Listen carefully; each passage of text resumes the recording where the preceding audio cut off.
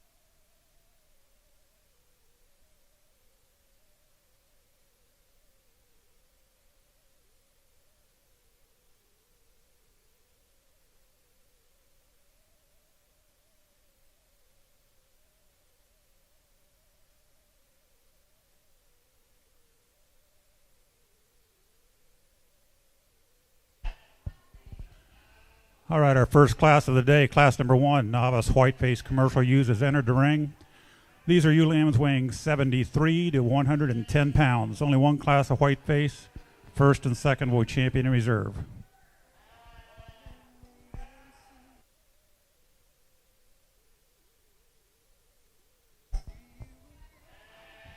This will be your second call for novice Blackface commercial ewes. Second call for novice Blackface commercial ewes. First call for class number 3 Whiteface commercial ewes.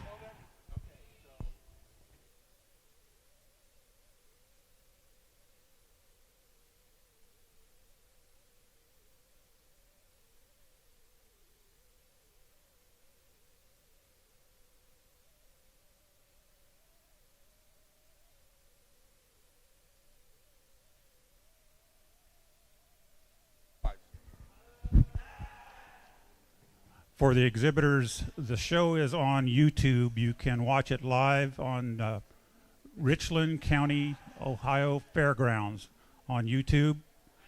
The classes that are in the ring will be listed on the screen, so you can keep track that way as well.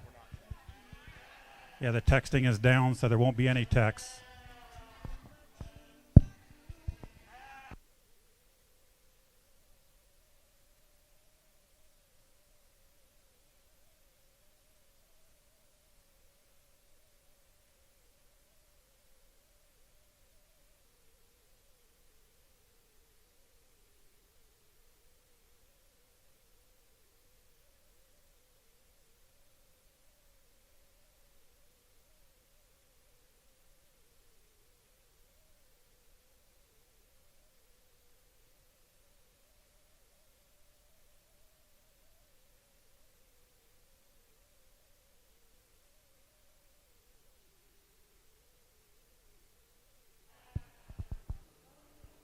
Your judge for show number 1 is Brad Amthauer. Brad is the owner and operator of Amthauer Club Lambs located in Beeman, Iowa. Brad, along with his wife, Robin, and 2 daughters, Stella and Sutton, run 200 head of Blackface and recip ewes on their operation in central Iowa. Brad grew up showing lambs competitively in Indiana, where he later attended Purdue University, obtaining a degree in ag finance. Today, Brad breeds and sells show lambs at the state, regional, and national levels. He works closely with families across the country, providing insight and direction on their show projects. Annually, Amthauer Club Lambs is host to multiple online sales as well as consignors to many live sales across the country. In addition to the show lamb operation, Brad also serves as a vice president of commercial ag bank at Midwest One Bank.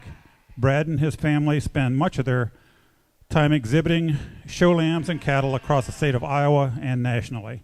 We welcome Brad to the show today.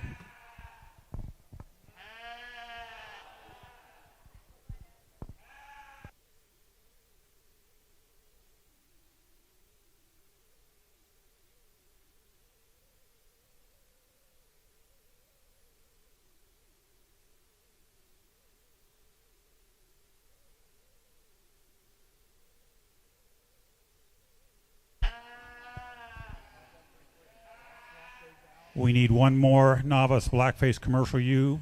Addie, Finney, Addie, Finney. We need you to the makeup ring immediately.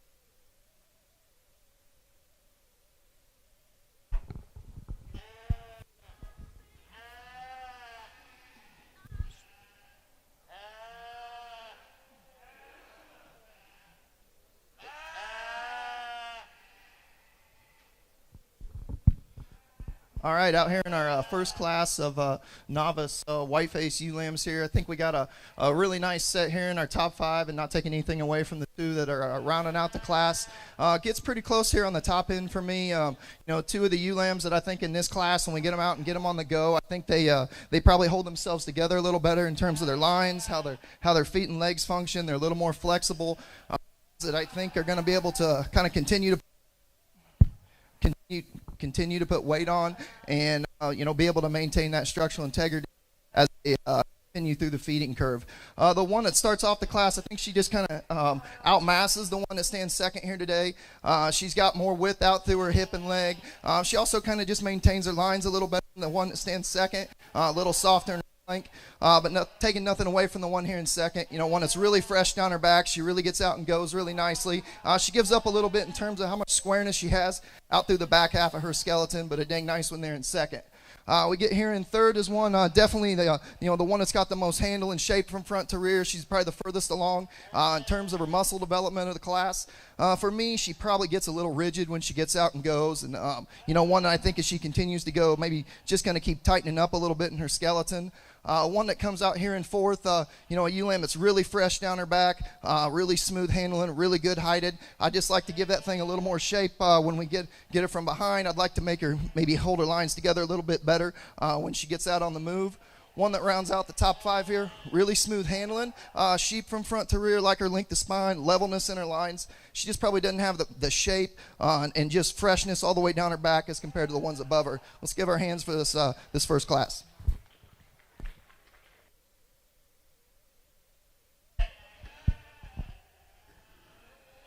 Our next class in the ring will be your novice Blackface commercial ewes. These are ewe lambs weighing 65 pounds to 104 pounds. Placings in our novice Whiteface commercial ewe class, our champion Whiteface commercial ewe was shown by Cagney Craft. Our reserve champion was shown by Cashin Wolf. Third in the class was Harlan Browsey.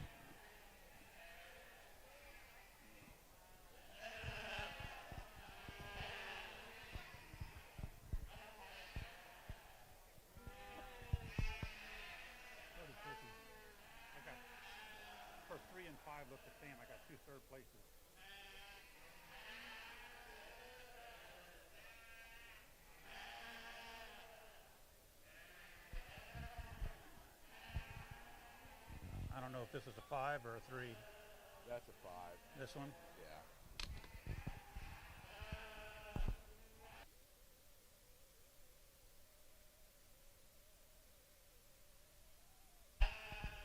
Third in the class was Hayes Bullinger. Fourth was Aspen Krebaheny, and fifth was Harlan Browsey. This will be your second call for the Whiteface commercial ewes, class number 3.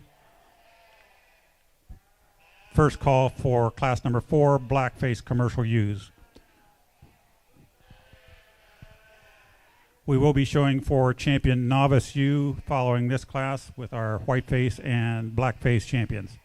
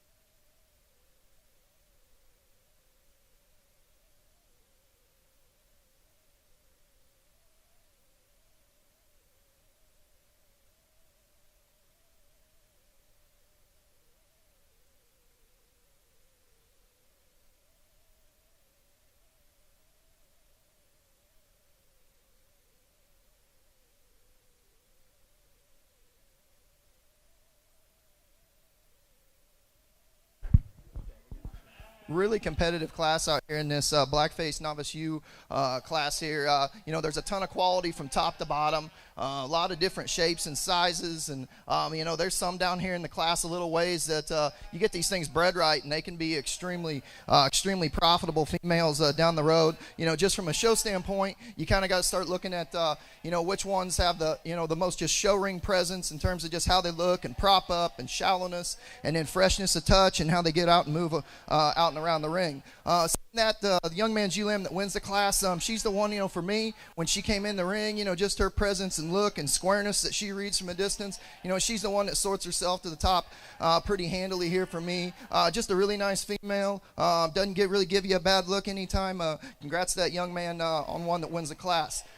Blue ewe lamb that comes out here in second, definitely one of the most immature ones here in the class.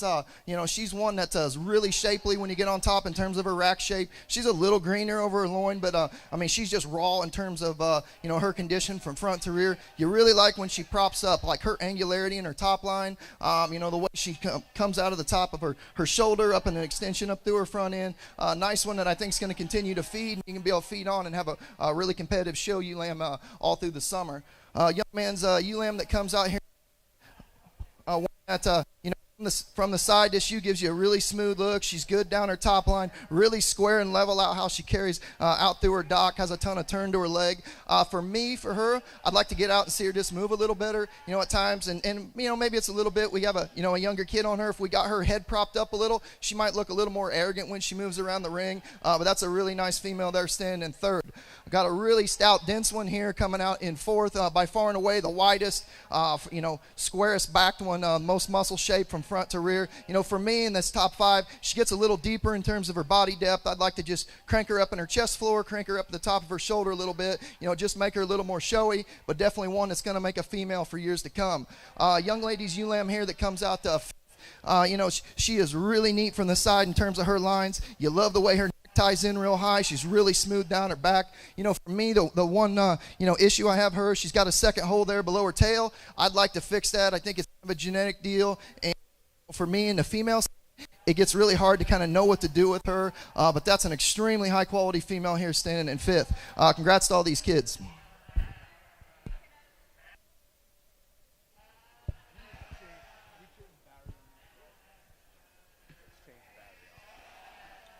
Our champion novice Blackface commercial ewe is shown by Harlan Browsey.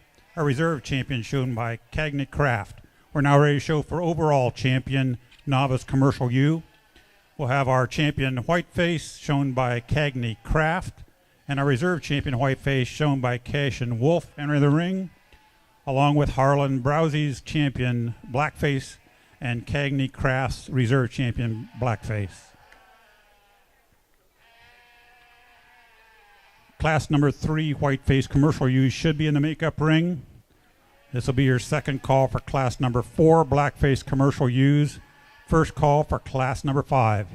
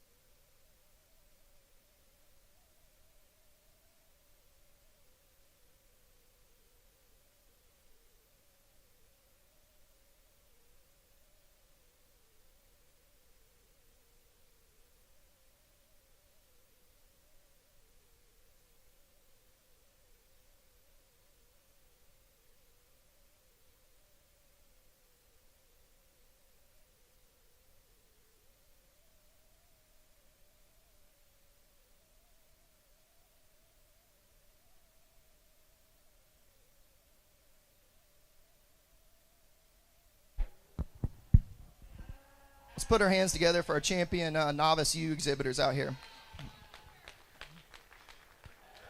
I think it's been an impressive division, especially when you consider, the age of these kids and, the quality of sheep that we've had in both two classes. I'm not sitting here trying to blow smoke and say, and over-exaggerate how nice these things are, but I think it's impressive on the quality that you guys have, and it's a lot to be commended to the parents and breeders and these kids out here for having such a deep set with these kids that are just getting started showing. Getting to these sheep out here, I think we got 4 really nice individuals, and I think there's an easy winner. I think it gets a little closer for reserve on which way you could go, but I'll go out here and select your champion reserve. Let's give them one more round of applause.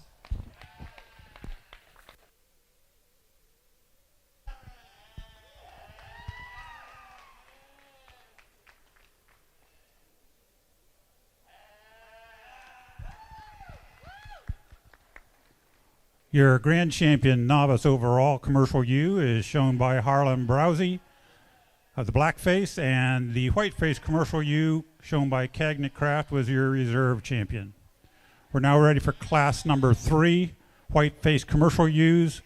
We're still looking for Julian Ball. Julian Ball. Got him. All right, this class of ewe lambs goes from 70 to 145 pounds. Only one class of Whiteface commercial ewes. Your first and second will be champion in reserve.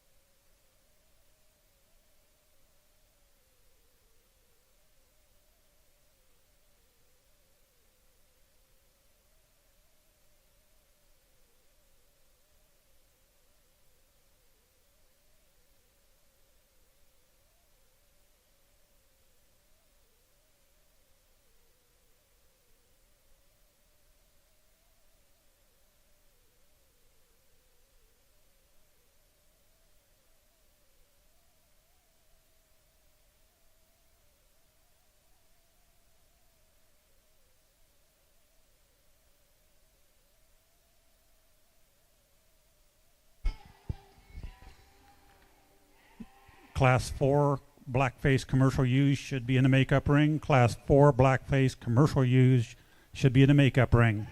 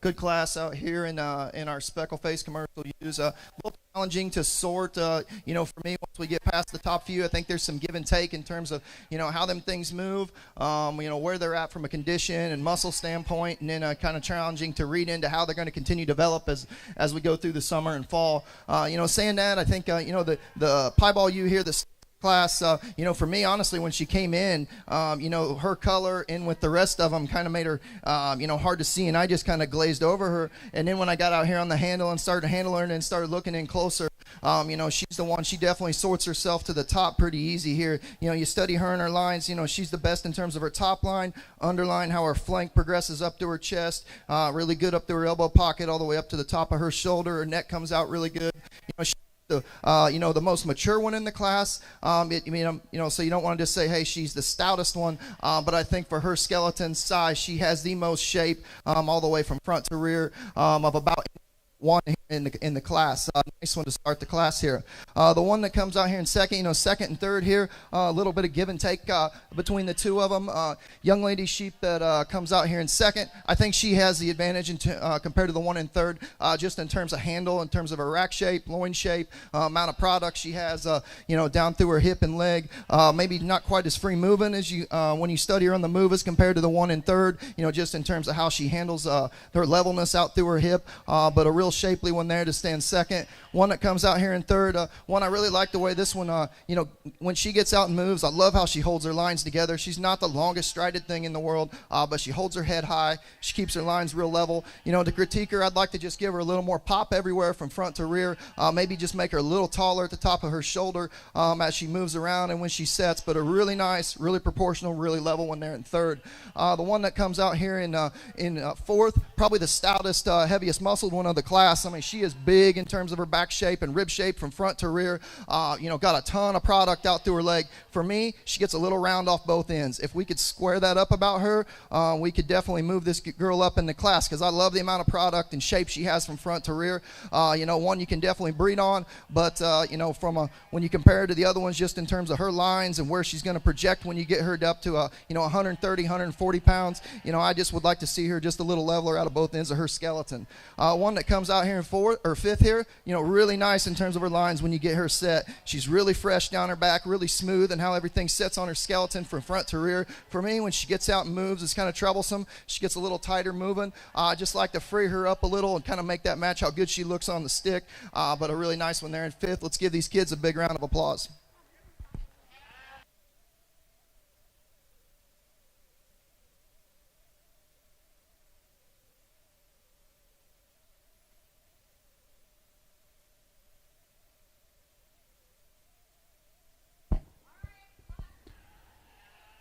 Now entering the ring is class number 4 Blackface commercial ewes. These are lambs weighing 60 to 75 pounds. Our champion Whiteface Commercial U was shown by Grace McCurdy. Our reserve champion shown by Julian Ball. Third place in the class was Delaney Doot. Fourth went to Betsy Youngpeter. And fifth went to Brinley Bollinger.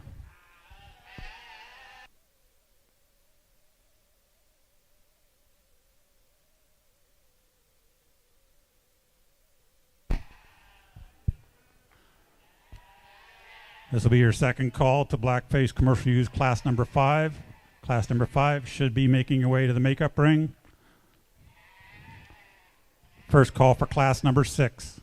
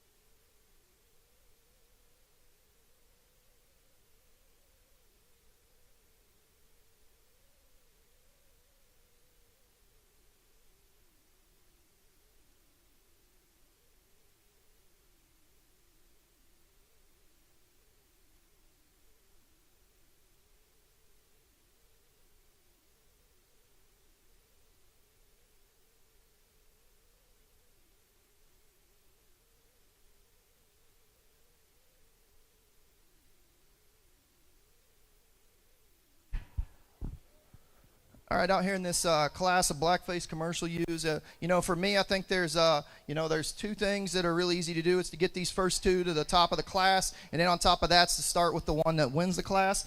For me, she's the one, like when she gets in the ring and she gets in motion, she kind of floats in how her feet and legs work and get around the ring. She props up really nice and square, just in terms of three-dimensional from every angle. She's got some angularity to her top line for how much shape she has. Maybe she's not quite as just tidy in terms of her chest floor as a couple of them here below her in her class, but that's taking nothing nice from a really stout, really flexible female here to start the class. One in second here, extremely shallow, extremely angular. Love the way her neck ties in. Really, really high-headed, really fresh and expressive and shapely. She's got a groove down her rack. When you kind of handle her and you get to the backside of her skeleton, maybe you just like to extend that out a little bit, give it a little more shape and width as you compare to the one that wins the class. But a really nice one that's really shallow and good-looking there to stand second. Blue U here coming out here in third, really square, really opened up, really smooth from the side. One that gets out and moves and probably holds herself together just in how everything works, as good as any of them in the class. As compared to them a couple above her, I don't think she's quite as neat and shallow and angular up through her front half, but one that's extremely opened up from front to rear, and you really got to appreciate that. One that comes out here in fourth, this guy, when she gets propped up, she is extremely shallow in terms of her underline and chest floor, runs uphill real good. Sometimes she doesn't want to go, but even when she does want to go, I think she's not quite as flexible and wants to get her hind leg up under her quite a bit more than a couple of them above the class, but one you really appreciate when she's parked, one that just needs to probably cooperate a little better in order to move her up here in class. One that rounds out our top five. This girl's really opened up from front to rear just in terms of her skin or skeleton. She's got some shape and turn to the top side of her rack. Maybe she kind of her loin lays in her just a tick lower. Maybe just a little coarser in from her shoulder, how her loin lays in, her jump muscles, how that all sits, and then how her kind of hind leg functions when she gets out and goes. We just like to smooth all that up just a little bit in order to move her up. But a really nice, hampy appearing female to round out our top five. Let's give them all a big hand.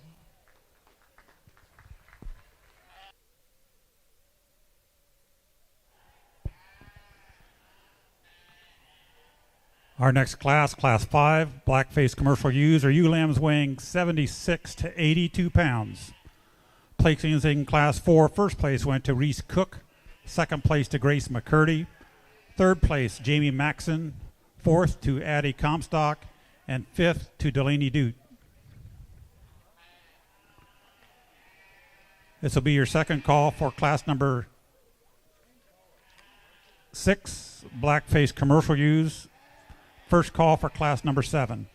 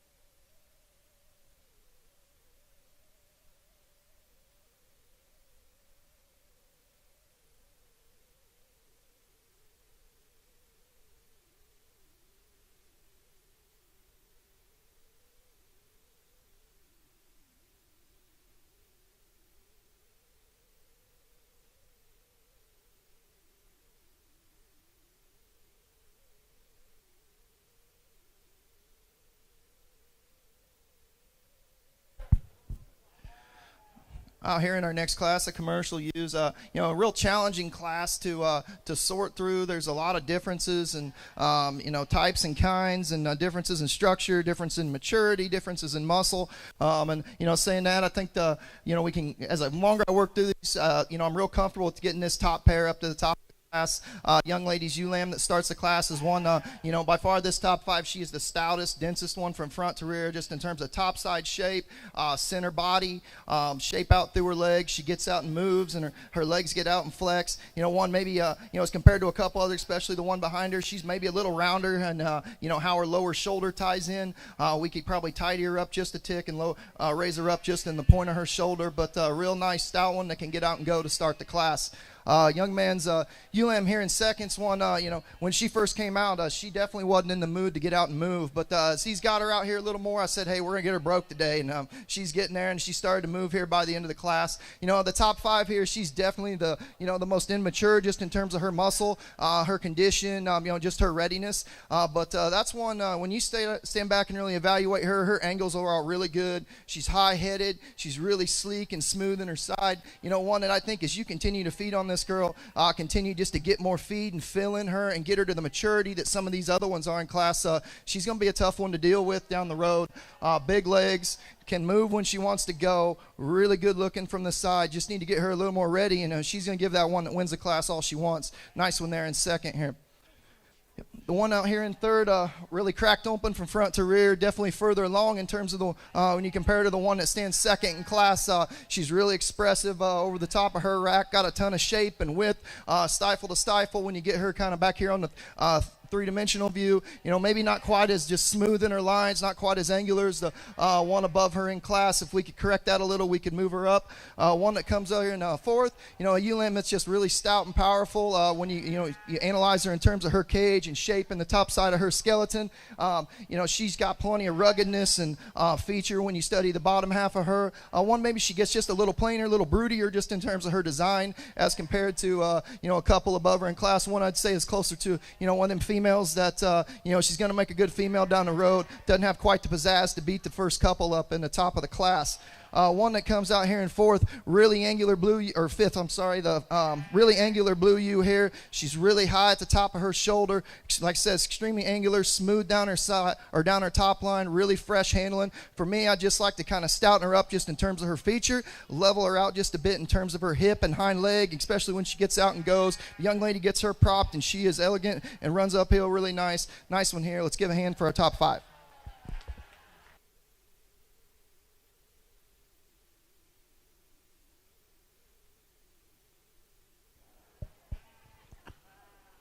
Our next class to come into the ring is class number 6. These are ewe lambs weighing 83 to 89 pounds. Our placings in class number 5, first place went to Reese Cook.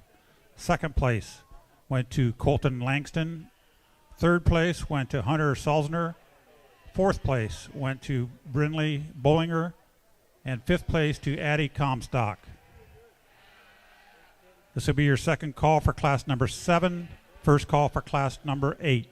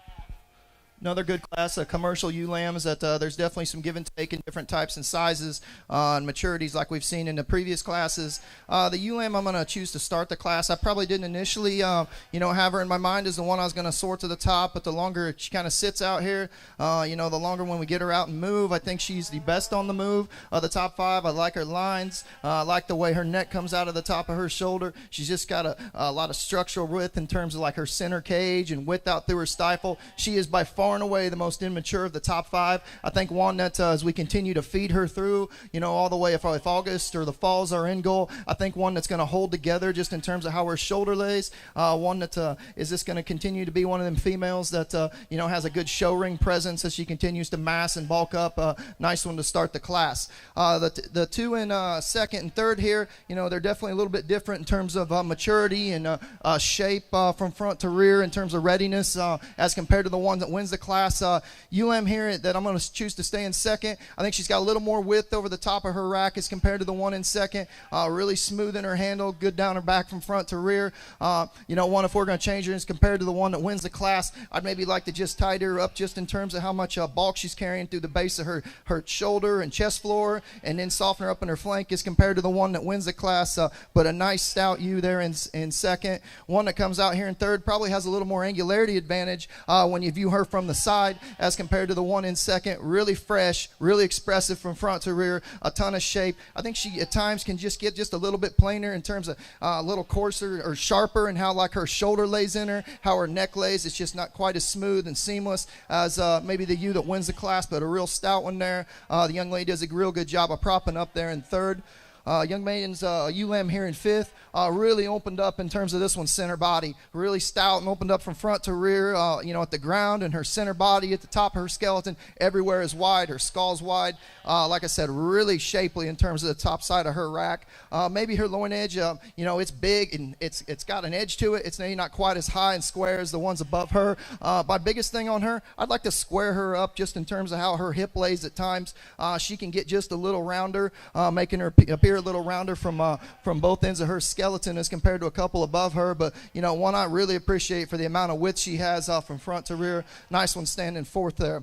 One in fifth, really angular in her top line, really expressive and raw in her shape. One as compared to a couple of them above her, she just maybe needs to be tidied up just a tick in terms of the base of her chest floor. You can see right here she's wanting to get just a tick rounder as compared to a few of them above her in class. And maybe that's a case where as we continue to feed her, soften her up in her flank, I think that's going to continue to balance better. But a nice ewe lamb. The girl's doing a good job showing her here in fifth. Congrats to these guys.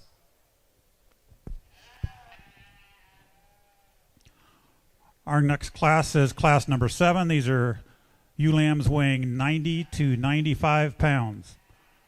Placings in class number 6. First place went to Delaney Doot. Second place to Taylor Workman. Third place, Sutton Weston. Fourth place, Carter Kovalik. And fifth place, Brindley Bullinger. This will be your second call for class number 8. First call for class number 9.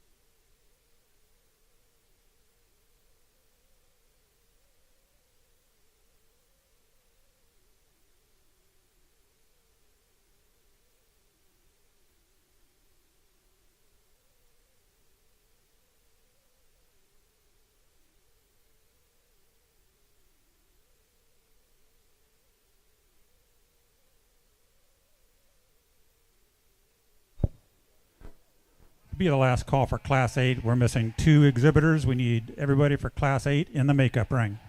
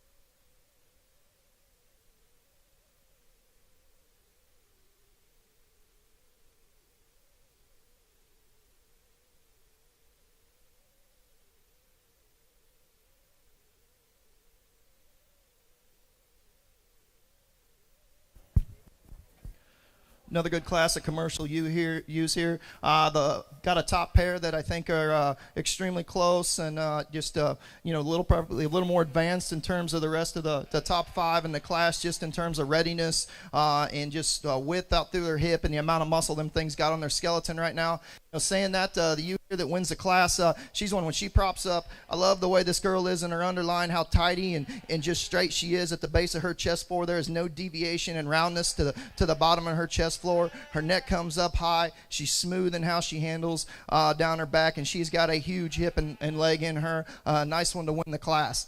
Young man's Blue U here in second. You know, she's just extremely complete, just in terms of muscle, you know, balance, body, width from front to rear. She's not quite as unique and angular up through the base of her chest floor, just in terms of her top line. Also, if we could just tidy her up and make her a little more angular, make her hold her top line together a little more consistently, I think she gives that one that wins the class a little more run for her money. But like I said, one you really appreciate just for not having a big hole in her, and she's really stout and square everywhere.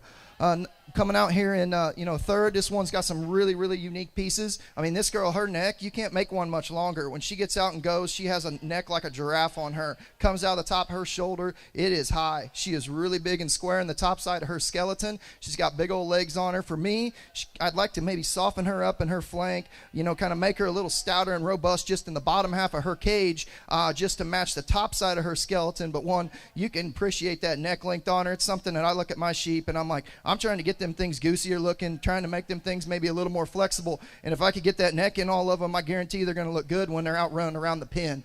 Nice one there in third. The one coming out here in fourth, when she gets out on the move, I can really appreciate this one for being, she is wide at the ground, she's wide at the hock, wide at the knee, and her legs are really bendy when she gets out and goes.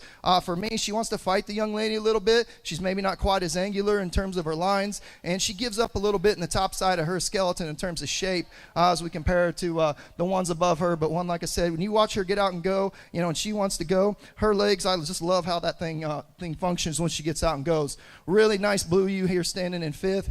Just you know, kind of a meat and potatoes U here. Really stout. She's square. She's fresh down her back. Maybe not quite as tricked out in terms of her angularity up front as a couple of them above her, but one that you know, brings a lot of good things to the table and will be a good generator down the road. Let's give these guys a good hand.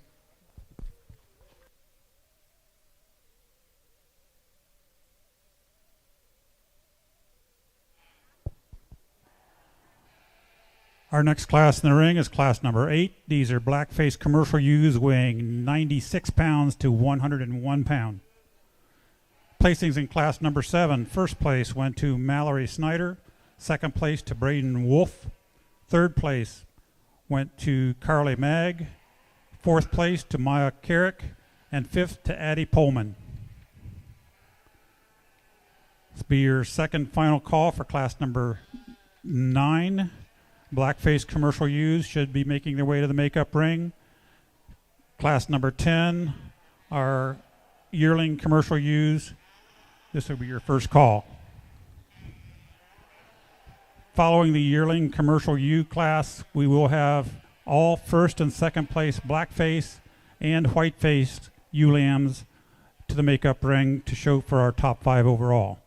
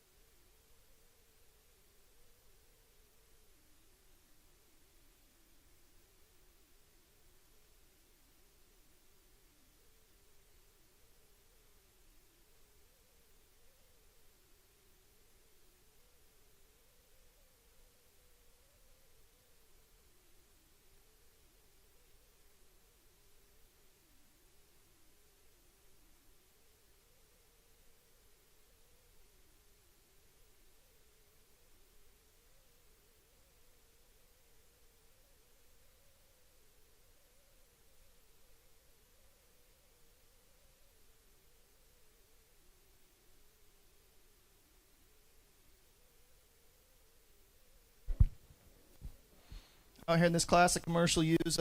Young lady brings one to lead the class with it. I think that's the easy thing to do in here. You sort her to the front. She's when you get out and get this girl on the move, I think she's the best in terms of just holding herself together, in terms of her lines, her neck placement, her feet and legs functioning good. She gets her set up. She's extremely balanced and smooth, really cracked open when you get on top of her and smooth down her top line. Maybe not expressive in terms of just turn to her leg from the side as you compare it to the ones in second and third, but I think I like her balance. I like her smoothness to lead the class here. Nice one there. One that comes out here in second. I think it gets a little closer here for second and third. You got two that are extremely stout and square from front to rear. Got a ton of product everywhere. Both of these two, they got some issues. We want to get them things out and move. They don't just quite travel as angular. They don't hold their necks quite as good as the one that wins the class. But, you're kind of going to get a little bit of that when you got as much power as these guys do front to rear. The one that stands second, I think she has some advantages just in terms of just freshness, hardness of touch, smoothness all the way down her back. She's really expressive everywhere when you get your hands on her. But like I said, I'd like to see her just move just a tick bit better when she gets out and goes, make her a little more angular to compete with that one that wins the class. Young man's really hampy sheep. She's got the big legs on her here coming out in third. Like I said, really stout and square from front to rear. Probably the most cracked open at the ground of any of them in the top three of the class. She's one I just want to maybe shallow her up just a tick at the base of her chest floor and her body line in order to just move her up and feel more comfortable as she continues to feed through the summer here. Blue U coming out here in fourth, really stout one. When you get on top of her, she's wide in terms of her skeleton, big and square and wide right out of the top of her shoulder and carries that width all the way back through her hip. One that she can at times just get a little more, she wants to get a little straighter in terms of how her hock will lay at times. I'd like to just lay a little more turn to her leg when we view her here from the side as compared to a couple of them. But like I said, she's extremely stout and cracked open from front to rear, and we can really appreciate that. One that comes out here in fifth, when the young lady gets her propped up, she gets her going uphill, her neck comes out real good. She just gives up a little bit in terms of width all the way through as compared to them four above her, but a real nice one to round out the class. Let's give these guys a big hand.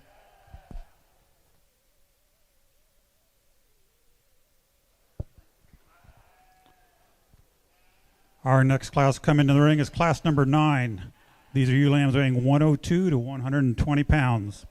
Placing in class number 8, first place went to Delaney Dute, second place to Grace McCurdy, third, Landon Booley, fourth went to Taylor Workman, and fifth, Aubrey Fenton. This will be your final call for class number 10, yearling ewes. All first and second place Whiteface and Blackface ewes need to be making your way to the makeup ring to show for our top 5. All first and second place Blackface and Whiteface ewes to the makeup ring.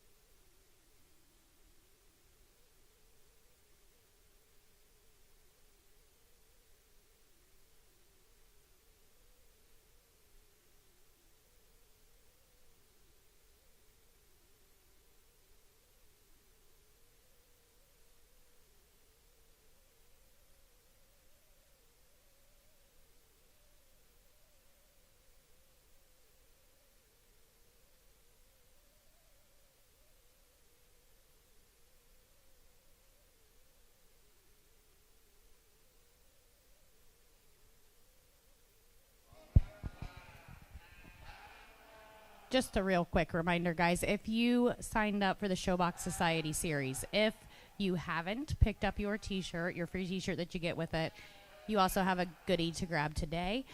So if you've signed up and haven't picked up your stuff, please come see us over at the table. If you'd like to sign up, come see us over at the table. We can do that too.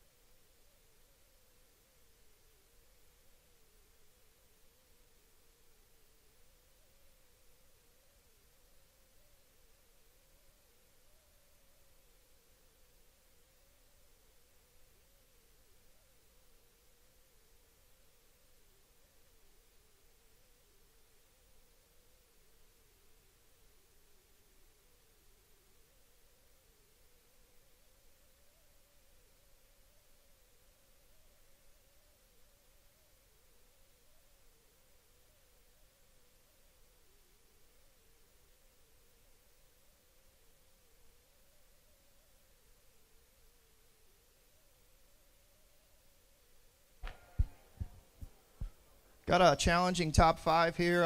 And when I end up settling on this one for first, this is the one that, when I first came in the ring and, these guys, I thought this one was the one. I think she might have came in first or towards the front of it. I'm like, hey, looks like we probably have a class winner. And then, the one in second, I think she came in last. And I'm like, oh, she's going to give her a run for her money. And these two end up in first and second. The one that wins the class, she's definitely got advantages in terms of these top 3, just in terms of width from front to rear. She is bold in her rack. She is square in her loin. Got a big old hip in her. She's definitely probably carrying the most condition of any of them in our top 3 here. But one, I think her balance from the side is good. She's smooth enough in her top line for the amount of muscle she lays down her back. I think she hinges off her hind leg and gets out and takes a longer, more comfortable stride as compared to our one in second. But a nice one there that's extremely stout to win the class. One in second, front half of her skeleton, I just love how smooth she is. She's smooth everywhere. Top side, bottom side, rib cage, shoulder, how she blends into her rib, how she ties that into the back half of her skeleton. Everything is smooth. Young lady gets her neck up. She walks awesome. You can tell this thing has been walked a lot, and she is broke, and she will get out and be proud and high-headed when she gets out and moves. For me, the deal on her that kills her, I need her bigger in the top side of her pin. I need her to show more shape in the back side of her skeleton, just in terms of terminal shape. And I know we're judging females here, but I still think, the best females got that. And I think we need to get her just a little bigger in the top side of her hip in order to give her a little more run to go out that U that wins the class. But a really nice, elegant, good-fronted female here to stand second. One that comes out here in third, she's one to further the class went on. This ewe lamb continued to kind of grow on me. As you compare to any of these in the top 5, I think she's probably the least furthest along in terms of her condition and readiness. She's also the biggest framed one here in the top 5 of this class, and maybe the whole class. Saying that, this girl, she's extended up front. When she relaxes, she gives a really good look, and I think as this one continues to fatten up and we can get some shape on her, I think this one's got a potential to have some big-time future down the road. One that can make a fun female, just in terms of having some size, having some width of skeleton from front to rear, having some feature to her. We just need to get that girl a little chubbier, a little more shape in order to move her up in the class here. But a nice one there, third. Really stout one here coming out fourth, a little further along in her condition, a little kind of lower fronted as you compare to the other ones in the top 5. But one, you really appreciate the amount of width and shape she has all the way from front to rear. She's got a big old hip, big old leg in her. Really stout one there standing fourth. Blue ewe coming out here fifth, really smooth in her handle, really fresh all the way from front to rear. Like the height she has at the top of her shoulders, she holds her head up high. For me, she maybe gets has a little more deviation in the base of her chest floor. I'd like to probably drop her in her flank just a little bit, just to make her balance a little bit better when you stand out here and view her from the side as compared to a couple of them above her. But a real nice one. Let's give these kids a hand.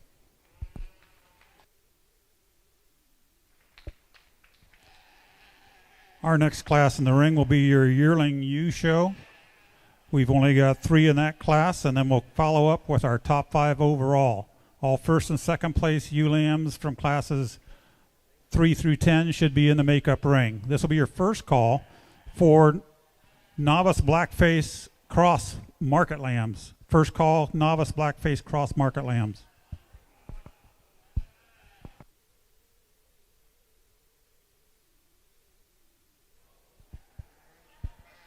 Placings on Class 9. First place went to Annika Hamilton. Second place to Lucy Shuri. Third place to Haley Arthur. Fourth went to Landon Bewley. And fifth to Reagan Johnson.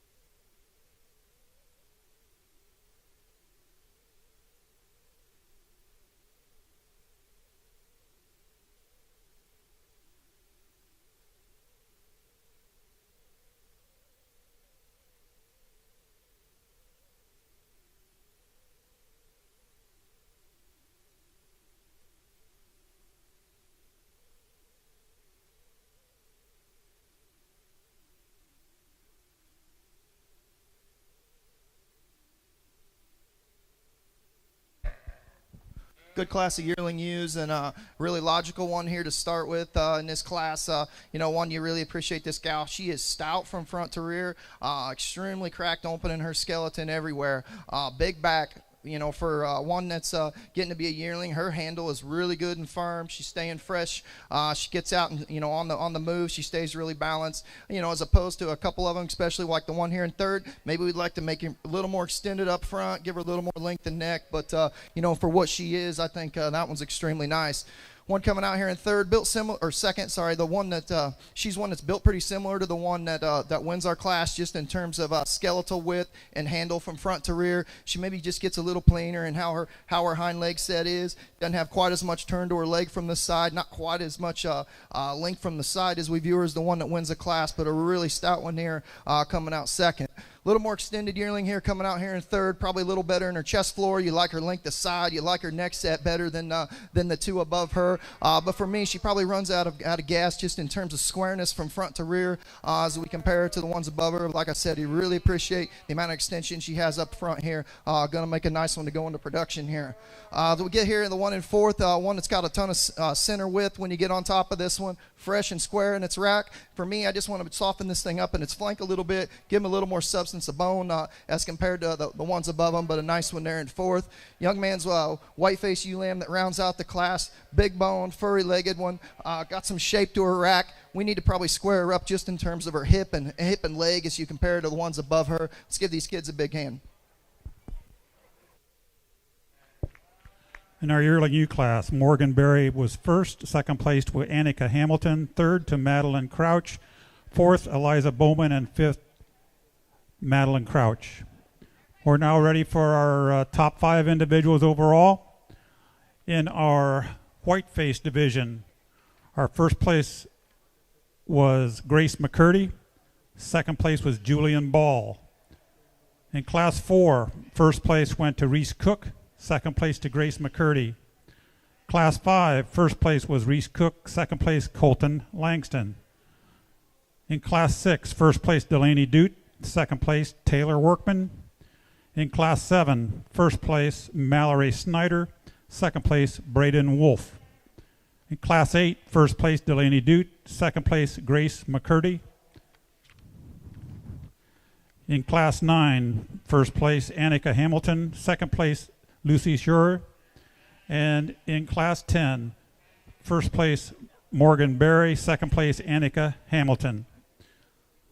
We'll be placing our top 5 individuals.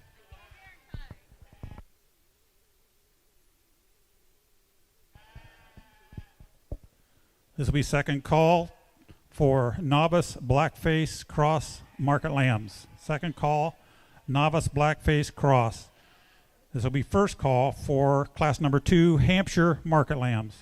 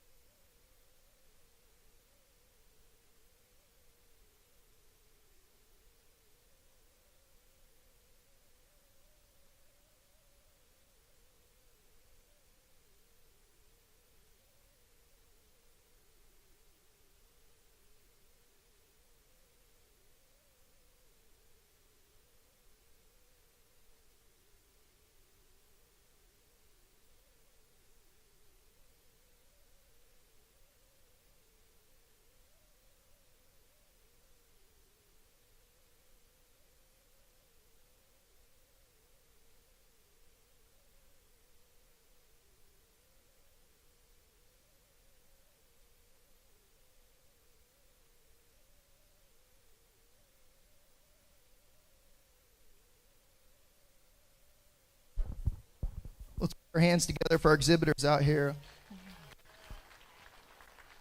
I think we got a really nice set of commercial use here. There's a lot of differences, a lot of differences in maturity, just type and kind, how they're wanting to cooperate today.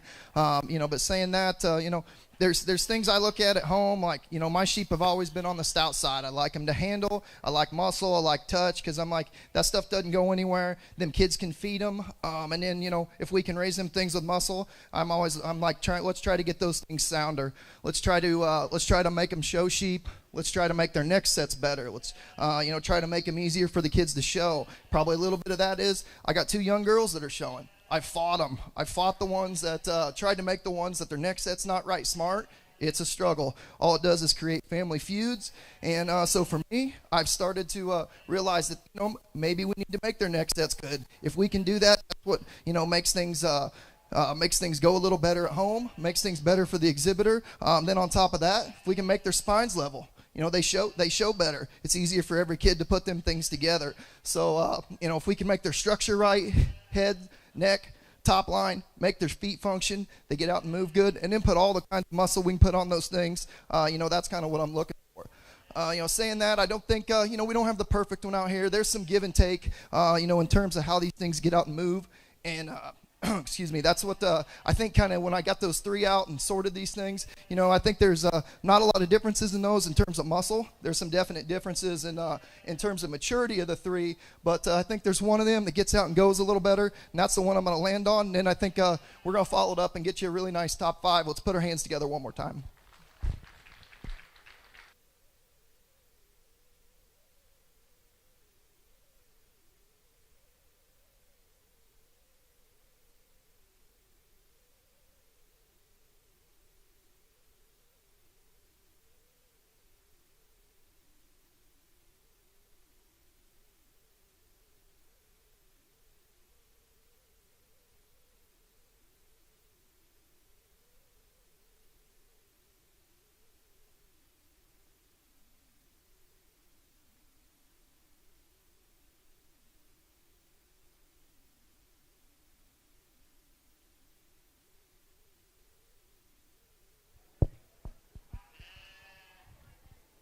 Our overall champion commercial ewe came out of class number 5.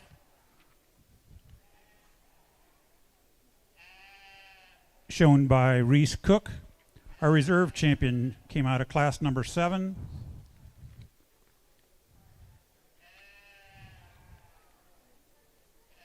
Shown by Mallory Snyder. Third overall came out of class number 4.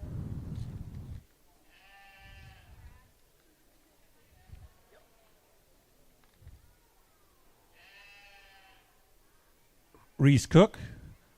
Fourth overall came out of class number 3, Grace McCurdy, and fifth overall came out of class number 8, Delaney Dute. We'll take a few pictures of our champions before we start our novice Blackface market lamb class.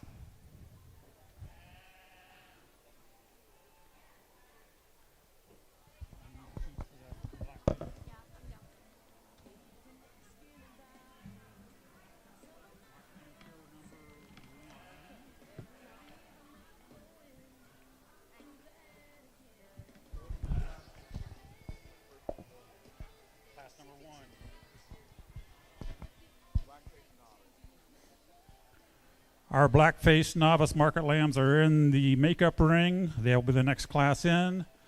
Class number 2, Hampshire market lambs, should be making their way to the makeup ring. As soon as we finish up photos of the top 5 ewes, we'll be moving into the market lamb show.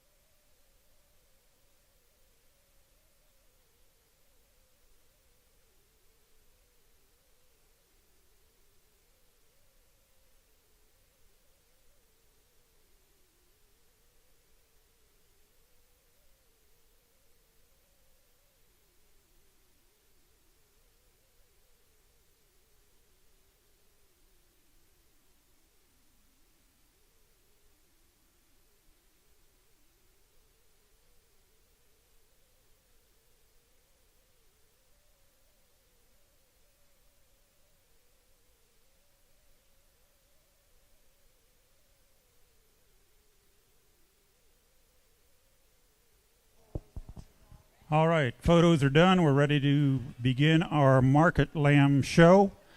We'll start out with our novice blackface crossbred market lambs. These are lambs weighing 65 to 93 pounds, 65 to 93.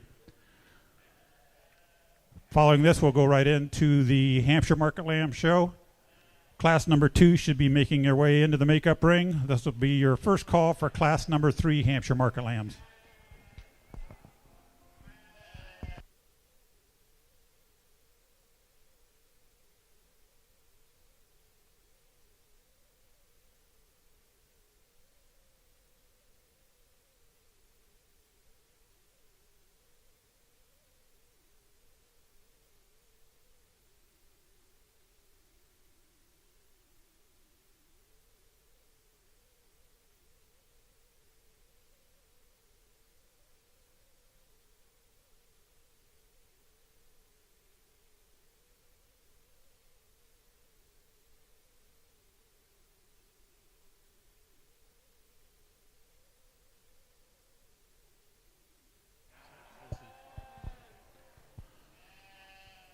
Our first and second place Blackface market lambs novice will be coming back after our Whiteface novice market lamb show to show for champion novice.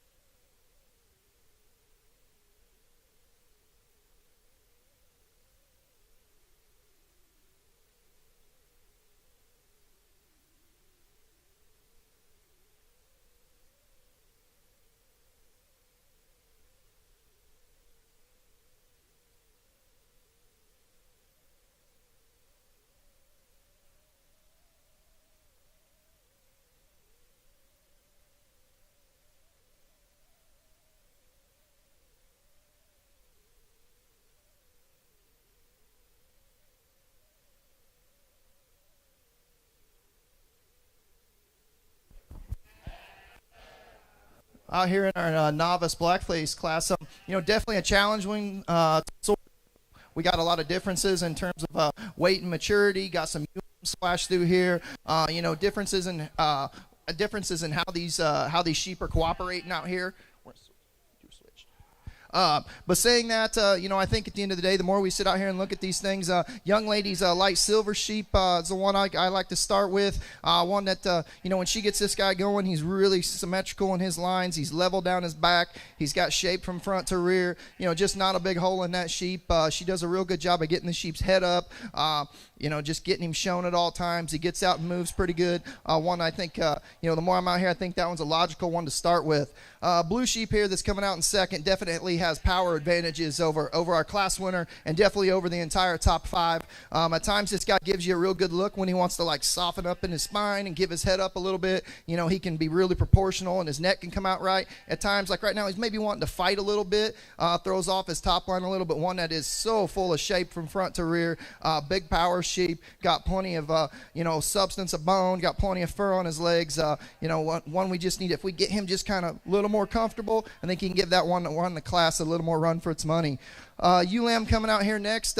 She's one, you really appreciate this girl just in terms of the shape she has when you get your hands on her from front to rear. She's really grooved out in terms of her rack, really level out of her hip. At times when he gets her head up and going, her angles read good. She can't always get her head quite propped up as much as, some of the exhibitors on both sides, but that's coming a little bit with age, and you got to kind of read through that a little, but a real nice ewe lamb here standing in third in this market class. Young man does a really good job of getting this ewe lamb here in fourth cranked up. He gets her running uphill. He keeps her head up and high in the right place at all times. He's doing a really good job of that. Gets a really good drive on her. Really like this one in terms of how she goes from like her navel to her chest floor. She's really good there. Really smooth in how she transitions everywhere from her shoulder to her rib cage all the way from front to rear. Compared to the ones up above her in class, I think she can get a little plainer at times. Kind of how just her shape is and in her hip and leg. We just maybe need to square her up a little compared to a couple of them above her, but a real good one standing there fourth. One coming out here in fifth, really rugged, really hard made, really shapely one. This one at times, he gets a little coarser in how his shoulder is, doesn't quite move out as cocky and arrogant as a few of them above him, but one you really appreciate for the substance, bone, fur, shape from front to rear, hard handle, and one that's just going to keep getting better. Let's give these kids a big round of applause.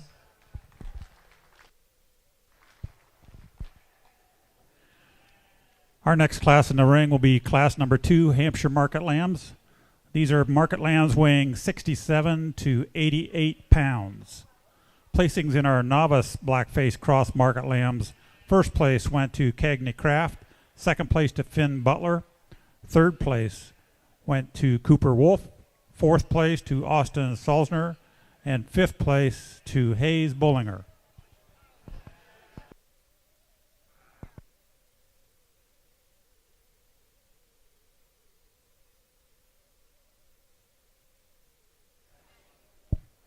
This will be your second call for class number 3, Hampshire Market Lambs. First call for class number 4.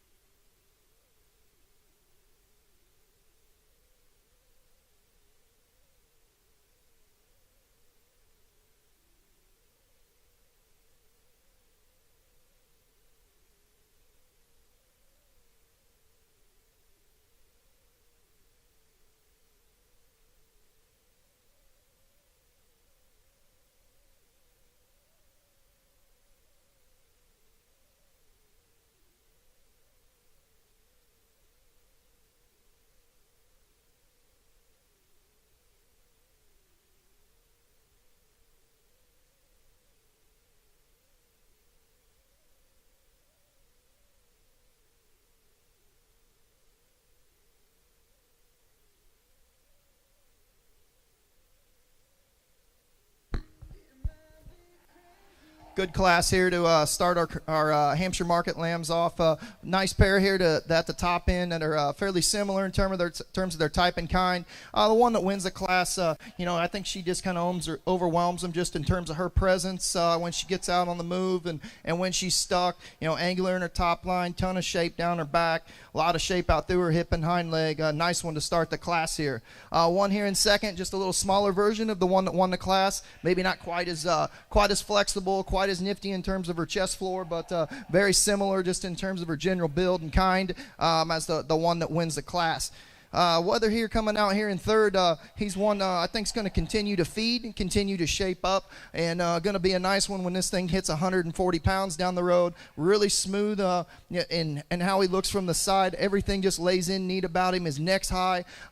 He's smooth down his back. He gets out and travels relatively well. I like his angles when he's stuck. One that just needs to continue to mass up. Like I said, as this one goes down the road, I think this one has a good future in front of him. Just runs into two that are just definitely more ready today in the class. One that comes out here in fourth, similar in terms of muscle shape and readiness in terms of rack and hip and leg as compared to the first two in the class. Maybe just a little plainer, a little rounder in how this one is in its shoulder. Not quite as square in her loin edge, but she is packed full of shape over her rack and hip and leg. Nice one there in fourth. One that comes out here in fifth, a little more angular, a little more extended than the one above that stood fourth. Really smooth when you get your hands on this sheep. Just kind of runs out of power as compared to some of the ones above it today. We give this one a little more shape off through its hip and leg, and one that we can appreciate. So like I said, this one is neat up in the front side of his skeleton. He's extended in his neck, and one that's going to have a nice future. Congrats to these kids.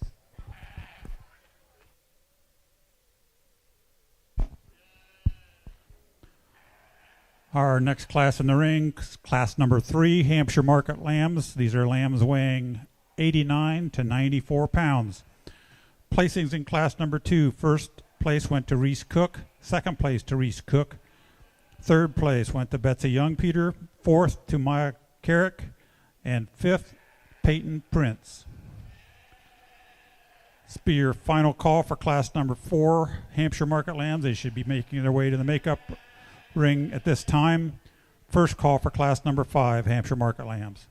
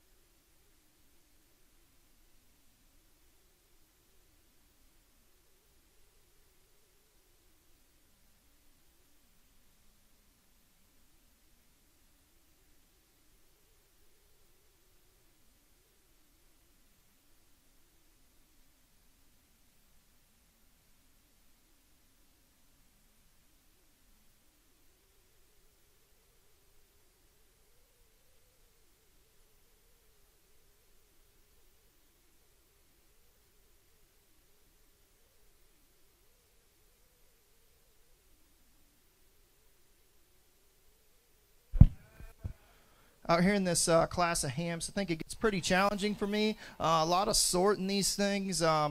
Differences in terms of handle. Definitely some differences in how these things want to get out and move. And at the end of the day, I probably settled on maybe against the one that moves when he gets out and goes in the ring, because that definitely the one in fourth is the one that can get out and get you up pretty good.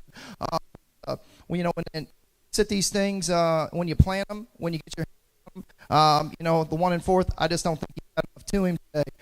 So saying that, I thought when we get these things parked and kind of get around them and analyze them from all angles, I think the one that we win the class with, he's the one I'm probably the most comfortable with. He's smooth handling down his top. I like the way his hip lays in him. He's got a neat design to his hip and leg. One that's extremely good in how his chest floor goes from his flank to the base of his chest floor. Everything's symmetrical and smooth and runs up. One I'd like to probably get a little more out of this sheep and get a little more angular as he braces, and that's definitely an advantage that the one in second has. The one in second, really big and huge in the backside of this one's hip, smooth down his back. When she gets this thing stuck, he is smooth. He runs uphill. His neck comes up high. I like that. For me, of this one, of the top four, I need to see this one get out and go better. If we could get this thing just to kind of go and use his hind leg and flex that thing out, I could get real comfortable with him, but we need to make him move better. I like him parked. We need him better on the move. The one that comes out here in third, big muscled, wide made all the way from front to rear, really expressive rack shape, really smooth handling down this one's back. For me, of the top five here, I think this one gets a little rounder in the base of this one's chest floor and even in how this one's shoulders designed, but big muscles, really good handle. She gets a really good brace out of this sheep. Nice one there in third. One coming out here in fourth, like I said, on the move, I really like this sheep. This sheep can get out and move. Everything flexes. Neck comes out real high. The sheep runs uphill in his top line. I need this sheep just that we need to body this one up a little. We need to mass this one up because he's given up a significant amount just in terms of topside shape as you compare him to the three above him. But one that this definitely has some things you appreciate and one that could definitely continue to get better as you continue to mass this one up and feed on this one down the road. The one that rounds out here, the top five young man has, really stout and square, burly in terms of structure and feature. One that if we're going to change him, he just needs to be a little more angular in terms of how he is from the side. A little leveler out of this one's hip. If we could just pick him up a little, we can appreciate a lot of things about this one because he's wide. Young man gets him drove good here. We just need to pick him up in his front end just a little bit. Let's put our hands together for this class of hams.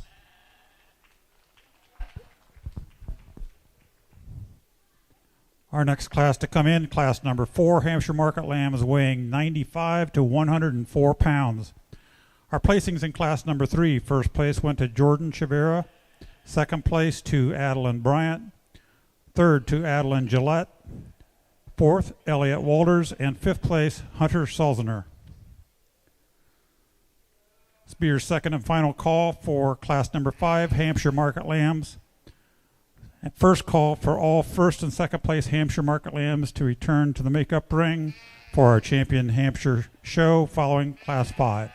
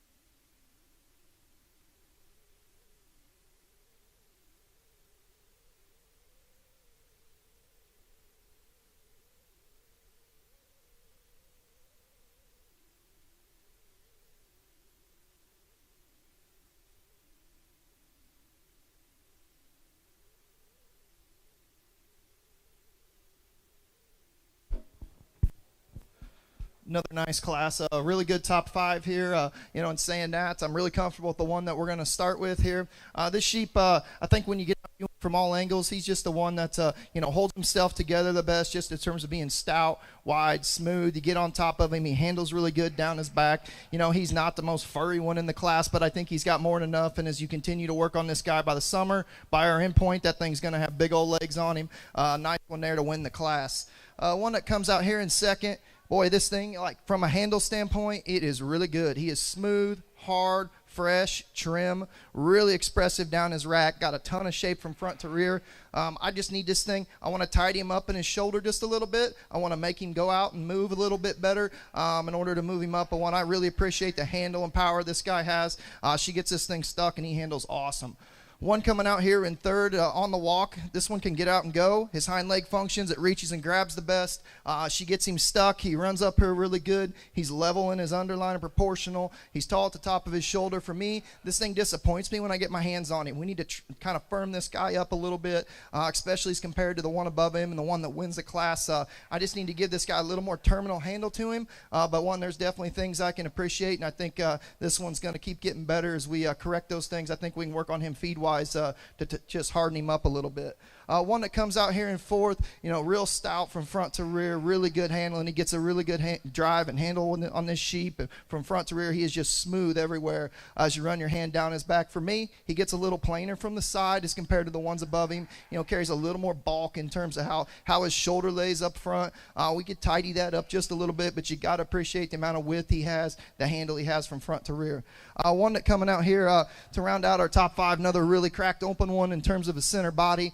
For me, this one, probably just gets just a little plainer like the one in front of it does in its design. Not quite as hard and firm handling as the ones at the top of the class, but a really nice one that's really cracked open to round out our top 5. Congrats to these guys.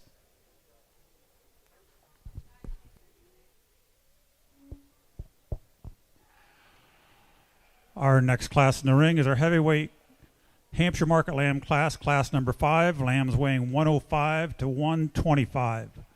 Placings in class number 4. First place went to Emma Jo Donnelly. Second place went to Grace McCurdy. Third went to Mallory Snyder. Fourth, Garrett Wallen. And fifth, Sutton Weston. Following the class that's now in the ring, we will be showing for our champion Hampshire Market Lamb. We'll need first and second place lambs from all the Hampshire classes in the makeup ring. This will be your first call for class number 6, Shropshire Market Lambs.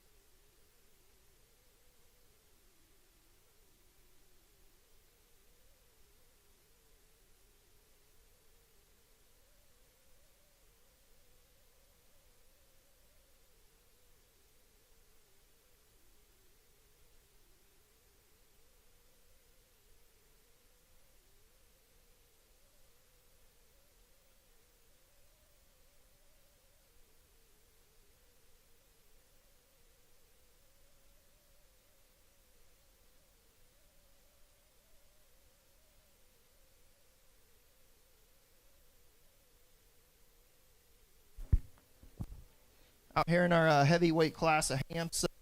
The one that we're going to choose to start with here, for me, when we park this guy, he's the one that just holds himself together the best at all times. You get around and you start looking at these top 5, top 6 sheep out here. He's the one you move around, you get at all the angles. He's the widest, he's the squarest. He's the one you probably could read the least amount wrong with in terms of, how everything fits all together. Really stout and square from front to rear in his handle. For me, if there's something I would like to see him go a little better on his hind legs, no doubt I'd just like to see him get out and take a little longer stride. But that one, he's parked, he's smooth, he's stout, he's square, he runs uphill. Nice one to win the class out here. One that comes out here second, definitely one that has some, he's just a little more outside the box compared to the other ones in terms of maturity today. He's probably one that's probably about done growing or kind of towards the end of where he's going to be. Probably going to shut down growth-wise, and these other ones are going to catch him here over the next 60 days. And that's taking nothing away from him. He's one like this young man gets him stuck. He's smooth and, how he handles, how he transitions from front to rear, gets his neck set up high on him. One that's got some big old legs on him. He has a balanced look here from the side. He's not expressive in terms of his handle. There's a lot of shape there. It's just not quite as crisp when you get your hands on him anywhere from front to rear. We could just change him a little bit and how his muscle texture is and his handle response. I think we give that one that wins the class a little more run for his money. One that comes out here in third definitely has some unique pieces. This one, when she gets this one propped up, you really like how the front half of this one's body is, how his chest floor, top line, rib cage, his neck comes out high.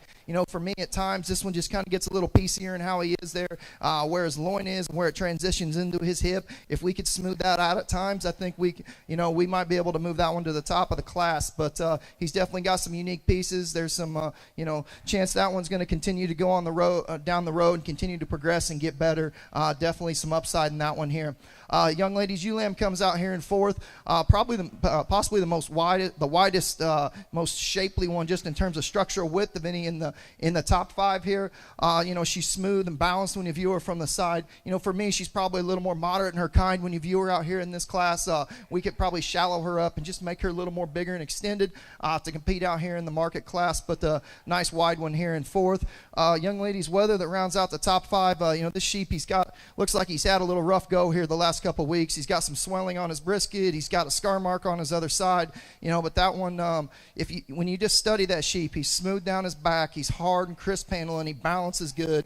I think he needs to cooperate and get his head on straight. And as this sheep continues to go on down the summer, I think he's got better days ahead of him. Let's put our hands together for our top 5 here.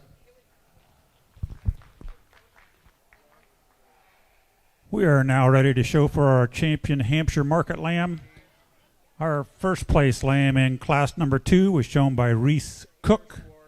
Second place lamb also shown by Reese Cook. In class number 3, our first place market lamb was shown by Jordan Shavira. Our second place lamb, Adeline Bryant. Class number 4, first place Emma Jo Donnelly. Second place Grace McCurdy. And in our class number 5, just completed, first place was Hayden Bryant, and second place was Landon Bewley.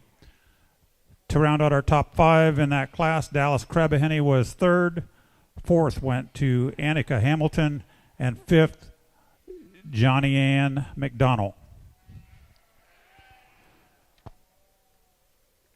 Shropshire Market Lamb should be in the makeup ring at this time. They'll be the next class. Only one class of Shropshires, so this will be the first call of Oxford Market Lambs.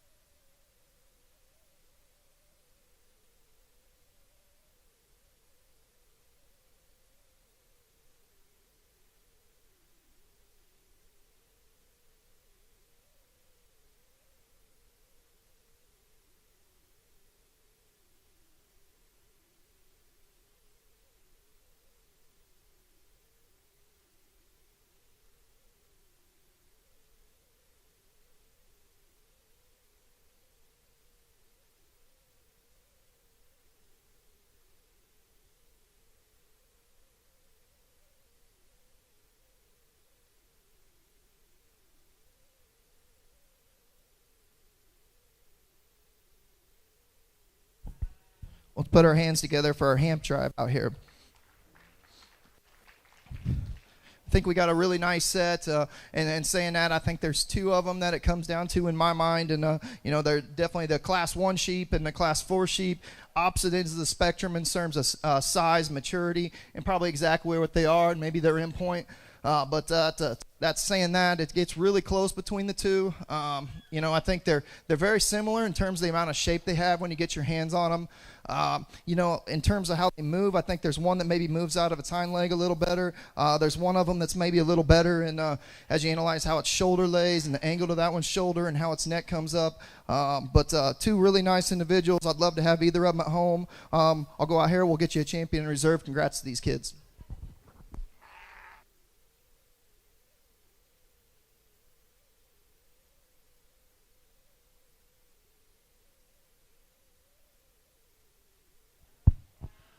Our champion Hampshire Market Lamb came out of class number 2. That's Reese Cook. Our reserve champion Hampshire Market Lamb came out of class 5. That is Hayden Bryant.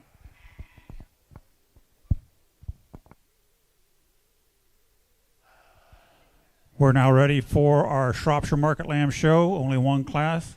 First and second will be your champion in reserve. These are lambs weighing 70 to 128 pounds. This will be second call for your Oxford Market Lambs, class number 7. First call for Oxford Market Lambs, class number 8.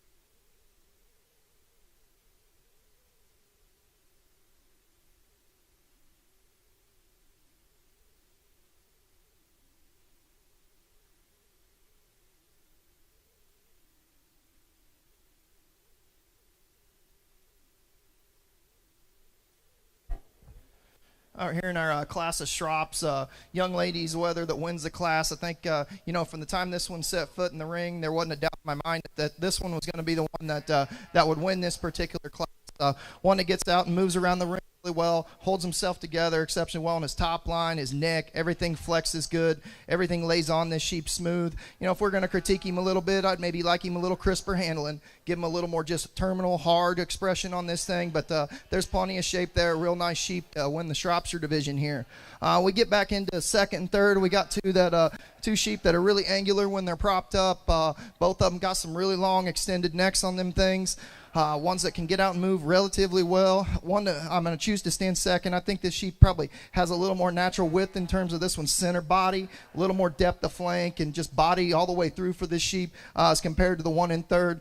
Smooth handling down its back. We just need to continue to get this sheep a little fatter, a little more mature to run against that one that wins the class. But you really like the way this young man gets his sheep head up, and he's long and extended up front and still has some width to him. A nice one there in second. Got kind of an exotic one here in third. Like I said, a little more extended as compared to maybe our class winner. But, this sheep got some shape all the way from down its back from front to rear. We really just need to get this sheep a little fatter, just maybe man this sheep up in terms of his substance of bone and, continue to, get those legs bigger and get this sheep's flank bigger, get this sheep fatter and more mature looking. And I think, this one's exotic looking enough from the side. If we can get this thing fat and get him manly looking, he can look pretty good come August. One we got here in fourth is, really stout one from front to rear, really square down this one's back, really rugged in terms of his bone work and feature. For me, this one gets a little plainer from the side, just not quite as unique up front in its angle as we sit back here and view him from here, but one you really appreciate for the amount of width this one has. Nice one in fourth. Another real stout one here in this UM in fourth or fifth here, really opened up from front to rear, expressive in its rack shape, really good and fresh and awesome heighted, smooth handling from front to rear. To me in this class, she reads a little more moderate, in terms of her future and where she sits today, but one you definitely appreciate how fresh this one is and just balanced and smooth from the side. Congrats to these kids in our Shrop class.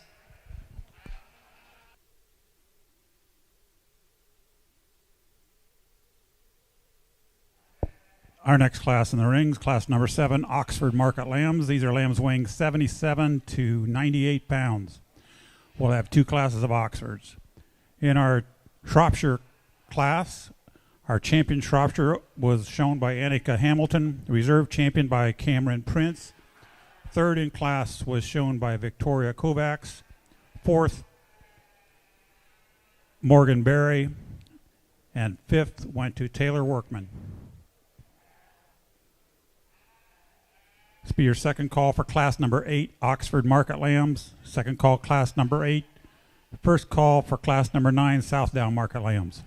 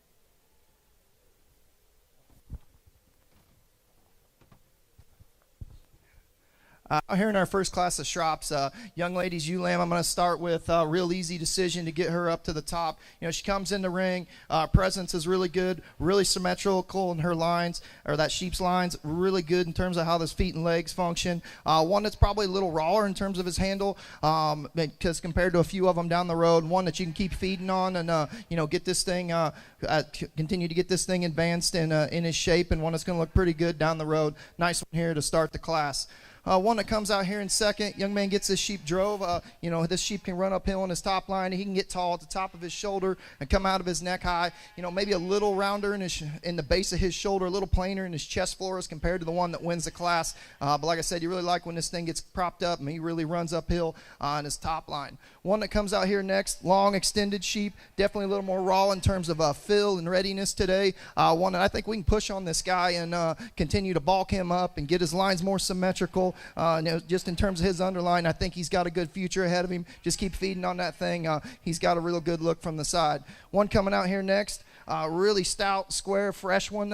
Really fresh down this one's back. Probably gets a little plainer from the side just in terms of body depth and angularity. We could clean that up a little, but that sheep's really fresh, really smooth handling from front to rear.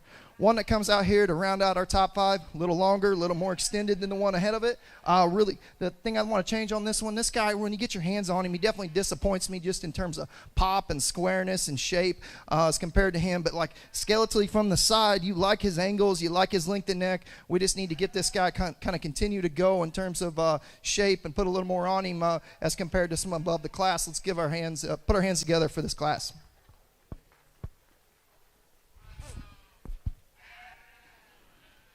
Our next class to enter the ring is our second class of Oxford market lambs. These are lambs weighing 99 to 121 pounds. Placings in class number 7. First place went to Lola McCarroll. Second place went to Elliot Walters. Third place to Miley Mosier. Fourth place, Addie Pullman. And fifth place, Marshall Hall. Following this class in the ring, we will be showing our champion Oxford Market Lamb. Our first and second place Oxfords from class 7 need to be in the makeup ring. Just a heads up to everybody, before we start the Southdown show, we will be taking a 5 to 10 minute break.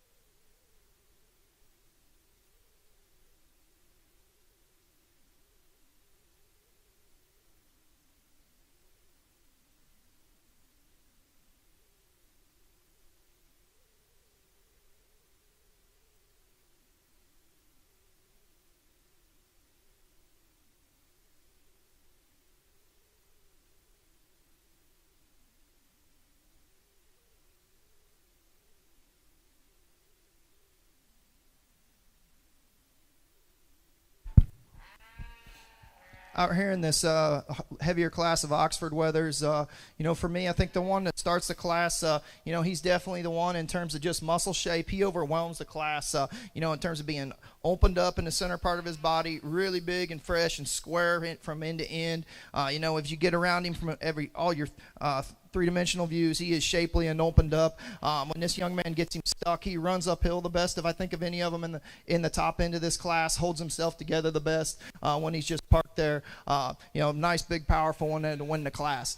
Get here in second and third, I think you got two that are a little more similar, and you kind of have to decide which way you want to go on those two. Both of them tall at the top of their shoulder, got some length in their neck, extended up through their front ends. For me, when you get on top of them, neither of them probably have the shape and squareness all the way down their back as compared to the one that wins the class. The one that stands second, I think there's a little more width in terms of center body.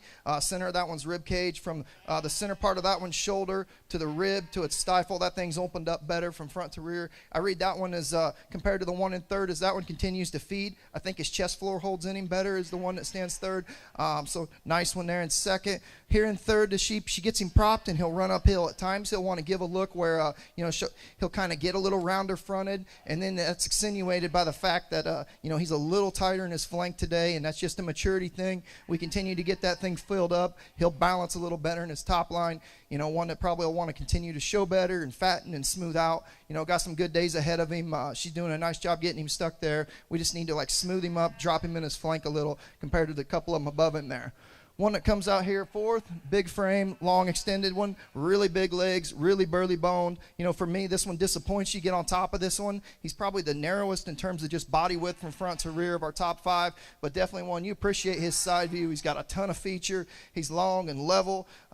One that, just like I said, we just need to crack that guy open a little bit from front to rear to move him up. One that comes out here to round out our top five, opposite end of the spectrum. This guy's really wide, really square, big, shapely from front to rear, ton of shape. We need to clean this guy up in his chest floor, make him a little more extended, a little more neat looking, but one you really appreciate the amount of shape and freshness and handle this guy has. Let's put our hands together for heavy Oxfords.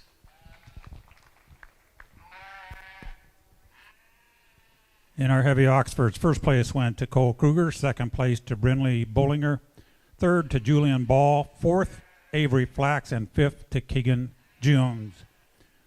Now showing for our champion Oxford Market Lamb in class number 7, first place was Lola McCarroll, second place was Elliot Walters, and in our just completed heavyweight class, first place was Cole Kruger, second Brinley Bollinger.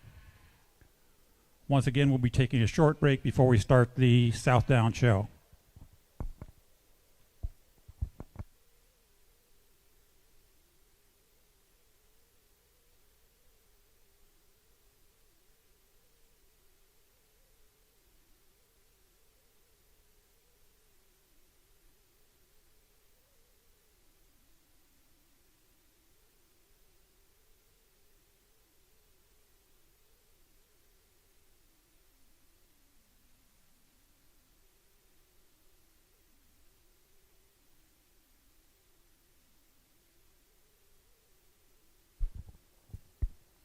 Let's put our hands together for our Oxford exhibitors out here. Definitely some differences here between our lightweight and our heavyweight in terms of maturity and pounds. I bet there's a good 20 pounds between the two of them, and probably 1 to 2 months of age maturity. But I think my job here today is just evaluate them for what they are and where they're going to be as we continue to push these things into our end goal. Saying that, I think both of them are cracked open from front to rear. I think they get out and move relatively well. I like the look they give when they're stuck. You got to throw out the fact that one's way more mature than the other one and just say which one do I think is going to be better down the road. Saying that, our lightweight's going to be champion and our class 2 is going to be reserve.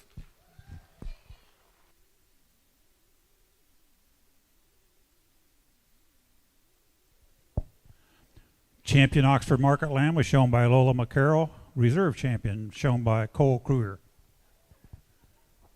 We will resume at about 5 after 1.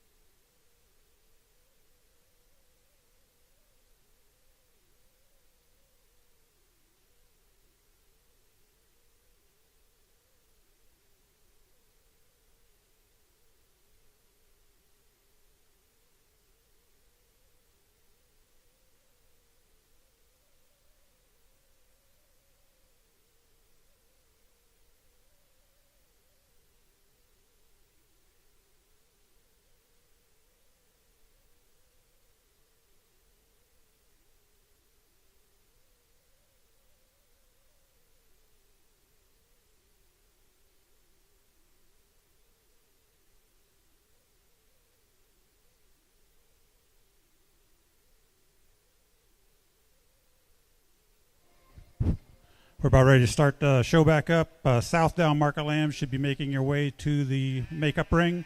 Southdown market lambs to the makeup ring. This will be your first call for Dorset market lambs. First call Dorsets. There's only one class of each, so stay alert for the next upcoming classes.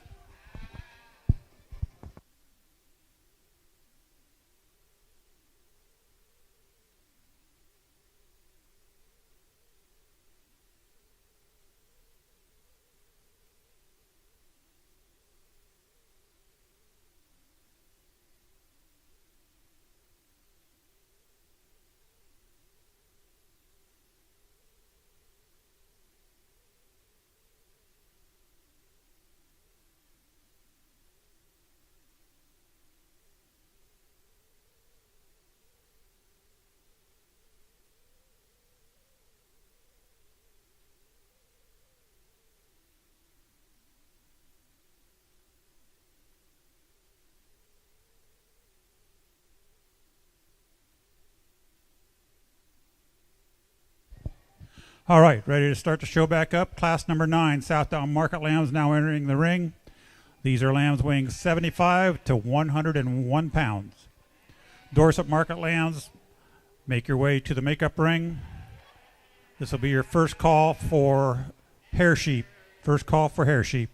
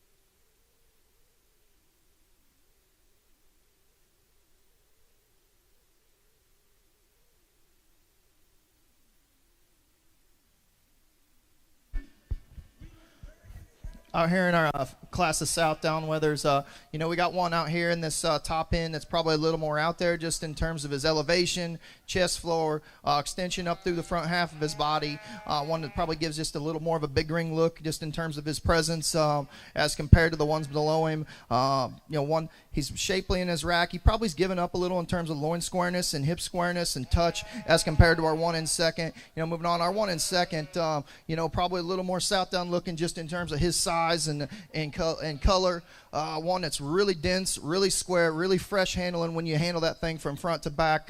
One I think you can continue to feed on this thing for a long time, and he's always going to look nice. Nice one there in second. Little more extended one coming out here in third as compared to the ones on either side of him. Really smooth down this one's back. He's really opened up and squaring his loin edge, extended up through his neck. Maybe gives up a little in terms of power and shape through the center part of that one's leg as compared to ones on either side of him, but a nice extended one there in third.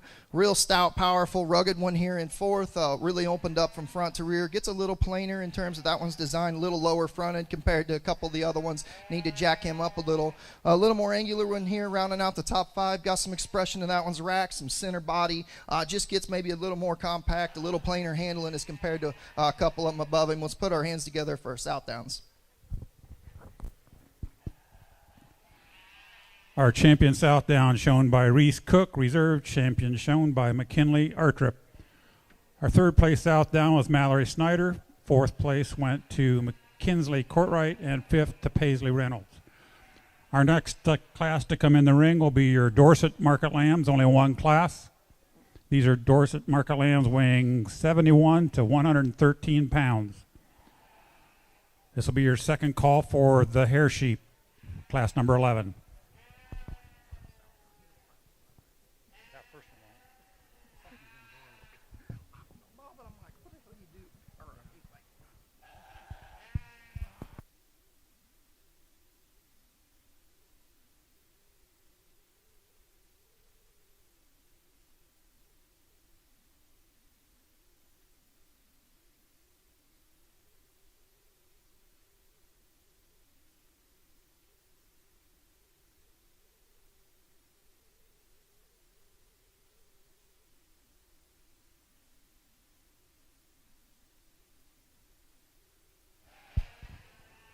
All hair sheep, Dorpers and hair sheep should be in the makeup ring.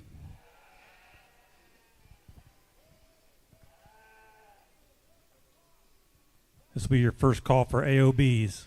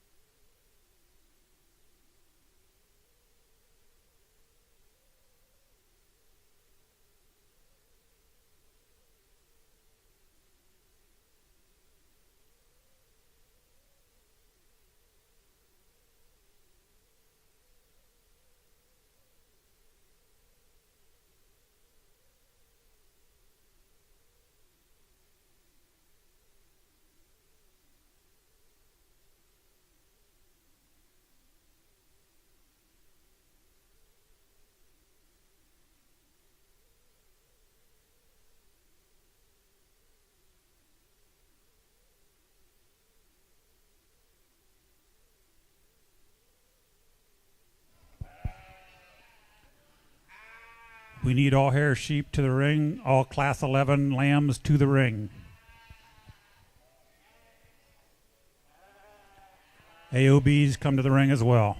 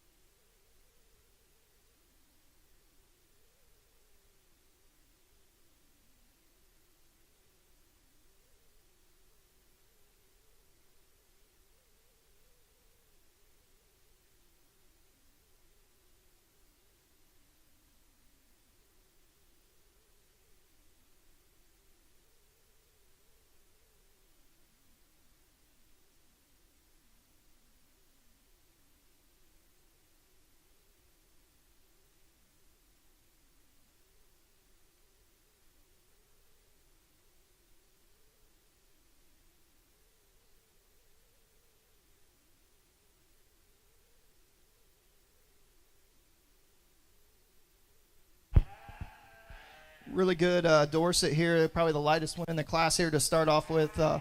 A sheep that he comes in the ring. He's got a neat look about him. Maintains his presence and parallelness relatively well when he gets out on the move. He's got some width. He's got some handle to him, and his hide's right. Like I said, he's firm and fresh down his back. One that's going to continue to feed and be a very competitive Dorset down the road.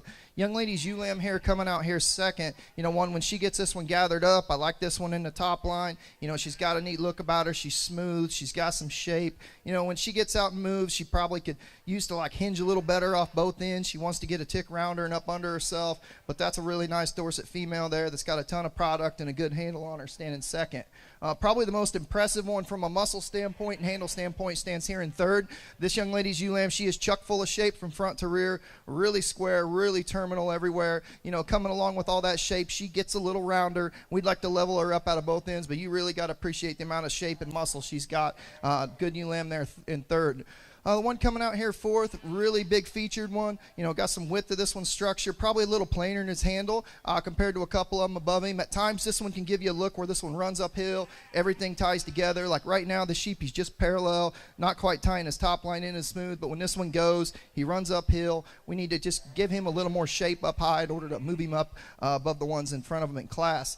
Young ladies weather here that rounds out the class, really smooth and fresh handling, really firm when you get your hands on him from front to rear. For me, this one kind of gets a little more refined in his feature. We need to trim this one up in his chest floor just a little bit as compared to some of them above him, but one you really appreciate for being a Dorset that's hard and fresh and got a lot of shape from front to rear. Congrats to these guys.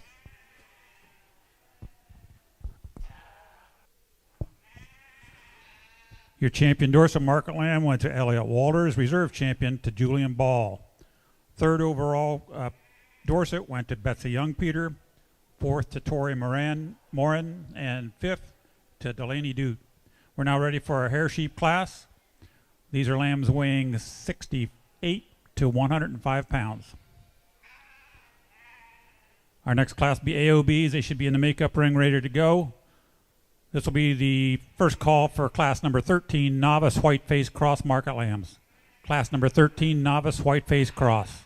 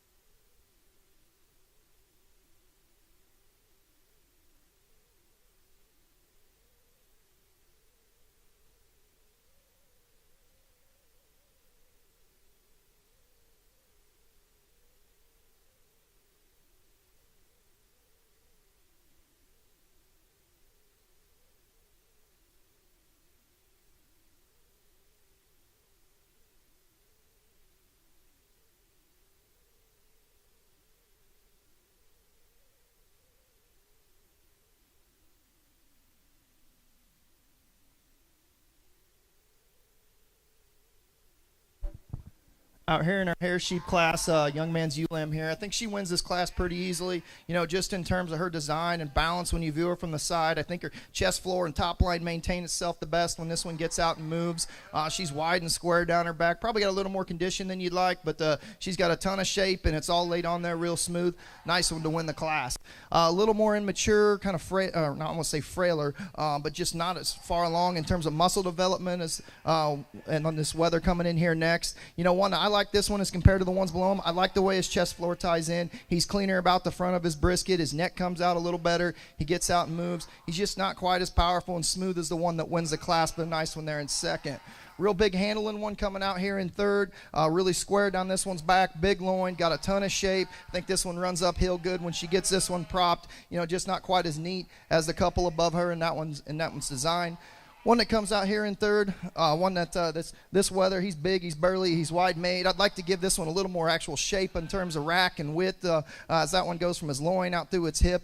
But one I think has some advantages just in terms of levelness as we compare to the one here in fifth. One that rounds out the class, got some shape up high, definitely an advantage in terms of just actual muscle shape down its back compared to the one above it. But this one for me, I need to level this guy out in order to move him up in the class. Thank you.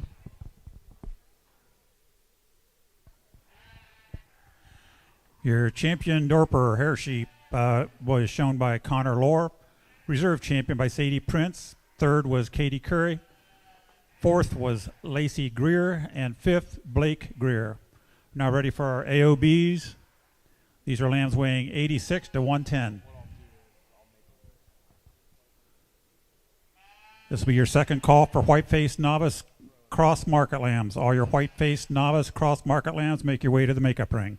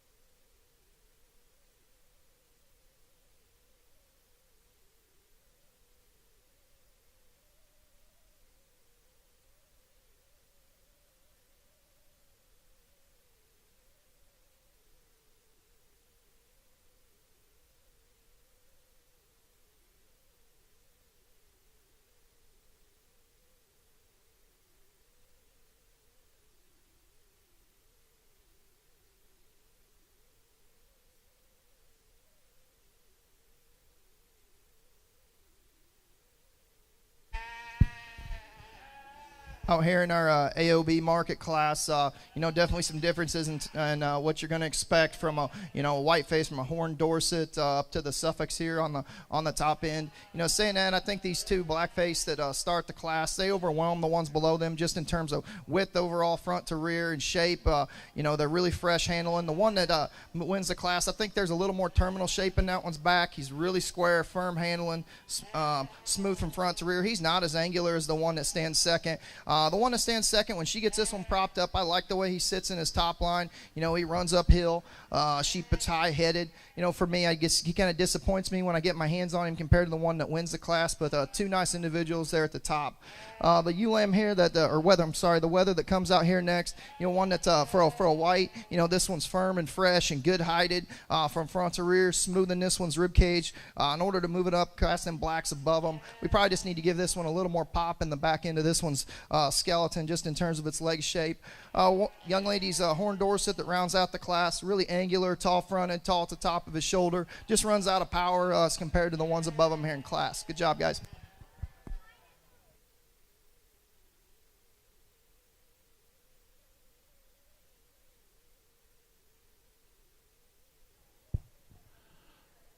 Your champion AOB went to Paige Bremke, the reserve champion to Taylor Workman.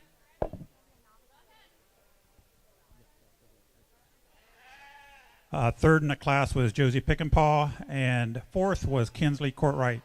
Now entering the ring is your Whiteface Novice Market Lamb class. All are the first and second place Blackface Novice, shown by Cagney Craft and Finn Butler, need to be making your way to the makeup ring. We'll be showing for champion novice right after this Whiteface class. we need Finn Butler and Cagney Craft to the makeup ring.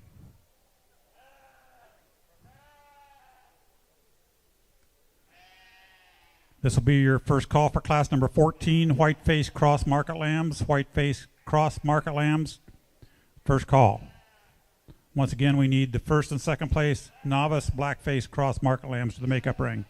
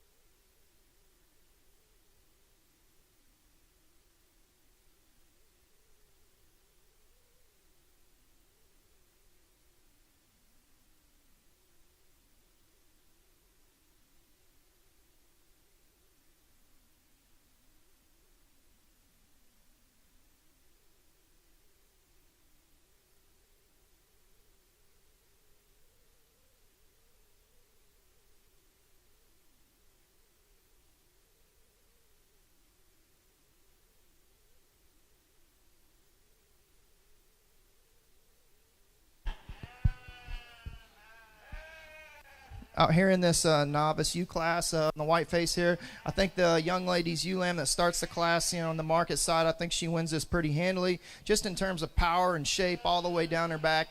I mean, she is square, she's hard, she's firm, she's got a ton of shape to her leg. Maybe the couple here in second and third, maybe they're a little more extended up in terms of the length of their neck and up front, but I think this one's extended enough. She gets around the ring good, really dense, really square, really fresh. Nice one to start the class. Young ladies, UM here in second, one not quite as cracked open from front to rear, all the way from the center body to the upper side of this one's hip and leg. Not quite as powerful as the one that wins the class, but really fresh, really smooth. Has some advantages in terms of just width. That one's hip as compared to the one in third. The one in third, another one really fresh, shapely in terms of that one's rack. Gets out and goes pretty good. I wish that one was just a little more blown apart in how that one came back from hooks to pins, stifle to stifle. If we could open that girl up, that's what I'd like to change on her. Coming up here in fourth here, got a Weather that's, he's tall fronted. He's got some extension up front. He's got some width to his center body. He's just not quite as fancy just in terms of, how his muscle shape's laid on him, how his angles go as compared to a couple of them above him. But one, I really like the amount of width and power that one has in terms of his cage. Young man sheep coming out here that rounds out the top five. Got a long extended one. She's tall up in her neck, smoothing how her rib cage lays on her. We need to maybe power this one up just a little bit to move her up in front of a couple of them at the top of the class. Let's put our hands together for the lightweight or their novice Whiteface division.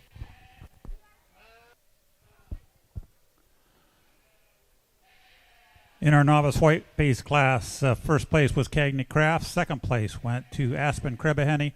Third place to Cash and Wolf. Fourth went to Alicia Anderson. Fifth to Charlie Clem. We're now ready to show for our champion novice overall. In our Blackface division, our first place was Cagney Craft. Second place was Finn Butler. And coming back out from our Whiteface division, Cagney Craft with first. Second place, Aspen Krebehenny. Our first class of Whiteface Cross Market Lambs, class number 14, should be in the makeup ring. This will be your first call for class number 15. Natural colors.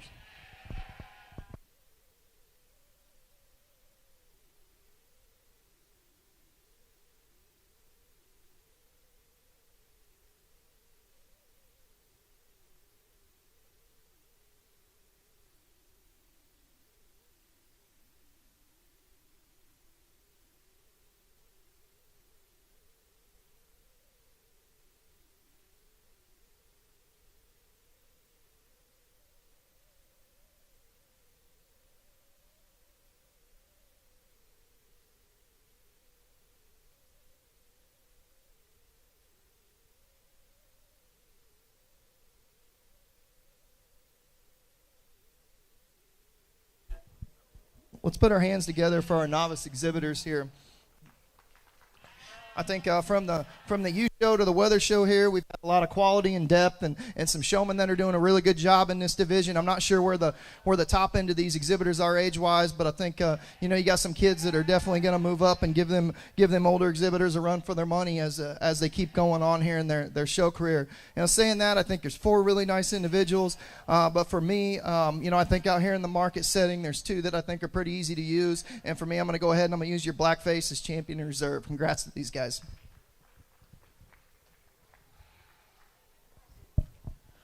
Your champion novice market lamb was shown by Cagney Craft. Your reserve grand champion shown by Finn Butler. We're now ready for class number 14, Whiteface market lambs. These are lambs weighing 72 pounds to 140 pounds. Class number 14.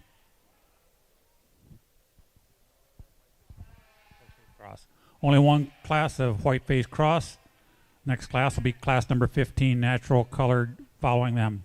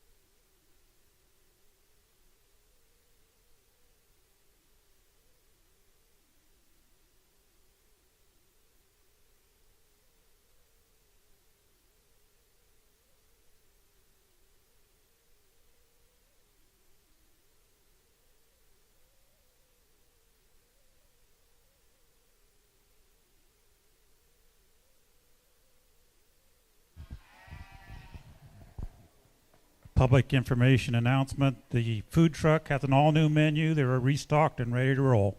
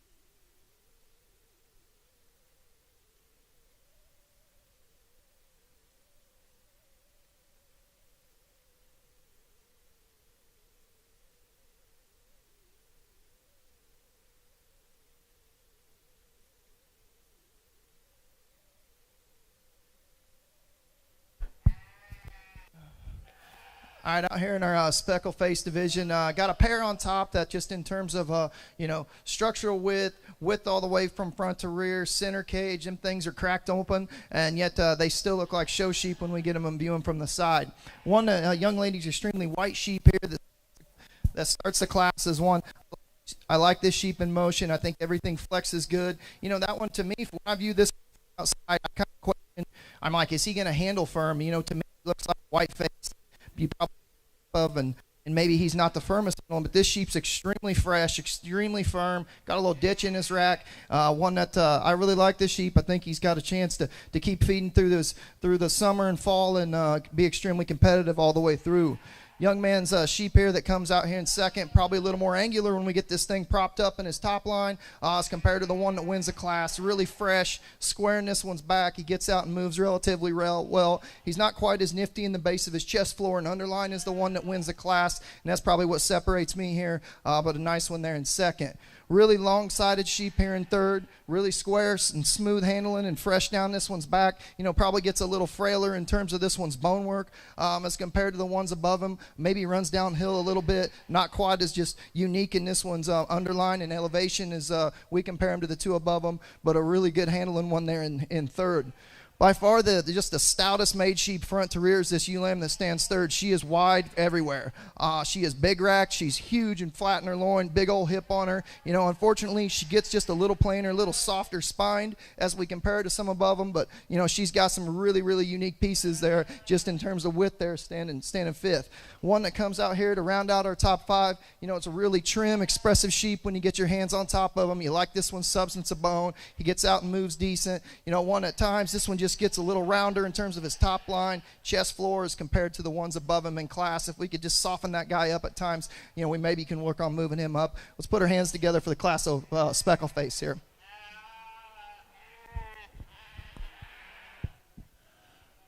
Our champion Whiteface Cross goes to Jamie Maxon, reserve champion to Braden Wolf. Third in the class was Bryn Huntsman, fourth to Claire Kramer, and fifth went to Callie Hoppus. Now ready to enter the ring is class number 15, our natural colored lambs. We have two classes of natural. This will be your light class, going from 57 pounds to 98 pounds.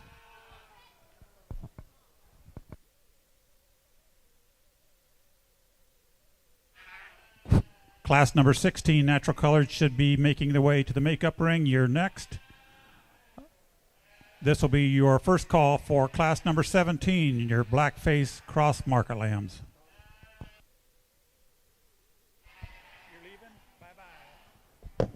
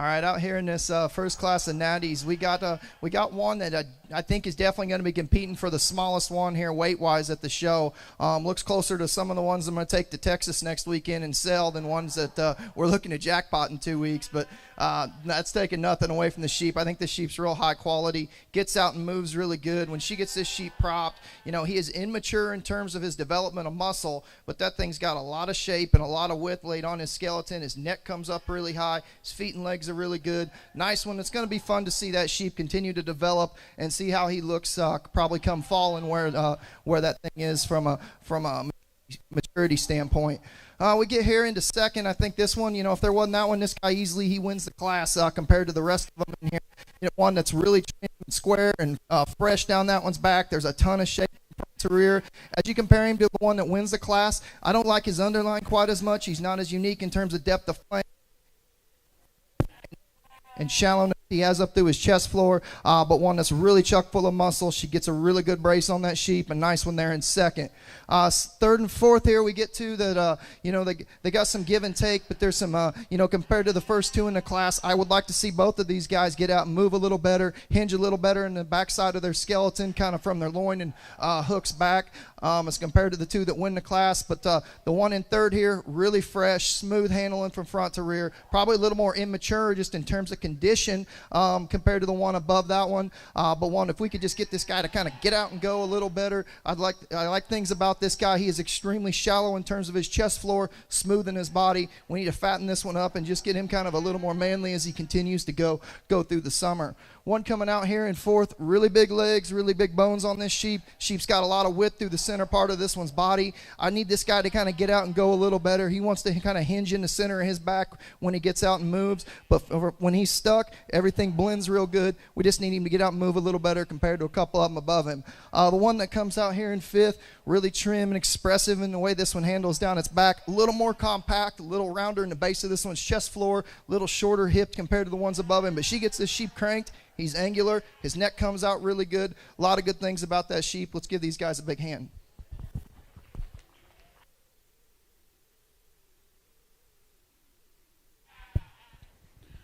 In our lightweight natural colored class, first went to Betsy Young Peters, second to Jamie Maxon. Need to hold those lambs in the makeup ring to come back in for champion. Third went to Johnny Ann McDonald. Fourth to Keegan Jones, and fifth to Delaney Dute. We're now ready for class number 16, natural colored lambs weighing 99 to 126. We'll follow this class with your champion natural colored lamb. This will be your second call for class number 17, Blackface Cross, to the makeup ring. First call, class number 18.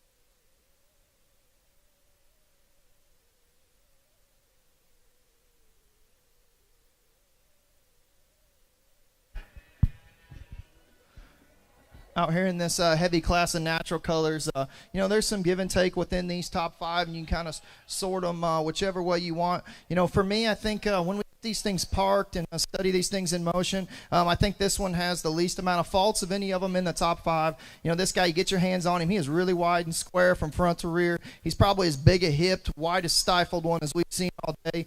Really cracked open underneath. You know, sheep, when he gets out and moves, I love the way he stays symmetrical. He holds his head up really high. I would love to take a long stride, get out and kind of go a little more, but I think he moves good enough, and he maintains his body symmetry really good when he's on the move. Nice one there to win the class.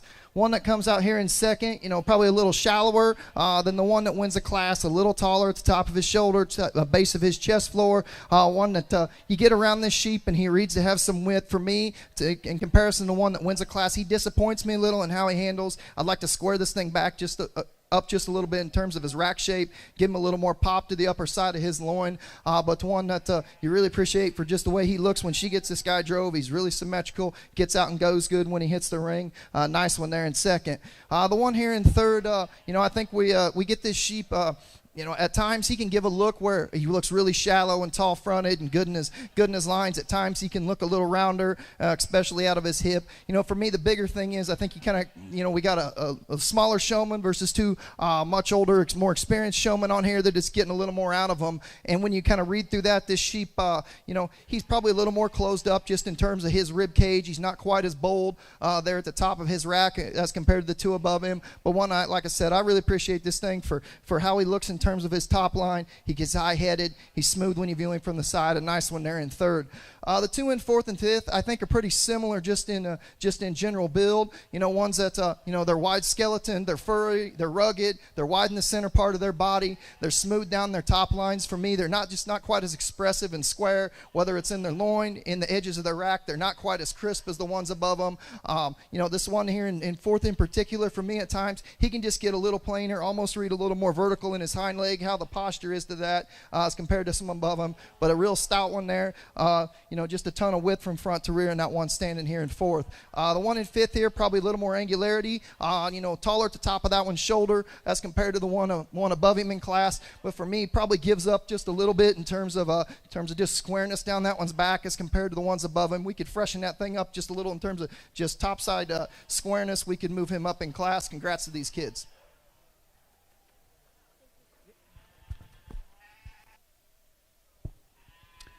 In our heavyweight natural colored class, first went to Adeline Bryant, second to Grace McCurdy, third to Bradley Browsey, fourth went to Owen Artrip, and fifth to Marissa Snyder.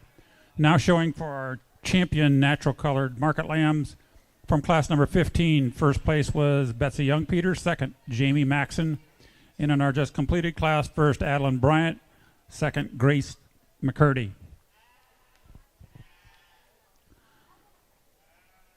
Class number 17, Blackface market lambs on deck. This will be your second call for class number 18, first call for class number 19.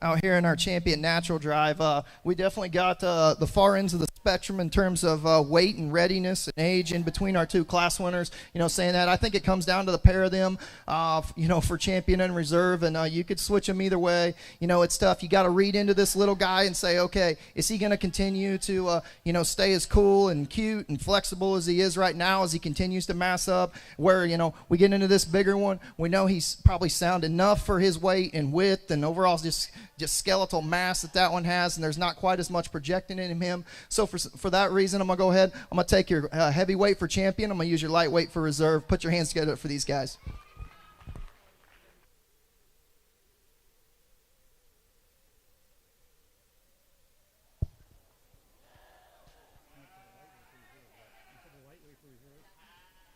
Your champion natural colored was your first place heavyweight, shown by Adeline Bryant, and your reserve champion natural colored was Betsy Young Peter. The lambs now entering the ring, class number 17, our first class of Blackface cross market lambs. These are lambs weighing 61 to 81 pounds.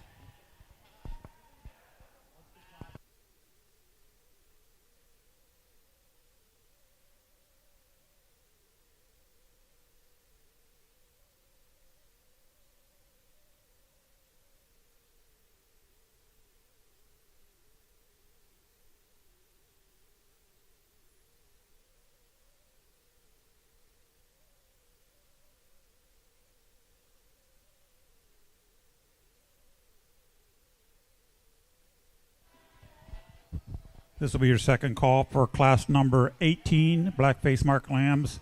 First call for class number 19.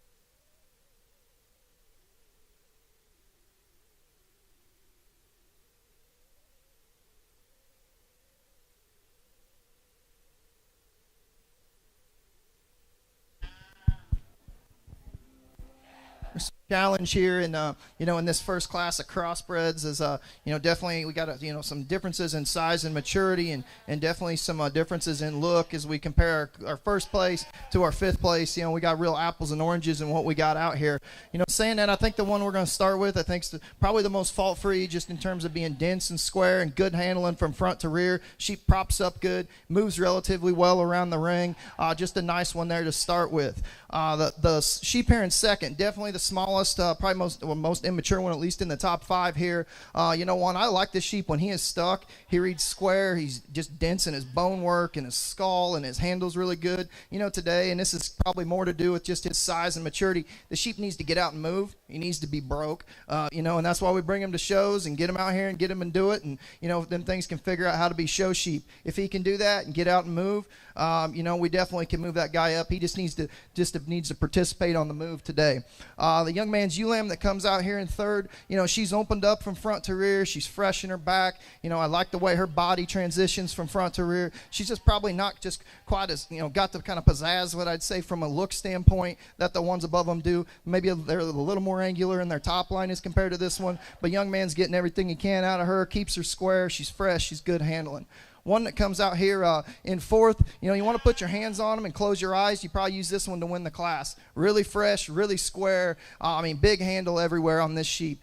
For me, structurally, sheep gets kind of straight off both ends, and just, you can see it as he kind of fights her at times when she's wanting to, get this sheep drove. If we could free him up and get him to go, we could move this guy up, because you dang sure appreciate the handle on that one. One that rounds out the top 5 here, probably the most angular sheep of the top 5. This guy runs uphill really good. He gets out and moves. He's got a ton of feature to him. For me, when you get on top of the sheep, he's probably the narrowest of the top 5, even compared to our second place that's definitely giving up some pounds. I need to just stouten that guy up from front to rear in order to move him up in the class. Let's put your hands together for the first class of crosses.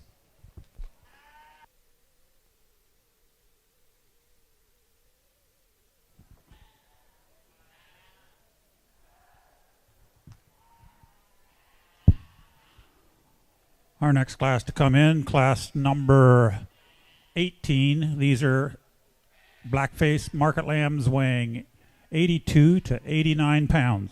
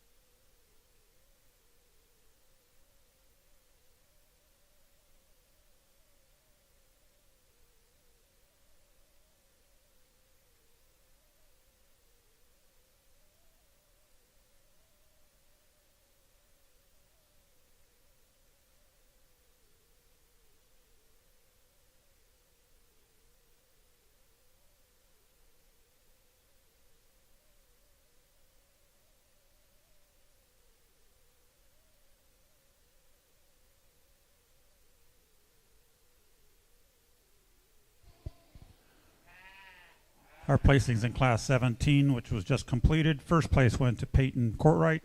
Second to Grace McCurdy. Third place was Hunter Salzner. Fourth place to Morgan Berry. And fifth place to Claire Kramer. Class number 18 should be in the makeup ring. This will be your second call for class number 19.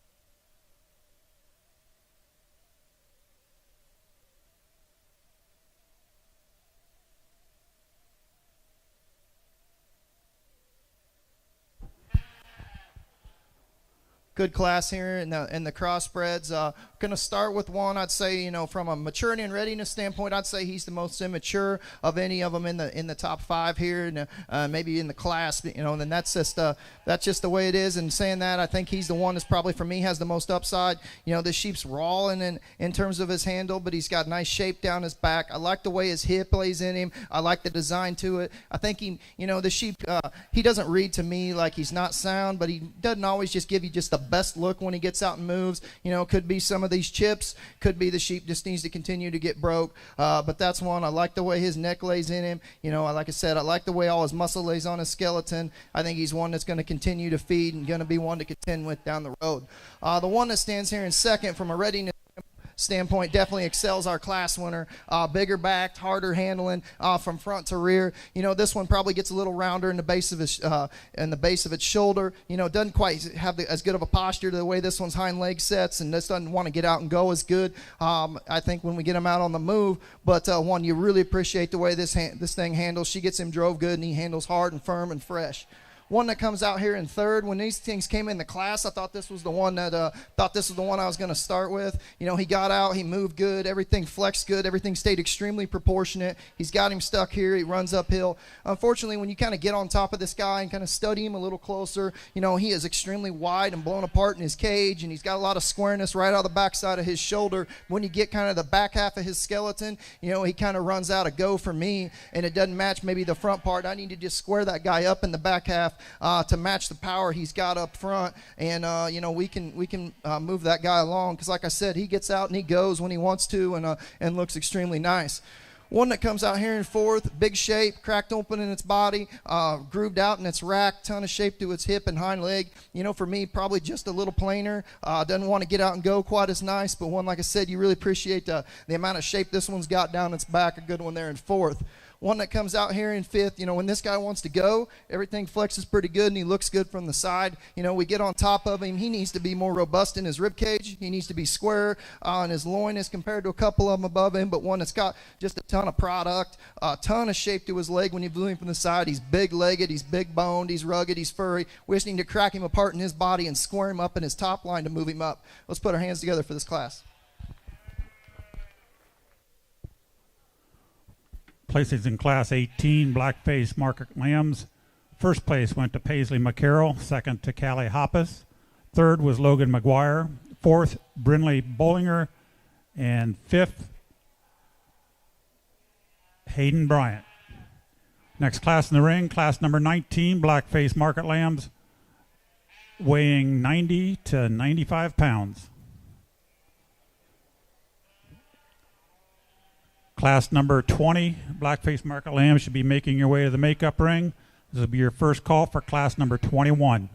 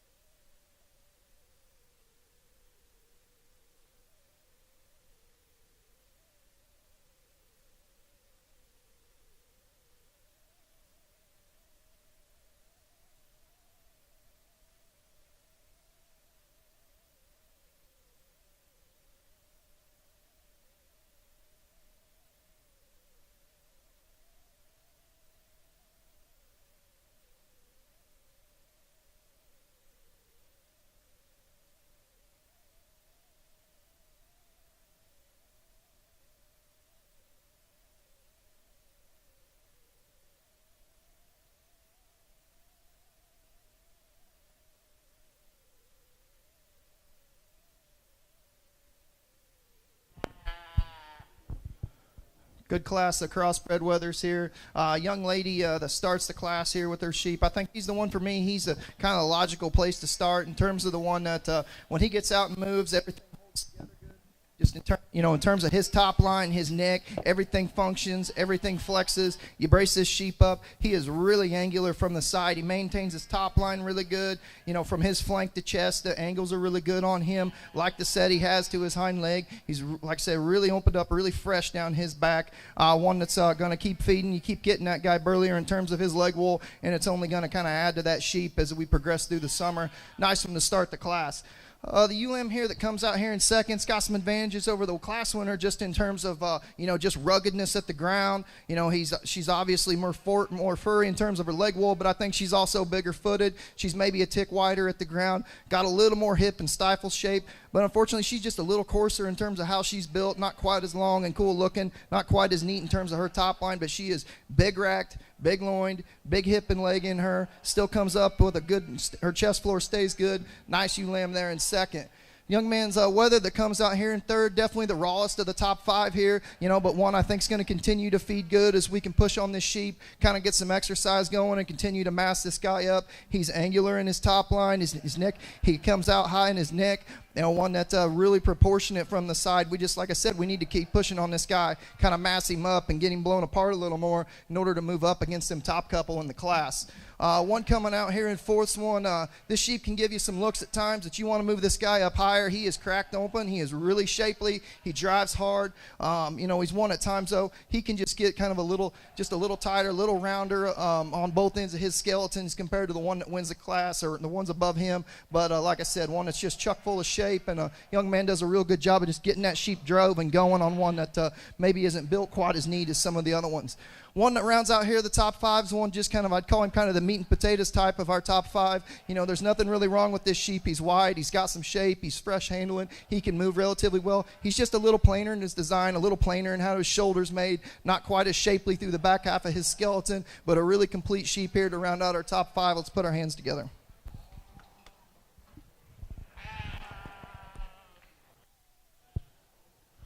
Placings in class number 19. First place went to Carly Mag, second to Mallory Snyder, third place Jordan Fritz, fourth Elliot Walters, and fifth Cameron Prince. Our next class in the ring is class number 20, Blackface Cross Lambs, weighing 96 to 105. 106.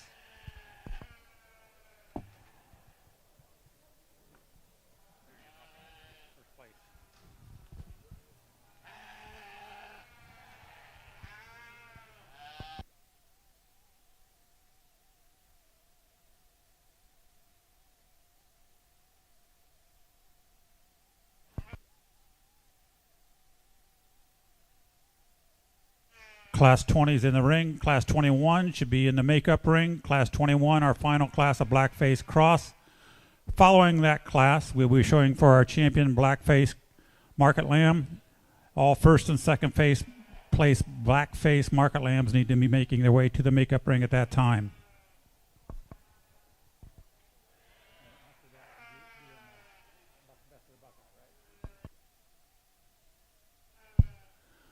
Following the champion Blackface Market Lamb Championship Drive, we will be having our special show called Best of the Buckeye, where the highest placing Ohio bred lamb in each class will come back to compete for the Best of the Buckeye. We'll have that list to read off here shortly.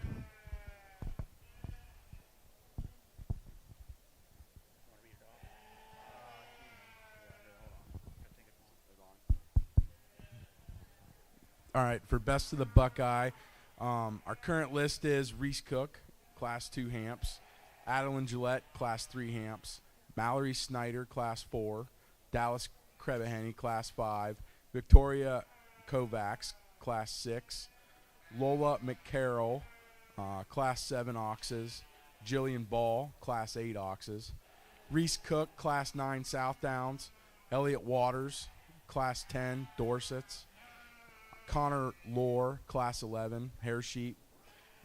Braden Wolf, Class 14, Whiteface Crosses. Keegan Jones, Class 15, Naturals. Bradley Browse, Class 16, Natties. Peyton Courtright, Class 17 crosses, Kaylee Hoppus, Class 18 crosses, and Carly Mag, Class 19 crossbreds.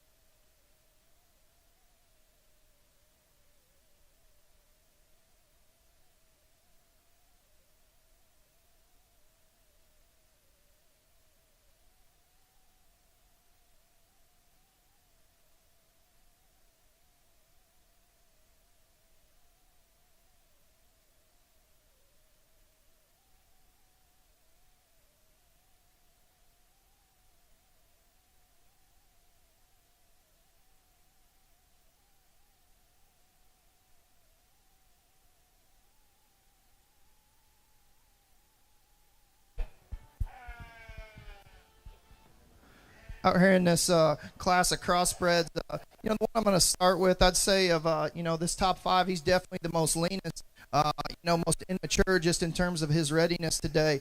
But, that's one, there's things about this guy that, kind of excite me just in terms of one that can get out and kind of go. He shows of expression on his, on his skeleton, from the way his shoulder rips up to the expression he has in his leg when he wants to get out and go.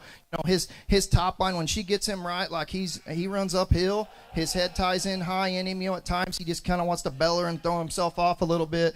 But that's one I think has got a lot of future. There's a lot of things I like about that guy. Nice one there to start the class. Got two there a little further along here in second and third. The one in second, of the top five, he's definitely got the class advantage just in terms of handle quality from front to rear. He is chock full of muscle, chock full of shape. He's big and responsive when you put your hands on his rack, loin, and hip. For me, compared to that class winner, maybe he reads just a tick rounder in his shoulder. He's just a little more compact in that one that wins the class. But nice one there that's really shapely to stand in second.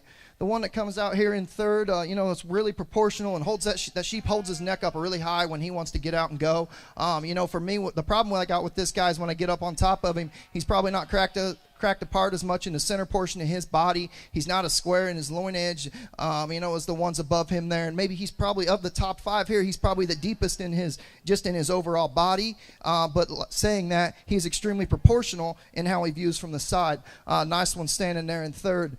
Young man coming out here next has got one really opened up in terms of this guy's center skeleton. He's wide from front to rear. For me, he just kind of gets a little plainer in how his muscles laid on his hip and leg. If we could just kind of give that guy a little more flair everywhere, it'd make him just a little more expressive, look a little neater as compared to a couple of them above him in class. The one that rounds out our top five here, extremely angular, runs uphill from the side. You like his length and smoothness and just neatness about his rib cage. He just runs out of gas just in terms of width and hit from his hip and through his leg as compared to a couple of them above him. Nice class here. Let's put our hands together for these kids.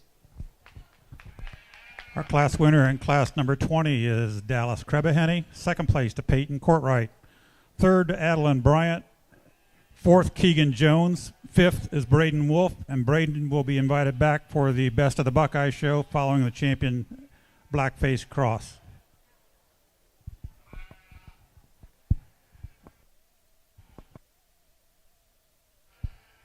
Entering the ring is our heavyweight Blackface market lamb class number 21. These are lambs ranging in weight from 107 to 130. All first and second place Blackface market lambs should be in the makeup ring. All first and second place Blackface market lambs to the makeup ring.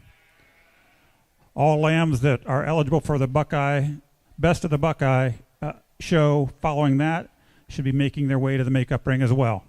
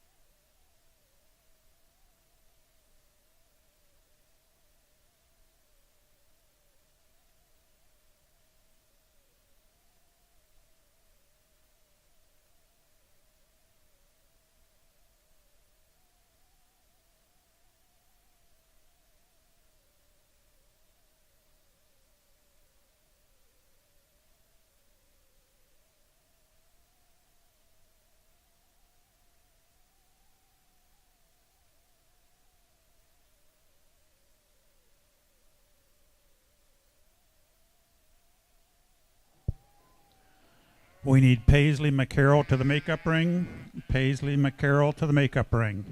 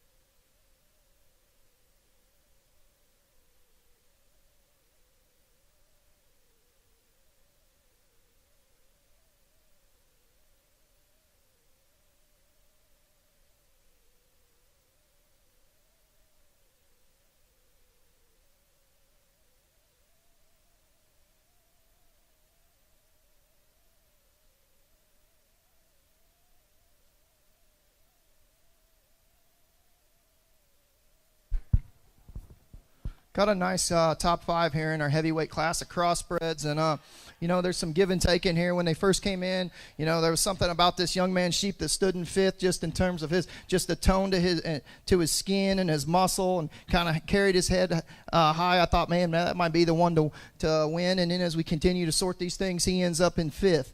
You know, getting up here and we get down here to our top 3 that we got looking at, you know, the longer I stared at these things and I kind of got around them, and just, you know, it really comes down to looking at them and saying, okay, which one does everything lay on the neatest, the smoothest, and still maintain plenty of width? And that's how I land on this one that wins the class. You know, that sheep, like when you study him from here, he's opened up in the base of his chest floor, he's opened up in his shoulder and his forerib, and he maintains that symmetry all the way back. He's probably not the biggest one in the top side of his hip. That probably get these top 3, that'd go to the one in second, but you know, that sheep's got more than enough hip. Everything lays on him neat. Nice sheep there to win the class.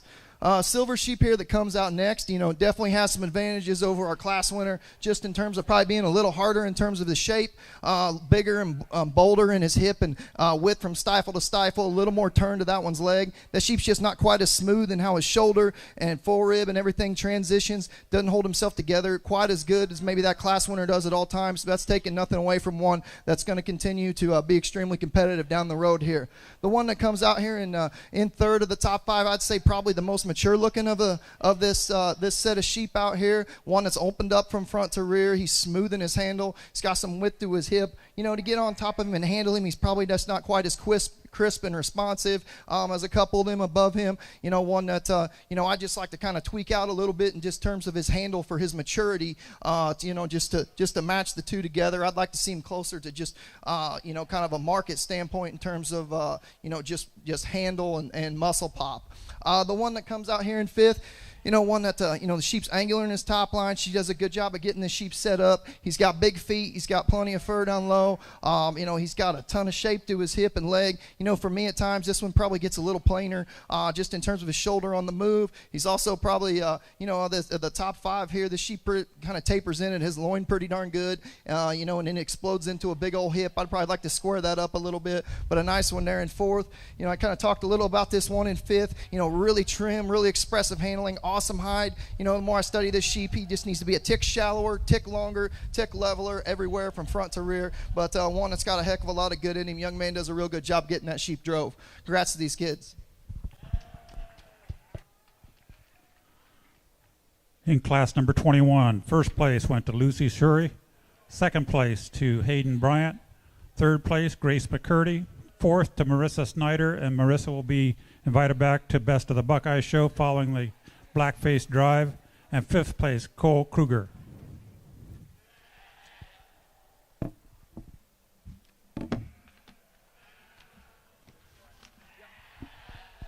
We're now ready for the Blackface Market Lamb Championship drive in class number 17. First place was Peyton Courtwright, second place was Grace McCurdy. In class number 18, first place was Paisley McCarroll, second place was Callie Hoppus.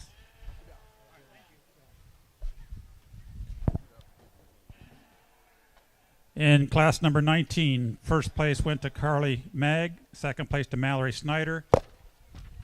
In class number 20, first place to Dallas Krebaheny, second place to Peyton Courtwright. And in class number 21, first place was Lucy Schur, and second place to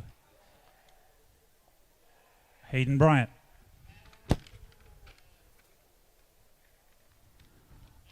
The Best of the Buckeye show should be next. All of your high-placing Ohio-bred lambs from all the classes need to be in the makeup ring at this time.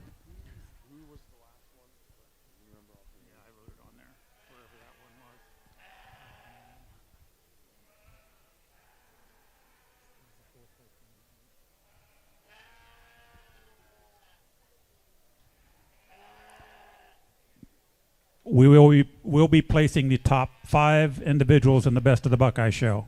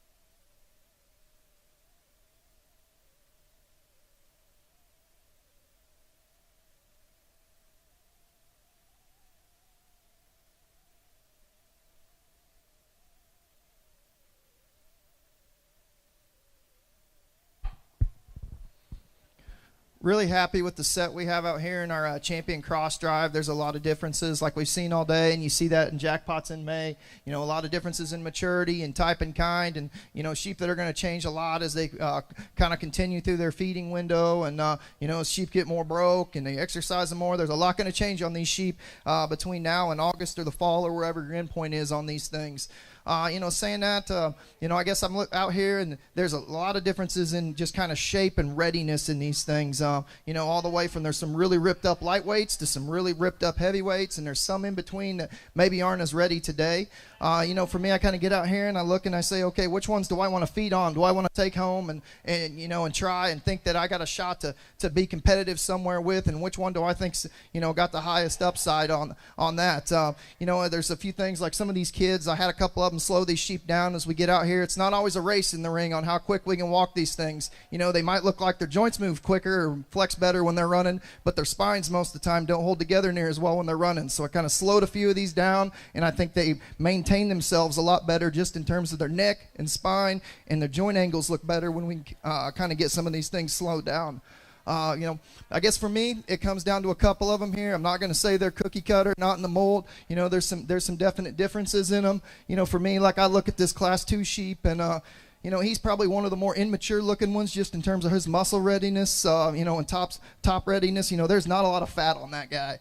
But when you put him together, that sheep, he's square. He reads good from all his angles. The basic build to his hip and leg and turn to his leg from the side reads like one that, as that thing continues to get bigger and fatter, that stuff's going to continue to shape up, and the skeleton's there to make that thing a really good one when he hits 140 pounds. But is he there today? Does he always step out and go just perfect and look just level and maintained in his top line and shoulder? No, but there's times that I can see that thing and really appreciate that about him. The one that comes out of our third class here, you know, he's kind of a different one here in the lineup. You know, that sheep is extremely wide in his skeleton. You know, when you get on top of him, he's probably as smooth and stout from front to rear when you run your hands down that sheep back of any of them in the whole show, and probably one of the smoother, square ones that we've seen all day. You know, that sheep, his legs are not as big today. Not as always a big thing for me. I don't look at these things and I say, hey, we're in May, they got to have gigantic legs. You know, that's why we go home. That's why we work on these things every day. And every one of these things has enough leg wool to continue to go. And when we hit our true end goal, whether it's August or the fall, whatever it is, we're going to have enough leg wool on every one of these things. So to me, that's not a true sorting point. You know, it definitely would add to that sheep. No doubt about it. If we had more leg wool on that thing, I think in this lineup, he'd look 100% different. But like I said, his flank to chest floor, his body width, his smoothness of handle is very, very good. You know, the sheep that comes out of our fourth class here, you know, he's another one that probably for his size, he's pretty immature in his shape. You know, that sheep could be fuller, he could be fatter, and I think it would really change the way that sheep looks, you know, just in terms of how much pop he has to his hip and leg, just his depth of flank. I just like to make that thing more robust everywhere. But I think that sheep's one that, well, if you could get on him with the feed bucket, I think that sheep could be a lot of fun as we continue to push this thing into the summer and fall. So, you know, getting back to that, it kind of, to me, it gets down to those three. You know, in my mind, I'm pretty comfortable with where we're going to be for a champion reserve. Let's put our hands together for these kids out here.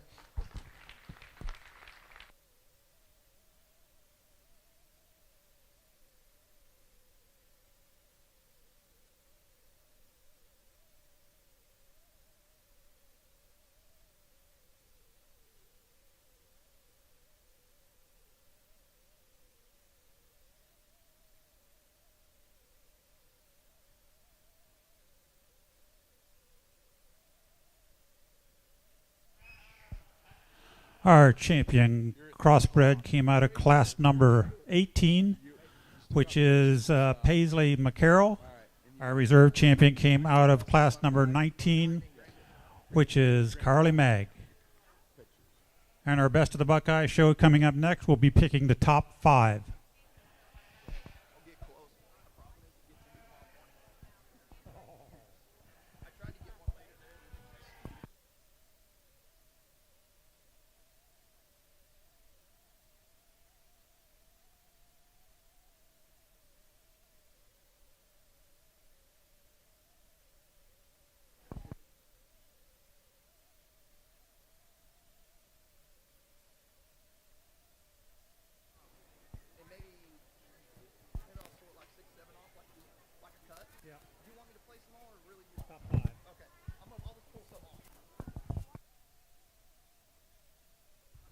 We're ready for the Best of the Buckeye show. These are all lambs out of each of the 21 classes that were bred in the state of Ohio.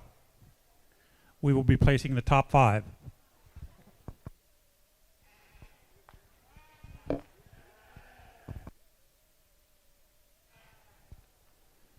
All champion and reserve champion breed lambs need to be making their way to the makeup ring.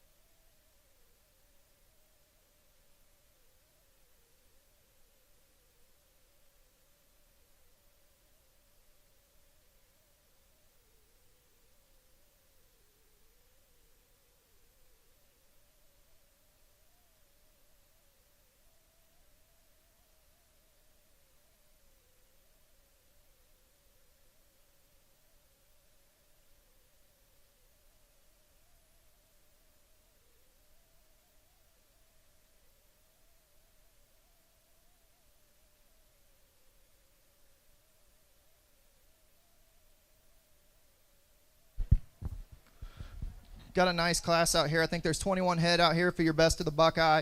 You know, I kind of got some different breeds that are going to, I think a couple of them are going to be coming back, or several of these are going to be coming back for our grand drive here. But a real nice set, you know, from front to rear. You know, don't want to tell too much on these things because they're going to come back out here in a few minutes. But, you know, I think these things, I think the breeds definitely deserve to be in here because they're ones, you know, compared to, for the breeds they're in, I think they're ones that are going to continue to be extremely competitive as we get down the road and we get into August here and beyond. So let's put our hands together for our top 5 out here and our Best of the Buckeye.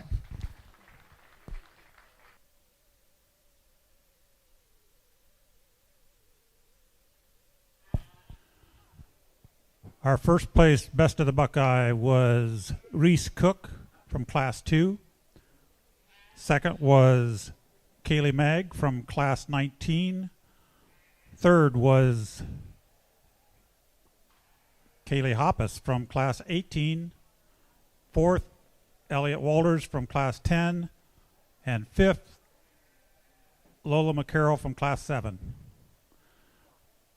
We're now ready to show for our overall grand champion. We'll be picking the top 10. We'll start out with our champion and reserve champion, Hampshire. We're not quite ready.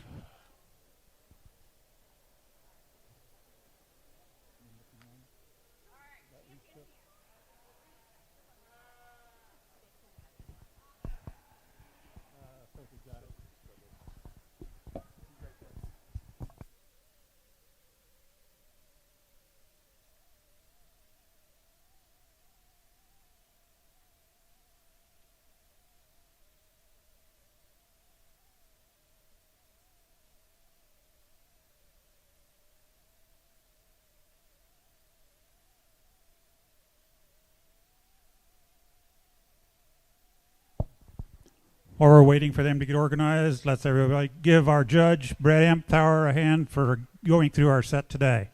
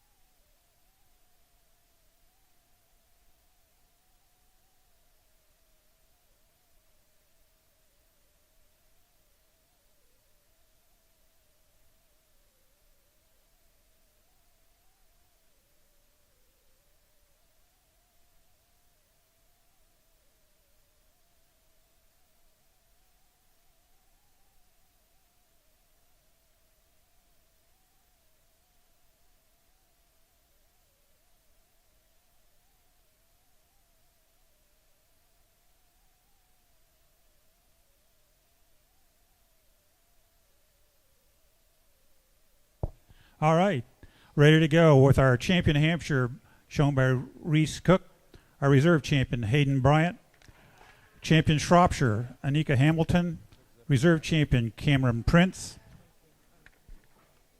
champion Oxford Lola McCarroll, reserve champion Cole Kruger, our champion Southdown Reese Cook, reserve champion McKinley Artrip,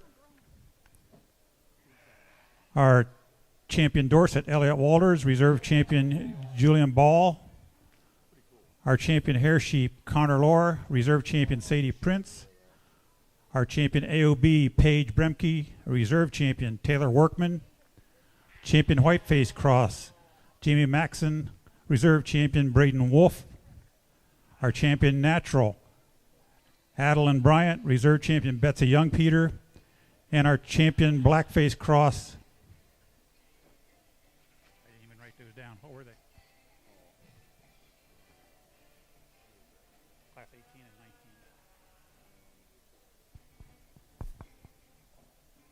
19.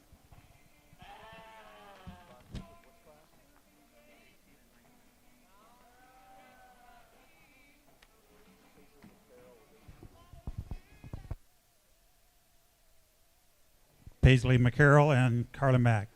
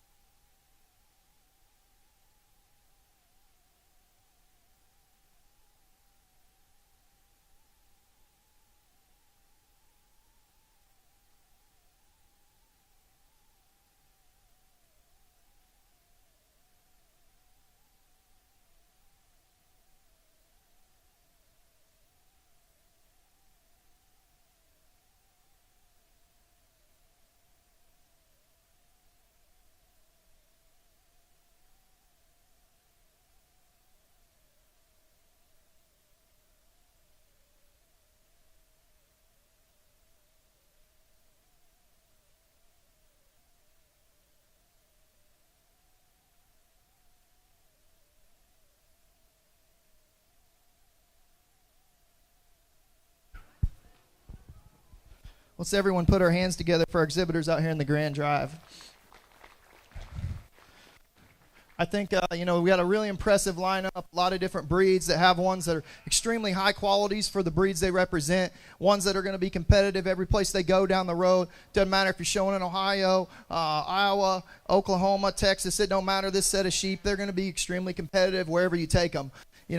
For me out here, I'm extremely happy with where we've landed on. We definitely have some difference of these things. There's a lot of differences when we look from, our two Hamps are, a lot of maturity difference. Our Shrop's kind of a little bigger, more mature sheep. We got a little Dorset out here.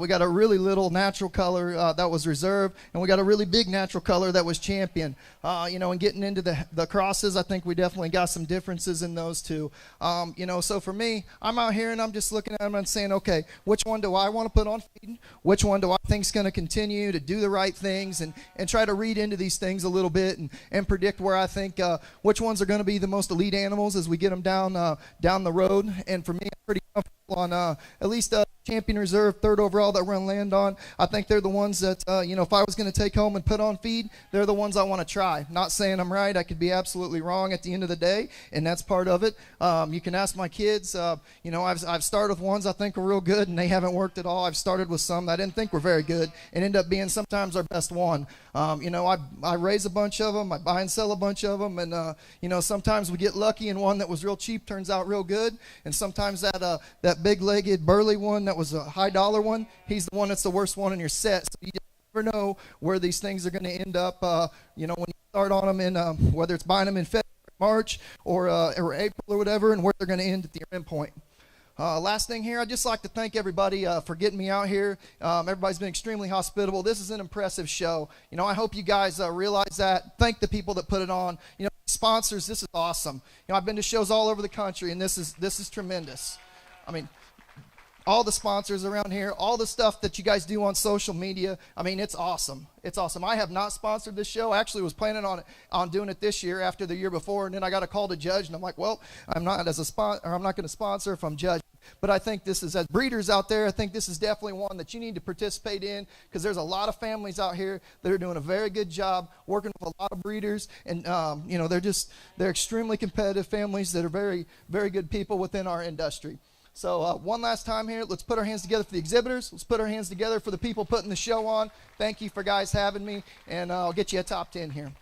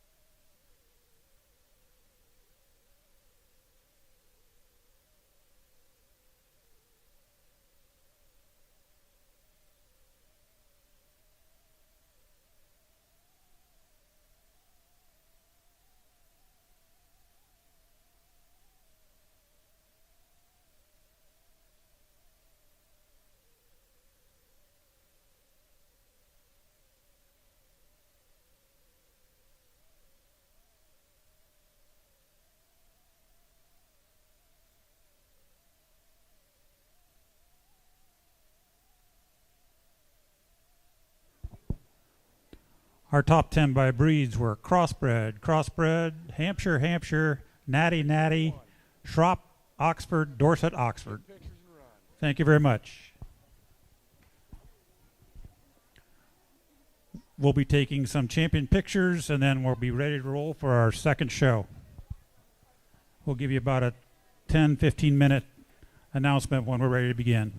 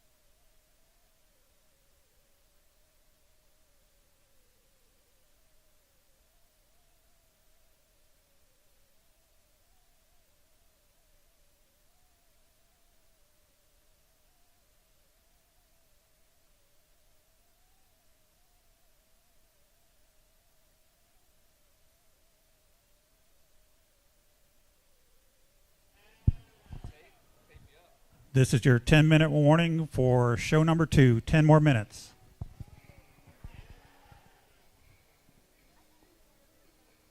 Our first class will be the Novice Whiteface Commercial Use.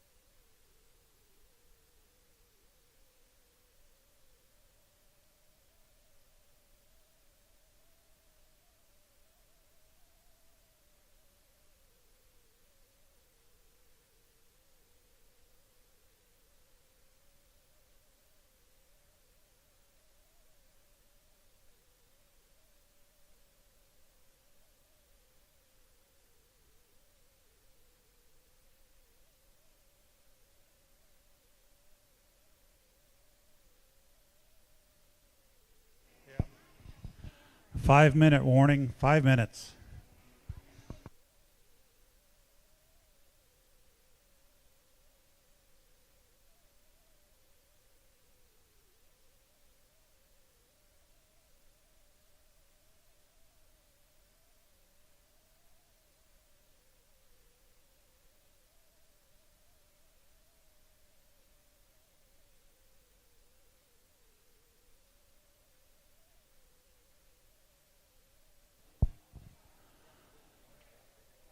This will be your first call for class number 2, Novice Blackface White Commercial Use.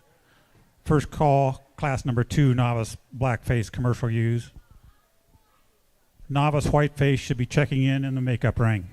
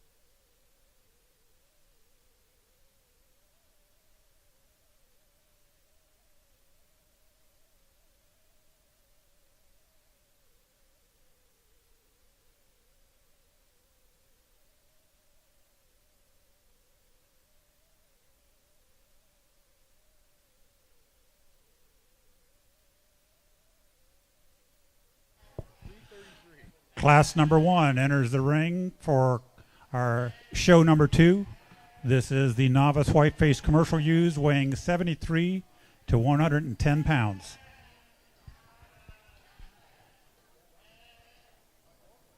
Our judge for our second show today is Dakota Quickle. Dakota lives in Walters, Oklahoma, where he owns and operates Triple D Genetics, raising show lambs. Dakota attended Oklahoma State University, where he received a BS in animal science. Upon completion of his time at OSU, he returned home to pursue a career in agricultural education at Sterling and Frederick High School for 7 years. Once given the opportunity to focus primarily on raising high-quality show lambs, he took a leap of faith and hasn't looked back since. Dakota has judged shows in all species across the country. We welcome Dakota Quickle to the Mark Banbury Show. Thank you.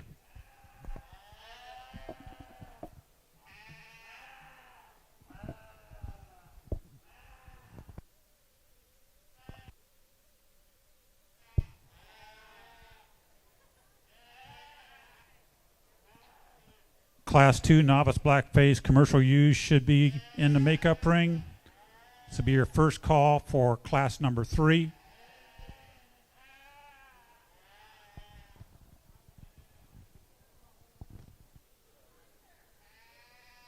That'll be Whiteface commercial ewes.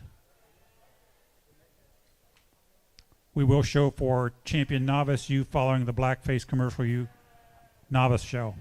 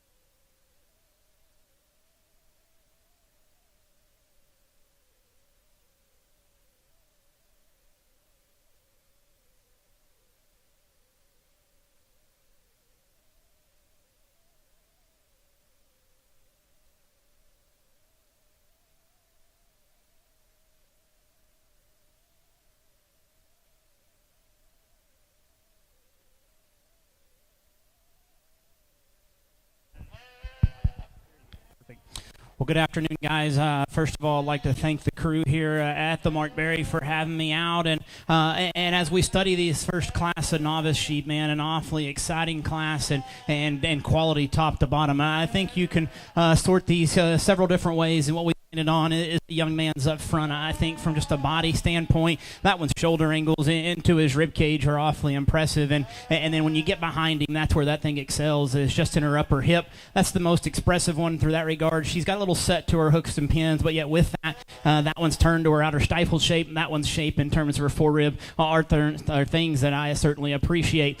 From then back, I think, again, the young man's sheep here is stouter in her forearm, bigger in terms of her actual foot size, and yet when this one moves, probably is a notch sounder and holds her shoulder more ideal. When you get right behind that sheep, she wants to taper in her tail head. She's not as expressive out through her hooks and pins there, or what I would like to see in that regard. But I think from a breeding standpoint for the young man, certainly one from a profiling standpoint that a guy can tie into and appreciate. The young lady sheep here in 3, when that one sets into motion and goes, that's where I have a fault with that one. That one's neck's a little further forward for me, and ultimately when that one goes, the lowest part of her body is her shoulder. From when she props and sets up here, I can appreciate that one spread through her center body. Her back shape is second to none. You handle her, she's extremely fresh. She's opened up through her rib. She's very smooth in her top line. But guys, as we mentioned, when we set them in motion, to watch them go. Her shoulder angles and the way she's built to the base side of her chest floor, for me, need to be reconstructed. The young man's sheep here in 4, I like that one's propped instead up. I think that one's lines are exceptional. That one's extremely smooth. She's long out through her tail head there. For me, though, when you study that one, she reads just a notch shorter in terms of her overall length and body. For me, I wish that one's shoulder angles were just a little more unique. She gets a little plainer at the base of her shoulder. She isn't quite as shallow. She isn't quite as neat, but it's the one that I still think props up extremely well. We round out our top 5 here with one that's longer sided and more mature in just her general look from the side. Sure, that one's shapely in her rack, big and expressive out through her hips, but as you study this one at the ground, her hind legs want to get outside of herself. We just aren't as square in terms of her hock. Excellent class, guys. Congratulate those individuals, please.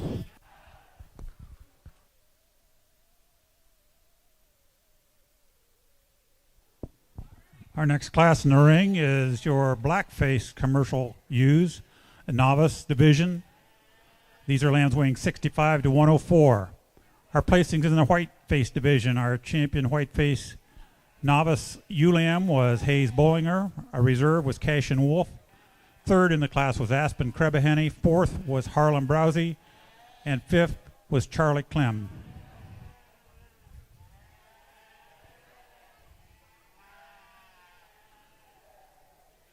Following this class, we will show for our champion novice ewe.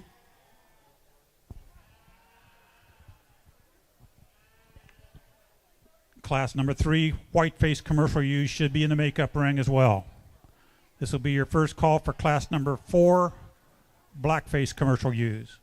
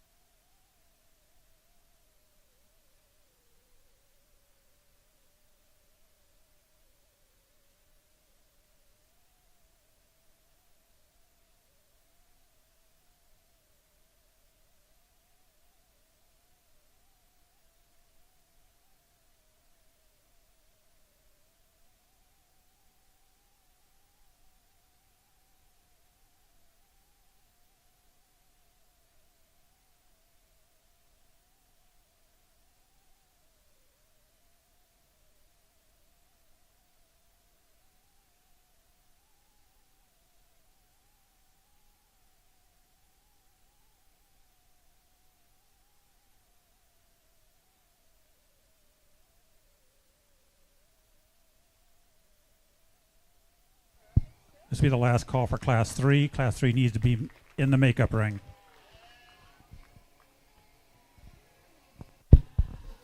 Well, guys, as we move through these things today, we're going to sort a lot of them just at the ground and study them, where their hocks hit the ground and as they move out and go.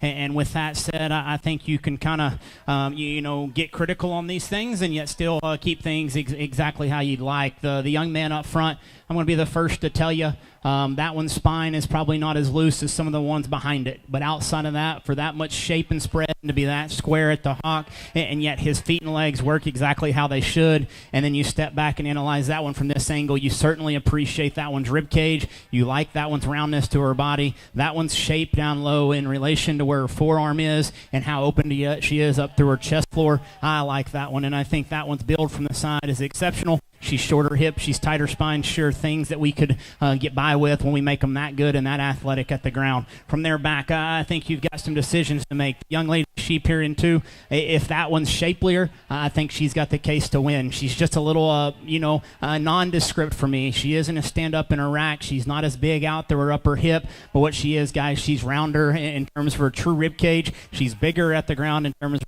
foot size. I like that one's design whenever you just study that one loose. You set that one in motion and watch her go. Her shoulder angles, the way that her neck ties in the top side of her skeleton, as she gets out and moves, I can certainly appreciate those things. Sure, we like to see her bigger hipped. We like to see her more creased up, but still, that's a very neat one there to wind up in second. Young lady sheep here in 3, I think the longer you study this one, she just wants to fall apart ever so slightly. Her neck's too far forward for me, and because of that, it wants to more shape. She's got more true handle quality than the sheep there in 2, but ultimately, guys, when you study that one just in terms of her skeleton makeup, we've got to correct her on the front side there. Ultimately, we got to make her just a notch bigger in her upper hip there, but that one's body shape through her rib, her underline quality, and her shape up high are second to none. That's a very good one there as well in 3. Sheep in 4, there's pieces of this one that certainly make the case to round up the class and to win. For me, I mean, if you're talking one that's got just unique parts from a standpoint of how she's made through her chest width, how she's made out through her upper hip, down through her stifle, she is round in terms of her rib cage there. For me, though, but when you study that one, when she sets in motion and goes, the widest part of her skeleton's there in the base of her shoulder. She's just a little more opened up for me. She gets a little flatter through her forerib, and she's not quite as smooth through her hip loin. Sure, we're at green and immature stages today, but yet ultimately that one's build in terms of just where she's at from just little ports and pieces, I think need to go ahead and smooth out and come together. And when that one goes ahead and matures and she drops just a little bit in her flank and matures through her center body, that one easily becomes awfully competitive for the young lady. She's just a little too piecey for me today to go ahead and to get up any higher. Stopped. I love this one's look. That one's the longest fronted. That's the most extended one from the side, and certainly like that one's front end and her skeleton quality up front. When we study this one through her hips, she's rounder through her hooks and pins. She's not correct in terms of how her hawk wants to hiss the ground and go. She wants to close up at the ground. She gets narrower when she sets in motion and goes. And ultimately, when you step back and look at her from this side, she's just a little plainer in her overall look, but still one that balance is right. Her flank to chest floor ratio is extremely good. Her proportions are right. Awfully nice one there to wind up in 5. Guys, congratulate these kids. Extremely good job. Our champion Blackface commercial novice U was Harlan Browsey. Reserve champion was Sylvie Nichols. Third was Gracelyn Witt. Fourth was Claire Nichols. And fifth, Austin Salzner. We're now ready to show for our grand champion novice U. In our Whiteface commercial U's, we have Hayes Bollinger with our champion and Cashin Wolf with our reserve. Blackface is Harlan Browsey and Sylvie Nichols.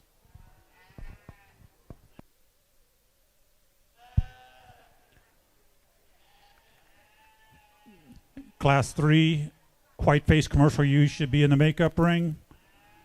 This will be your first call for class number 4, Blackface commercial use.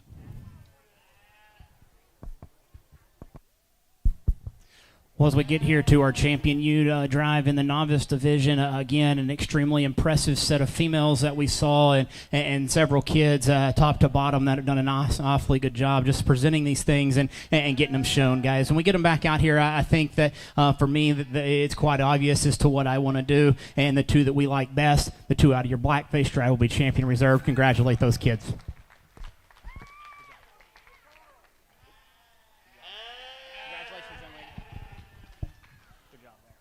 Your grand champion, Novice U, was shown by Harlan Browsey, and your reserve grand champion is shown by Sylvia Nichols. We're now ready for our class number 3 Whiteface Commercial U show. This class goes from 71 to 98 pounds.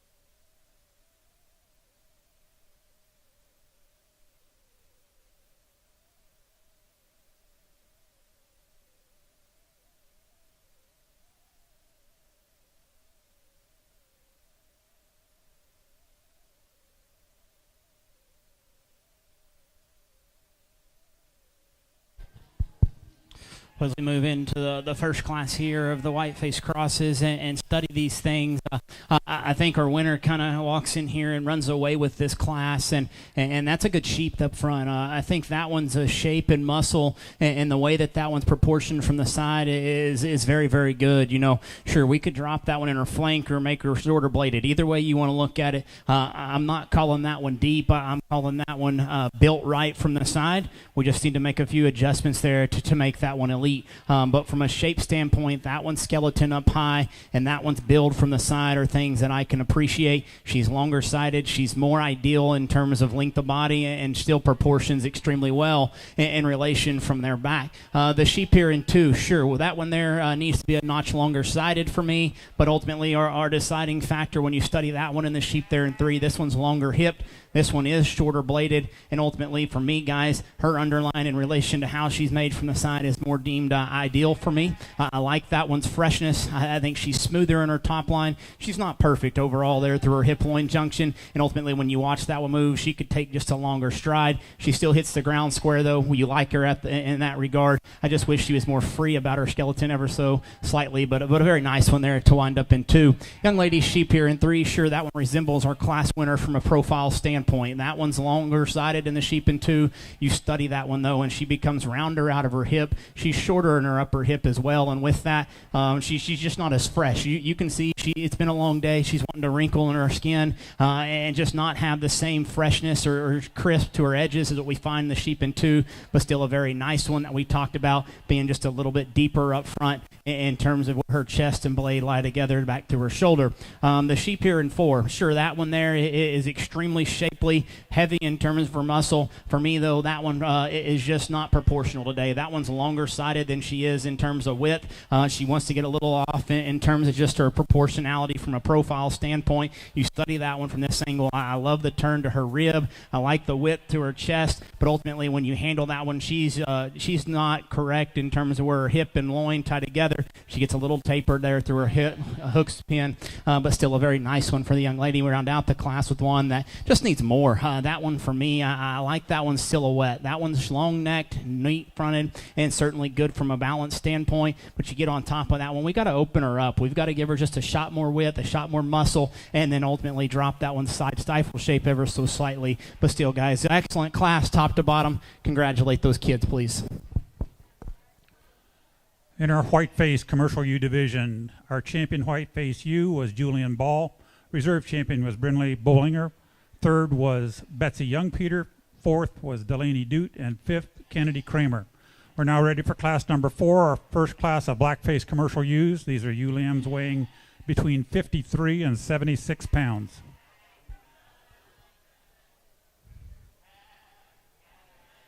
This will be your last call for class number 5, Blackface Commercial U's. You should be making your way to the makeup ring. First call for class number 6.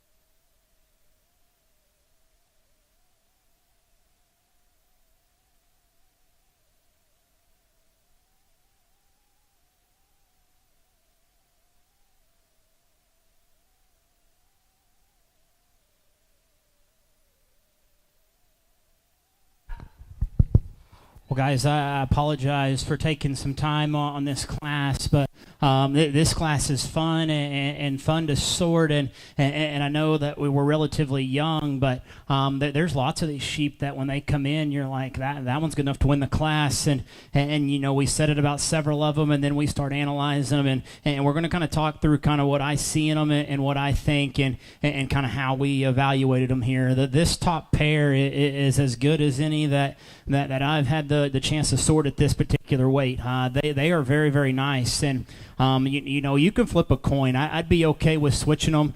Where I land on the pair is if you study the one up front, I will be the first to tell you that one's forearm is awfully big, and yet she stands out there on the corners through her chest.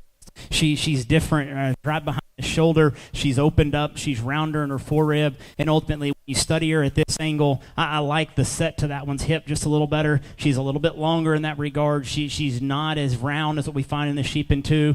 She's longer necked. She's shapelier and down her top line. Sure, she's a little looser hided, but still, she's fresh handling. She's round caged. And yet, when you watch them go, her head, I mean, I bet if we turned them loose, that's the one you're going to find, because the way that her head comes in the top of her shoulder there, that's a very nice one to start off with. And as we mentioned, this pair is good, and the young lady sheep here in two is one that I like a lot, just when she's standing there, and whenever you just study that one for what she is. She's not as shapely as our class winner, but outside of that, guys, I can appreciate that one's length of blade back through her rib cage and how she is at the underside of her skeleton there. I like the smoothness to that one. She's better in her hip loin hookup than what our class winner is, but ultimately she's not as big in just her actual foot size, her forearm shape. She's not as big in terms of her just true muscle. Sure, she's wider down the top side of her skeleton. She's a little bit flatter through her rib cage in comparison to that of her class winner, but ultimately my biggest fault with that one is if you study her in her hip, she's just a little off. She's shorter hip, she's rounder through that regard,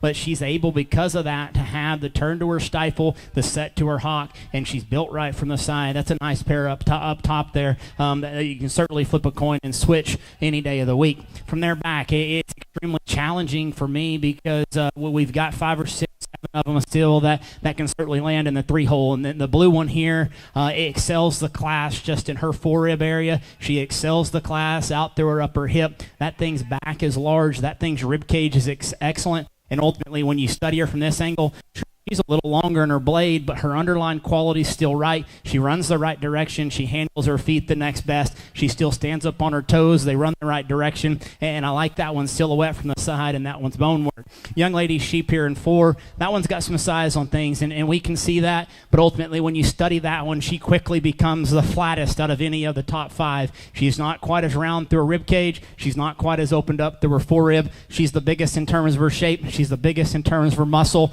But ultimately, when you watch that one go, she gets a little lazy on her hocks and just gets a little flatter in her pasterns, and she's a little longer in her shank there for me. But ultimately, that one balances right from the side. Her blade link's good. Her rack stands up inside of her how they should.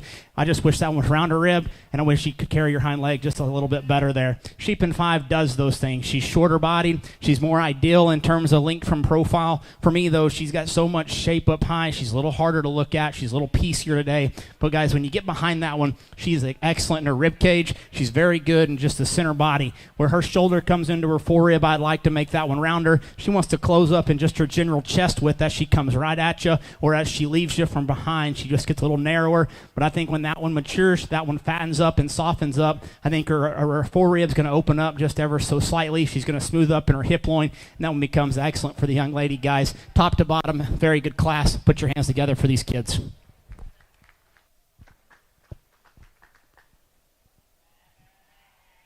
In class number 4, first place went to Grace McCurdy, second to Addie Comstock, third went to Jamie Maxon, fourth Reese Cook, and fifth Delaney Dute. We're now ready for class number 5, Blackface commercial ewes. These are ewe lambs weighing 77 to 83 pounds.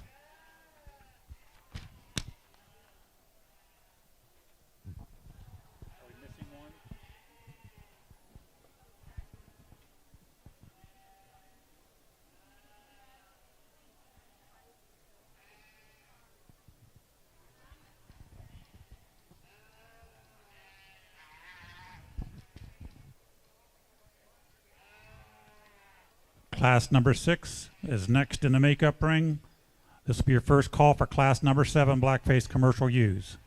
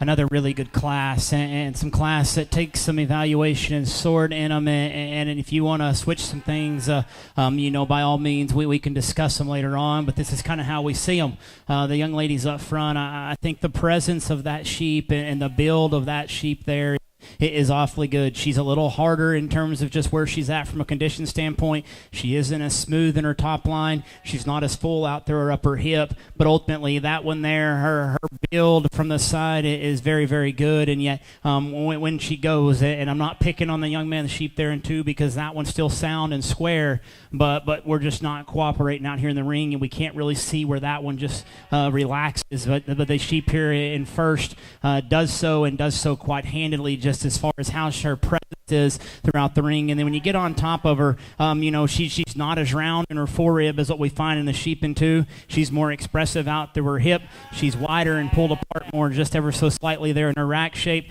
And ultimately, from this angle, I can appreciate the wedge that we're given. She's shallower in terms of her blade. Her underline lays more correctly in her. I like that one to go ahead and to win. Young man, the sheep here in two, like I mentioned, I don't want to sound like we're picking on that sheep, because it won't cooperate out here. We're extremely early in May. And when that one does go, you see glimpses of what that sheep can be. We still hit the ground exactly how they should. We're square hocked. We're opened up in the base of the side of her skeleton. For me, though, when you study that one and you study her up front, she's not as shallow. She's not as unique up front as what her class winner is. As we mentioned, she's rounder through her forerib, and she's just a bit bolder through her center portion of her body there. But guys, when you get on top of her and study in this angle, she's just a little shorter out through her hip. She's not quite as unique in terms of her length of hip as what we find there, but a very nice one there for the young man that I just got some small things to change and adjust, but still a very high quality sheep there that falls in two. Young man's sheep here in three. This kid can show the wheels off of him, guys, and unfortunately for you, that's just not my kind, okay? That one's robust and opened up in her shoulder. We're extremely wide in that regard. We're giant in terms of our muscle, and we're bulky in terms of just where we're built at the ground. For me, I'd like to make them more feminine. I'd like to make them longer fronted, more attractive from just a profile look, but that one's got shape, that one's got muscle, that one's opened up through her center body, that one's length of hip is correct. For me, though, as we mentioned, guys, I wish they were longer fronted and wish they were taller at their point of her shoulder for this particular female drive. The young lady's blue sheep is interesting, and ringside people are questioning probably, does that one have enough to her? She's awful small in terms of her foot size. She doesn't have quite the fuzz at the ground as what we find in everything else. But when you get on top of that one, she rivals everything in the class. Extremely opened up. Her chest blade are right. She's very big through her center portion of her body. Just when you get behind her, guys, she gets a little off in just her terms of look. She doesn't have the outer stifle shape that we find in the three in front of her. She just gets a little plainer from behind. But I think when that one does fuzz up and go ahead and balance in proportion just a little bit better and make that thing more just a little more moderate in terms of her general build whenever you first refer her up there, I think she's going to come together. That's a very nice one to fall in for, just her times farther on down the road. Then we round out the class with one that this sheep here to me, guys, reads too full. And when you get on top of her and study her from behind, she's quickly the narrowest at the ground. We've got to open them up. We've got to make them wider in their chest width. We've got to make them rounder down low in her forerib. Sure, that one's silhouette's awfully unique with terms of her underline. Her rib cage is big, and just how she's made in her center body. I just wish they were wider as a whole and just more full down low in terms of just general width. But guys, that's another nice one there. Congratulate those kids. They've done a nice job out here today.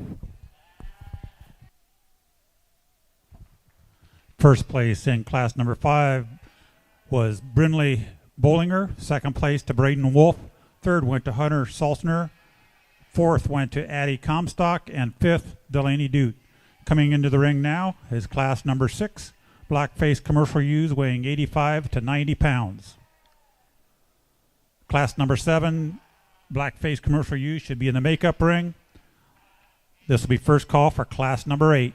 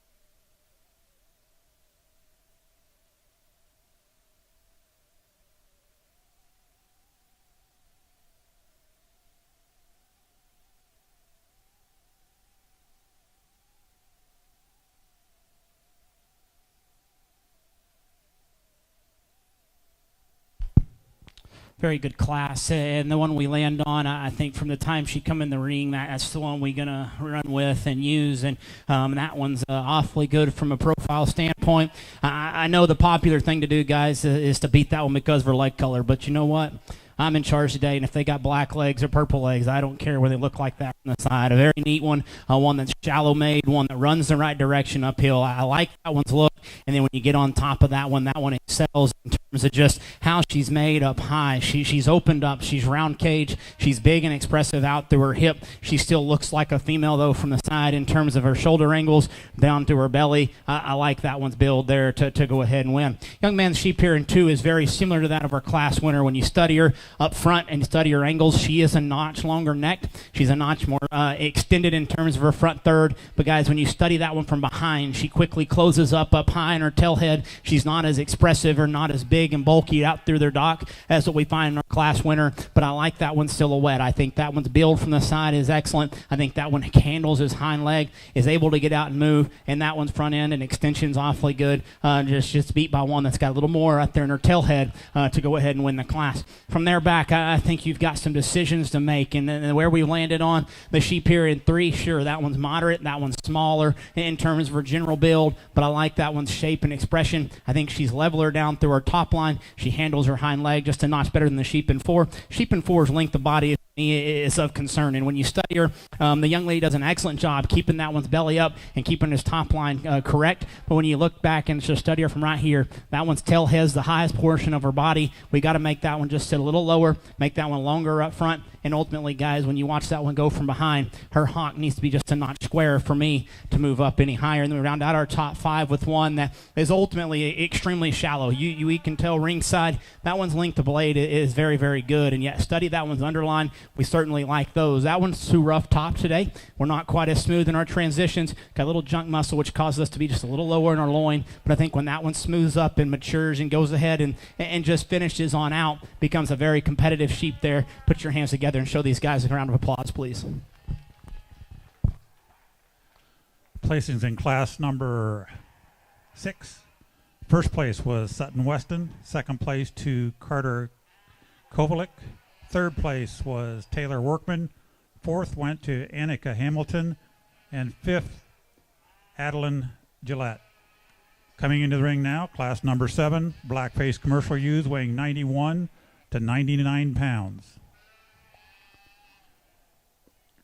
Class number 8, Blackface commercial ewes should be making your way to the makeup ring.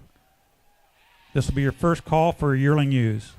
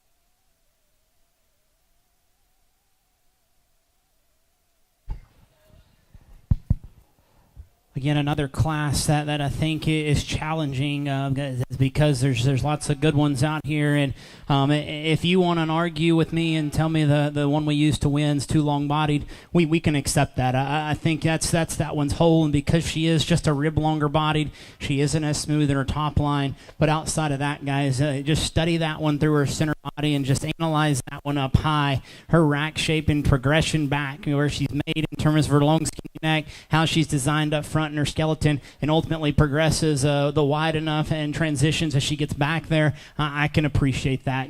As we mentioned, she's longer bodied. Because of that, her hip loin isn't quite as where it needs to be, but still one that I think balances exceptional well. She's rounder through her cage, she's bigger in her forearm, and she's more pulled apart than the sheep here in 2. The sheep in 2, we're not going to call that one narrow by any means, because she is stout and rugged, she is opened up, and I certainly like that one at this angle. For me, though, when you study her in motion and watch her go, she becomes a little bit straighter up front, and where her shoulder hits the ground and goes. For me, I think because of that, she just gets off just ever so slight in the base of her shoulder there. Sure, her blade length is right. Her underline is very, very good. She isn't quite as big in terms of her stifle as what we find in that of her class winner. Sure, she's smoother in her top line, and yet I think she still balances extremely well. For me, there's just little things that I'd like to see differently to rival that of her class winner. It's a coin flip and study them too. I think it's just personal preference that I can appreciate one that's longer fronted, taller at the height of their shoulder, and ultimately just more pulled apart in terms of their chest width in relation to that there in the sheep in 2. The sheep here in 3,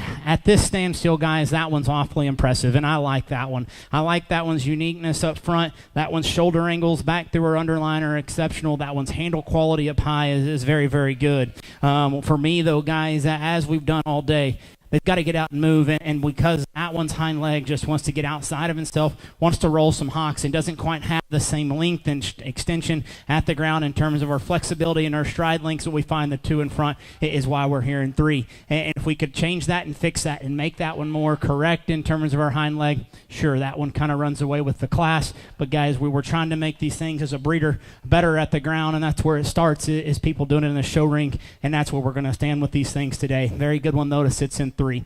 Sheep here in 4, just a little plainer in her overall look. We don't have the muscle and expression as what we find in the ones in front. Gets a little flatter about herself, a little narrower at the ground. Sure, she's big in terms of her top side shape. She's just too narrow for me at the ground, a little flatter in terms of her forerib. And then ultimately we round out the class with one that I like different parts and pieces about. I think that one's build from the side is exceptional. I think when we set that one in motion and watch her go, she carries everything correctly. She's longer in terms of her spine. She's looser in terms of her spine. Because of that, she's extremely hard to show. And ultimately, guys, she just won't get out here and drive. She just wants to suck back, and it causes some issues up front. I do think when that one goes is the best motion and best picture we get of that one, but a very nice one that winds up in 5. Congratulations, kiddos. Excellent job.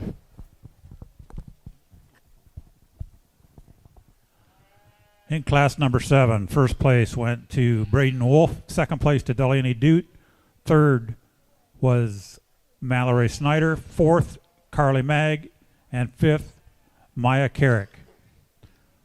Our next class to come in the ring is class number 8, Blackface commercial ewes weighing 100 to 120 pounds. All of your yearling ewes need to be in the makeup ring at this time. Following the yearling ewes, we will be showing for our champion, our top 5 commercial ewes. We'll need first and second place ewe lambs from Whiteface and Blackface, along with the yearling ewes.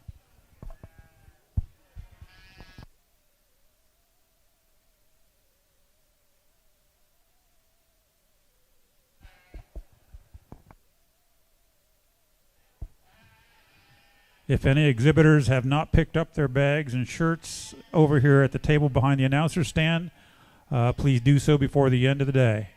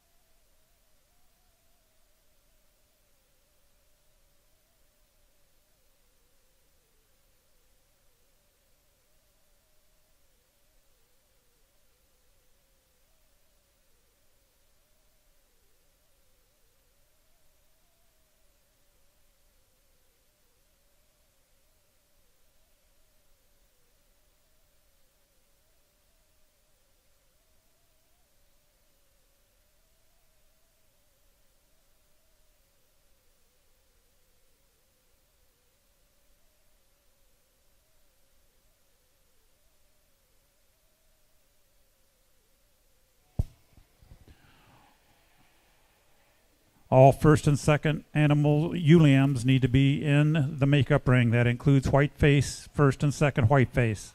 Julian Ball, we're looking for you in the makeup ring.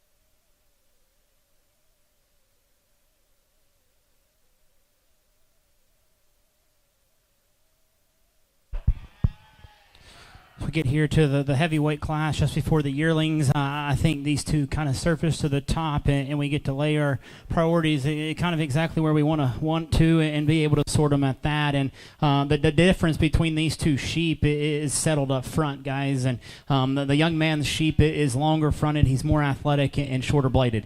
You know, outside of that, I think they're both sheep that are opened up. I think they're both sheep that have plenty of muscle and width. The young man's sheep, when that one goes, his rack stands up in him. His body shape is right, extremely smooth in our top line. I do think there's more set to that one's hock. I do think there's more just flexibility in terms of out of that one's front skeleton than what we find here, the sheep in two. The sheep in two, if we can remove that one's front 1/3 and just study that one from their back, I think this one here is very, very good. I mean, that one's robust, ribbed, giant back shape, huge outdoor upper hip, and yet the turn to that one stifle and just general foot size and forearm size is very, very good. Unfortunately, we got the front half to study, and that one's shorter necked. That one's a little shorter in terms of extension, and ultimately, because that one's got just a little excess in terms of condition, causes that one to be just a little deeper and just not quite long enough fronted in relation to what we find in our class winner. But still, that's a tough pair to sort, and there's some positives with both of them. Young man's sheep here in 3 resembles that of our class winner in terms of extension and length of side and profile look. When you get on top of that one doesn't have the handle quality or freshness as we find in either the 2 sheep in front of it, but ultimately one that's still correct in terms of our width, correct in terms of our rib cage, big out through our upper hip, and good enough through our stifle. Young ladies in 4 is one that I think just gets a bit harder doing. That one there just kind of runs out of gas in our center body. If we could drop that one's flake and let that one go ahead and fill up and mature and soften just our body, I think it's the case to move on up because of that one's silhouette from the side. But because that one's flank is just a little bit harder, we appear to run downhill. We don't have quite the look up front is what we're looking for. I like that one's freshness. I like that one's shape in terms of over our edges and just squareness to that regard, but still one we've got to drop in terms of our flank and soften up. The blue sheep that rounds out our top 5 is one that I think just from practicality falls into place. That one's a notch smoother in terms of regard. For me, I think that one's longer up front and maybe just a better sheep in terms of our underline. Bigger upper hip, longer out through our hip. Guys, when you study that one, though, and watch them go, we become just more restricted out of our hind leg. We got to make that one softer in our spine and just make that one a bit more freer overall to move up. Guys, excellent class, so congratulations to these kids.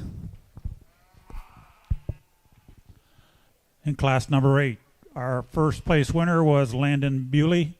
Second place went to Annika Hamilton. Third went to Landon Bewley. Fourth went to Tori Morin, and fifth to Taylor Workman. We're now ready for class number 9, our yearling commercial ewes.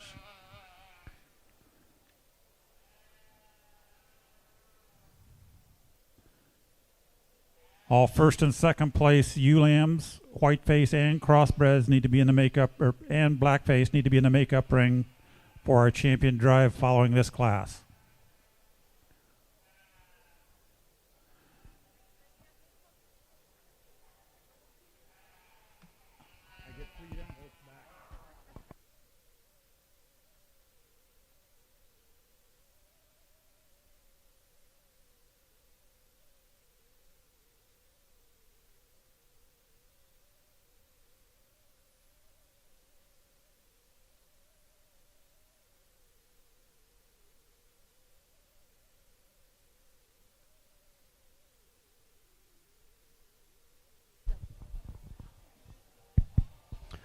Well, as we get here to our yearling class, I think it's fun to evaluate mature sheep and kind of see how they grow out as yearlings, because ultimately, you know, guys, these are the ones that's going to make the next generation. And so as we study them and see where they're at, they're 2 sheep that are sound and productive at the ground. I can appreciate that. I will tell you the one that I think has just more true width in terms of rib and center body, more expressive out through our upper hip, and just the way that one's designed up front is the young lady here on the right, and she's going to be our class winner. Sure, that one could be just a little fresher in terms of just where we're at in a condition standpoint, but obviously at this particular age, I still think you got to keep muscle, got to keep shape, and still keep them youthful, and that's what we found here in our class winner. The sheep here in 2 is one that's extremely good at the ground, and you study that one and watch him go. I like how that one just takes his stride to the next level. I mean, when we're able to hit the ground comfortable and move out of our skeleton freely, we get a little more plain, though, in just our general look. We don't have quite the uniqueness up front, quite the elevated in terms of the point of our shoulder.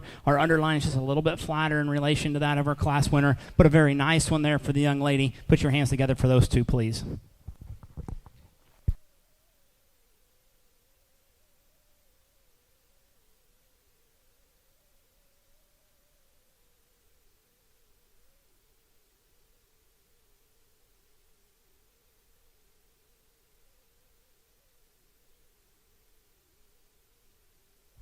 Our yearling ewe class, first place went to Annika Hamilton, second to Madeline Crouch. We're now ready for our Grand Champion ewe drive. Do we have everybody? All right, class number 3, our Whiteface commercial ewes. Our first place ewe was Julian Ball, second was Brinley Bollinger. In class number 4, first place was Grace McCurdy, Second was Addie Comstock. Class number 5, first place Brindley Bollinger, second place Braden Wolf. Class number 6, first place Sutton Weston, second place Carter Kovalik. In class number 7, first place Braden Wolf, second place Delaney Dute. Class number 8, first place Landon Bewley, second place Annika Hamilton. And in our class number 9, Yearling Ewes, first place Annika Hamilton, second place Madeline Crouch. We will be placing the top 5 in the commercial ewes.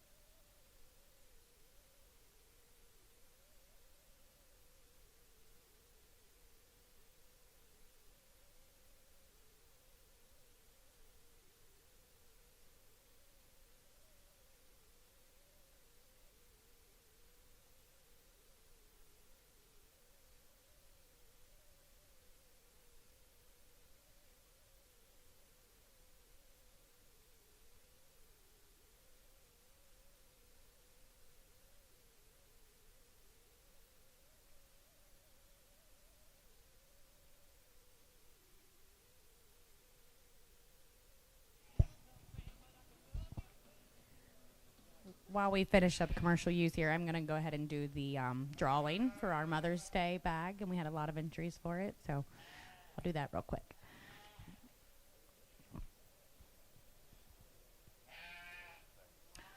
Leanne Wallen, you won the Mother's Day giveaway bag, so if you want to come over and pick it up.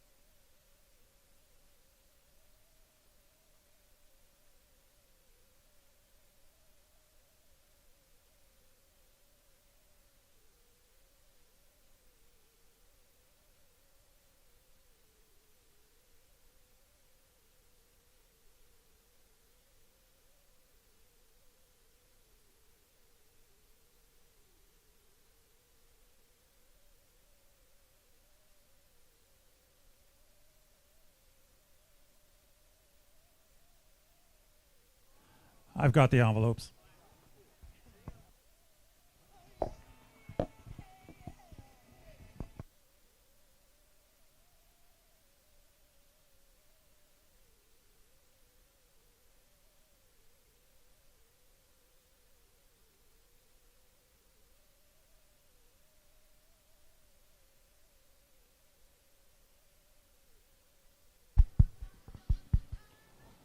Well, guys, we get our lineup out here for the champion drive. Extremely impressed with the lineup that we have. And I know here in May, and especially back at home, we're still selling sheep and still got lots and lots of sheep on the ground at home. And, we're not used to sheep probably this size and maybe this ready as this early, but yet it's fun to get up here and to study these things and to see, different parts of the country at that. I can tell you from start to finish, we're going to try to keep these things elevated to make them look like show sheep, but ultimately we got to start at the ground and then work our way up, and that's just livestock. I mean, that's how I was taught, and that's what we're going to sit out here and do and try to do top to bottom. If you like sheep that move and like sheep that get out and motor around a ring and have the right pieces from a side profile, you're going to enjoy this show here, because we're going to have some fun and sort good livestock top to bottom. Excellent drive out here, guys. Congratulations, each of these kids.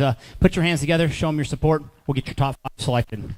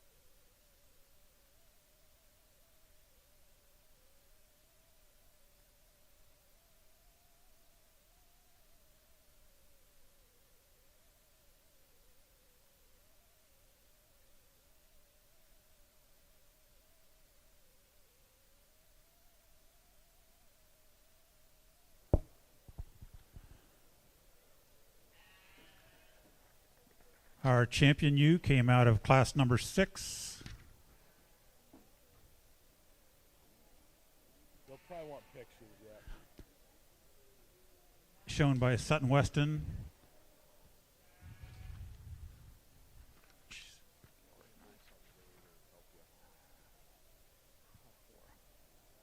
Our reserve grand came out of class 4.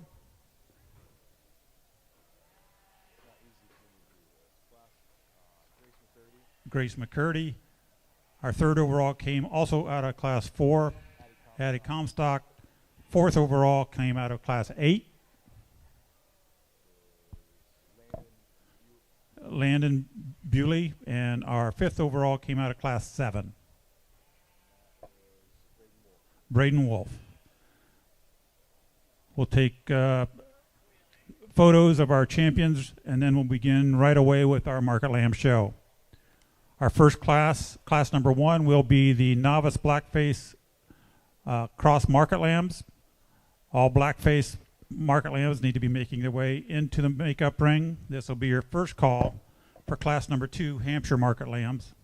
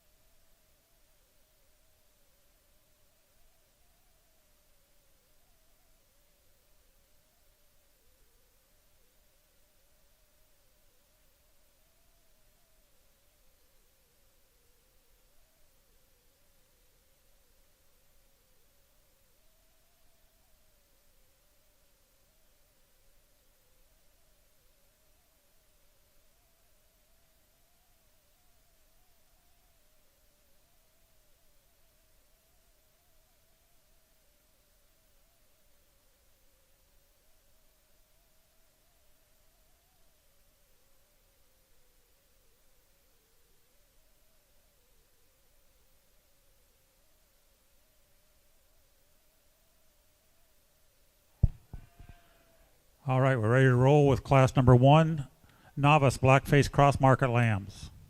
These are lambs weighing 65 to 93 pounds.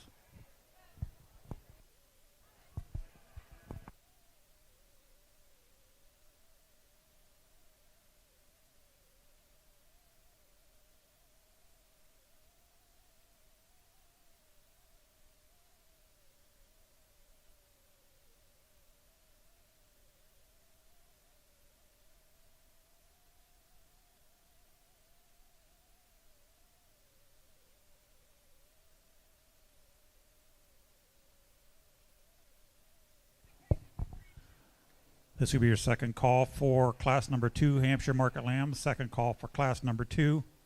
First call for class number 3.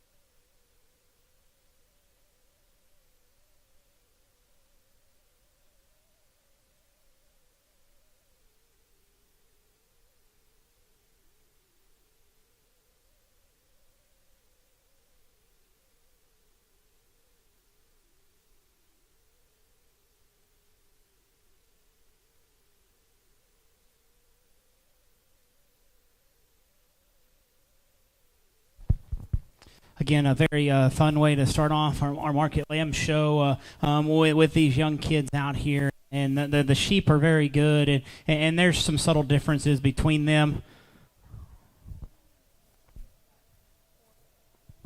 There's some subtle differences between what we find in terms of our top 1 through 5, but the young man that wins the class, I like this sheep. Sure, he's a little open in his shoulder because he's a little harder in terms of his condition, but at this weight and size, guys, they're supposed to be that way. I think that one's loin edges are exceptional. He's extremely good the where he ties together in his hip loin, and ultimately when you study that one in his center body, that one's look and just general width is second to none. I think that one's got a bright future wherever he ends up, certainly down the road or even at this particular weight. I like that sheep to go ahead and win. Take nothing away from the blue sheep. This one is stout and rugged and really cool looking, and I can dig those things about it from just a stoutness standpoint. His forearm, his foot size, things are excellent in that regard, but when you study him up front, he's already showing just a little more shoulder than what I'd like to see in one, and with that, he's just a little shorter about his neck. If we can reconstruct that and make that just more athletic and refine him in the base of his shoulder, I think that one makes the case to win because he is so much more opened up and stouter made through his center body and just robust in that regard. I just wished he was more correct up front in his skeleton there. Sheep in 3 is one that of the top 3, this one's interesting as well, and I like lots and lots of things about him. Sure, he's the greenest overall. He's one that doesn't have quite the smoothness to his top line because of that, but ultimately when you study that one, you just study that one in terms of his center body, the base of his forerib, through his chest width. I just wished he was a little bit more mature, wished he was a little further along in terms of his advancement today, but a very good one there for the young lady that we can pick on just for being too piecey at this particular time in this stage, but one that if I was buying one and going out and trying to find one to feed, that one's certainly in the top end. That's a very neat one for the young lady there. The ULM here in 4, that one's silhouette is second to none. Long-fronted, athletic, and extremely good up front. Sure, we get a little narrower, we're a little rounder out through our hip, but ultimately a very smooth one in that regard. That's long enough fronted and athletic in terms for build, and then we round out the class with one that's got muscle and shape, and I like those things about this sheep. Just for me, that one doesn't blend correctly. We've got to get that one softer in our center body. We've got to pull that one apart just in the base of our rib cage through our forerib there as well to match just our width through our chest and match the width through our hip and hind leg there, but ultimately we just get too flat in our center body there. Very good class there. Congratulations to these kiddos. In Class 1, our novice Blackface cross market lambs. First place went to Hayes Bollinger, second to Finn Butler, third was Graceland Witt, fourth Austin Sulzener, and fifth Claire Nichols. We're now showing class number 2, Hampshire market lambs weighing 67 to 89 pounds. Class number 3, Hampshire market lambs should be in the makeup ring. This will be your first call for class number 4.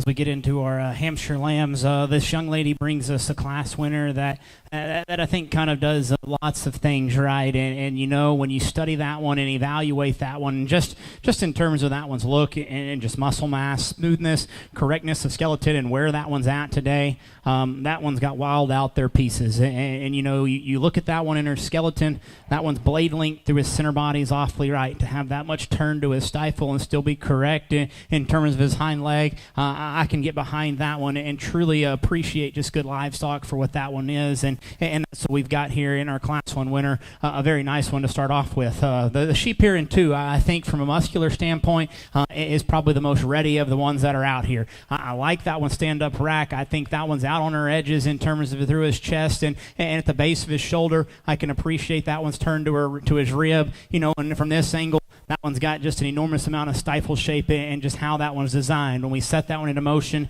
because he's got so much up high at this particular weight, he wants to throw his hind leg just ever so slightly. I think whenever he softens up and goes ahead and matures and smooths up, I think we can correct that, and that sheep gets awfully good for the young lady. Today, though, as you study him, he's just not quite secure enough there in that regard to move up any higher. Young lady's ewe lamb here in 3rd is one that at this standstill I can appreciate. You know, sure, that one's next, a little further forward, a little more open in her shoulder, a little coarser through that regard, but I think still one that balance is good enough. A swoop to her underline, her chest and how she's designed in that regard, we can appreciate. That one gets a little narrower out through her tail head, and ultimately a little higher at the point of her tail head in relation to where her shoulder is, but still a good one that rounds out our top 3. And then from them back, the young lady sheep here in 4, I think just is a longer fronted sheep, more athletic than the sheep in 5. Sure, that one's a little smaller in terms of her foot, not quite as aggressive in terms of just that one's turned to his stifle, but then we round out the class here with one that's just too flat overall, and the base of her forerib, the base of her general rib, and ultimately through our chest. We just got to make that one just a notch around her body, but still one that balances up really good off from the side, plenty shapely up high and long enough out through her hip. But still, guys, you congratulate those kids. Excellent job here to start off our Market Lamb show. In class number 2, Hampshire Market Lambs, first place went to Betsy Young Peter, second to Adeline Gillette, third place Maya Carrick, fourth place Kenzie Wooten, and fifth Peyton Prince. We're ready for class number 3, Hampshire Market Lambs, weighing 90 to 95 pounds.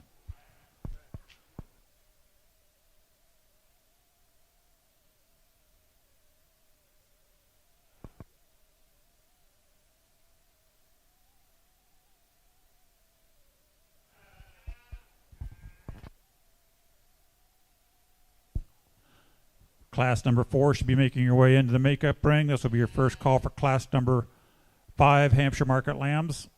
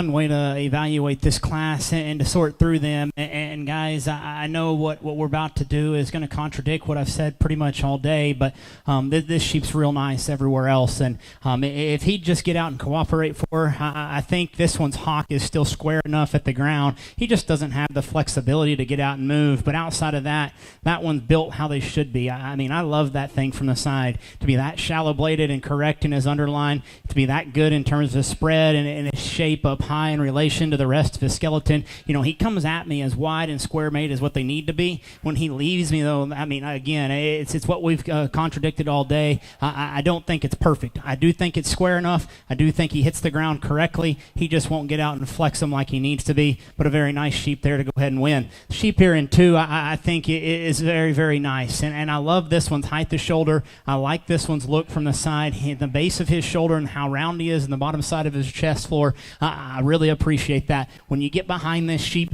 he gets a little bit more plain right here through his upper hip. He's not quite as round in his lower stifle. And ultimately, guys, he's not as smooth in his transition from his hip loin back in his upper side of his skeleton. I like that one's look from this particular angle. He is more correct and ideal out of his hind leg in terms of the length and the flexibility and just the fluidness to it. But I just wish some things up high matched the rest of his body to let that thing go ahead and win. And I think down the road, that one's going to be awfully hard to beat for the young man when he matures and goes ahead and opens up. The young man's sheep here in 3 is one that is a stout rascal that's big-footed, giant in terms of his forearm, and opened up through his center body. I will tell you guys, he's a little bit straight off of both ends, and because of that, he's not quite as unique in terms of his length and extension in his front skeleton. I appreciate that one's upper hip, the roundness to his stifle, and how he's designed in that regard. For me, though, guys, I just think he's too straight. I think he's a little bit off in terms of where he's at in his shoulder angles, but one that's opened up and round, big-footed, big-boned thing that I think has a bright future is when he grows and gets bigger in terms of his outline. Young lady sheep here in 4. That one resembles our class winner and the one there in 2 from look from the side. For me, though, that one gets more piecey today. He's a little more, less to script in terms of his rack shape. Gets a little longer body because of that. He's a little more closed up at the ground. He don't have quite the skeleton width in terms of his base width. Gets a little flatter in the forerib area, and ultimately from this angle, just a little plainer in his overall look, but a very nice sheep there that rounds out our top 4. And then we get here to the one there in 5 that I think when all things come together and this one matures, his belly wants to drop and he wants to explode there in his center body. That one gets awfully competitive. His look from the side is undeniable. I like that one's design. He just got to be, for me, further along, got to open him up in his center rib and let that one's flank go ahead and drop and mature to balance him up just ever so slightly. But guys, top to bottom, front to rear, extremely good class. Congratulate these kids. Placings in class number 3, first place was Adeline Bryant, second place Elliot Walters, third place Hunter Salzner, fourth place Carly Mag, and fifth to Logan McGuire. Our next class in the ring is class number 4, Hampshire Market Lambs, weighing 96 to 104. Class number 5, Hampshire Market Lambs, need to be making your way to the makeup ring. This will be your first call for class number 6, Shropshire Market Lambs.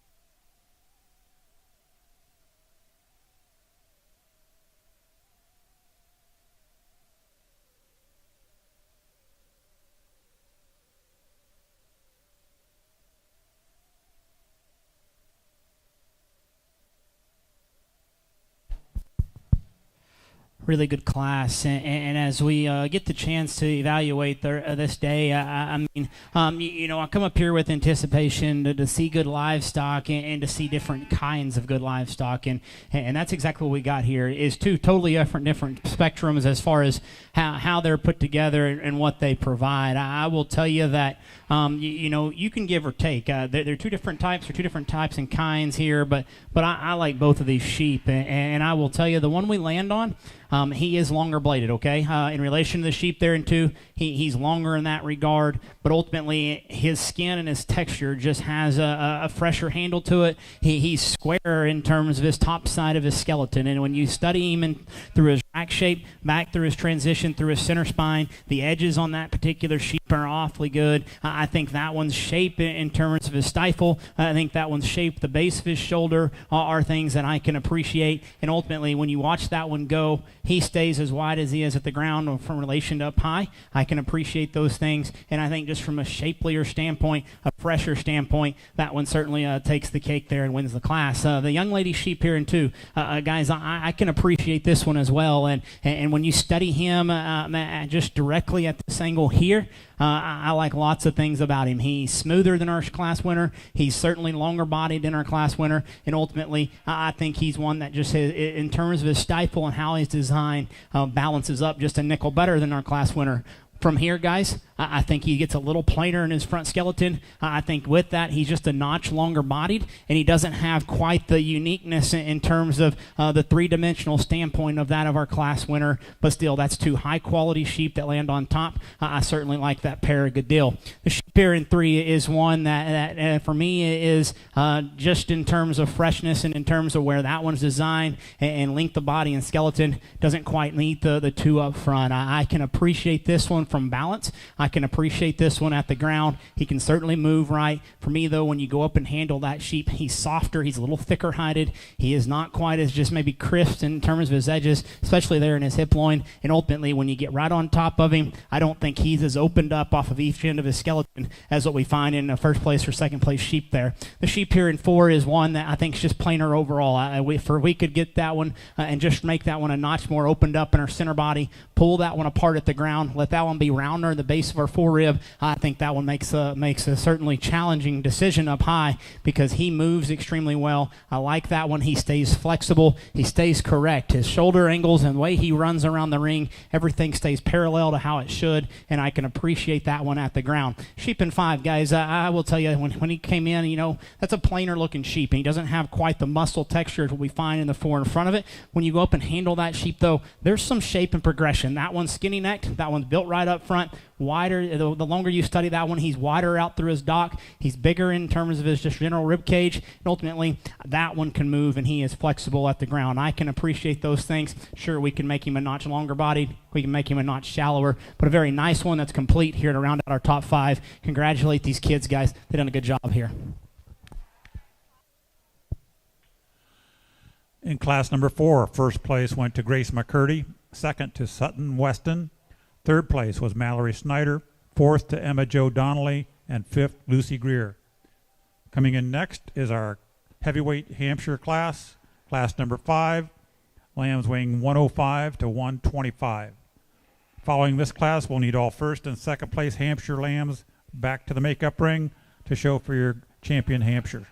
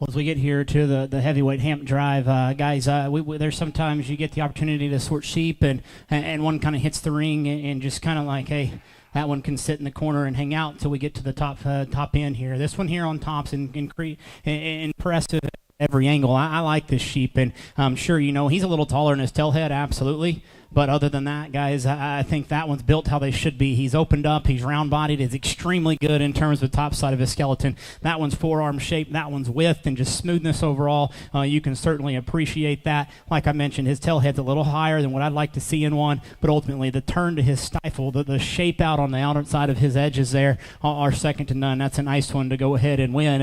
And from there back, I think there's some decisions to be made. And what we land on here is the sheep in 2 that I think just has more extension. I think he's got more in terms of his look from the side and eye appeal in relation to the sheep there in 3. He's not as fresh handling with that. He's a little flatter at the base of his forerib and just how he's made from his shoulder into his rib cage, but ultimately one that I think from the profiling standpoint runs the right direction, travels extremely good. He stays opened at the ground as well. For me, though, he just wants to close up the base of his shoulder back as he blends back through his rib there. The sheep here in 3, as we mentioned, harder handling, fresher handling the sheep in 2. For me, though, if you look at the bottom side of his skeleton through his shoulder, he gets a little flatter. He wants to clump together. It's a little narrower made just right in that regard there. But from this angle back, he's round-bodied. He's correct in his forerib. He's big out through his hip. And ultimately, guys, he's got the shape down through his top line. He's correct through his stifle that a guy can certainly appreciate. We just got to change him up front to move up any higher. The sheep here in 4 is one for me that is certainly longer-bodied and more expressive than that of the sheep there in 2.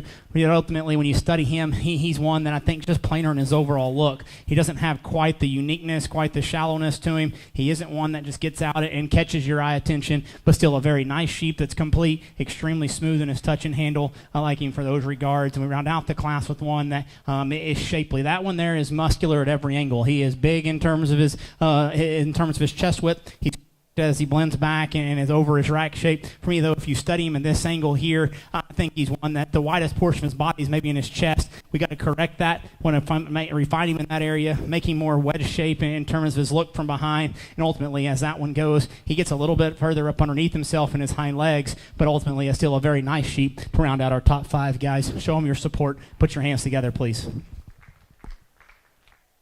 Placings in Class 5. First place went to Hayden Bryant. Second to Landon Bewley. Third place to Tori Morin. Fourth place, Victoria Kovacs. And fifth to Emma Jo Donnelly. We're now ready to show for our champion Hampshire Market Lamb. We've got class number 2. Our first place individual was shown by Betsy Youngpeter. Second place was Adeline Gillette. Class number 3, first place was Adeline Bryant. Second place, Elliot Walters. Class number 4, first place went to Grace McCurdy. Second place, Sutton Weston. And in class number 5, first place, Hayden Bryant. Second place, Landon Bewley.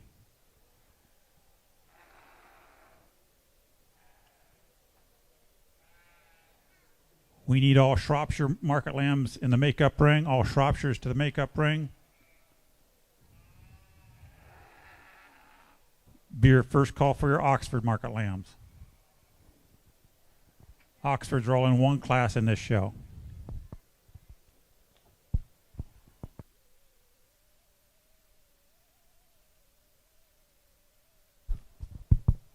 We get our champion Hamp Drive lineup back out here. I think that, from what we've talked earlier and how we discussed them, we're not going to discuss them any further. I think as far as where my decision's made and how we're going to line them up's already been made. And yet when you analyze them, it just goes ahead and assures that to what I was thinking, guys. Again, congratulations, you Hamp Drive kids out here. Excellent job. Young lady out of Class 4 is your champion. Young lady out of Class 3 is reserve.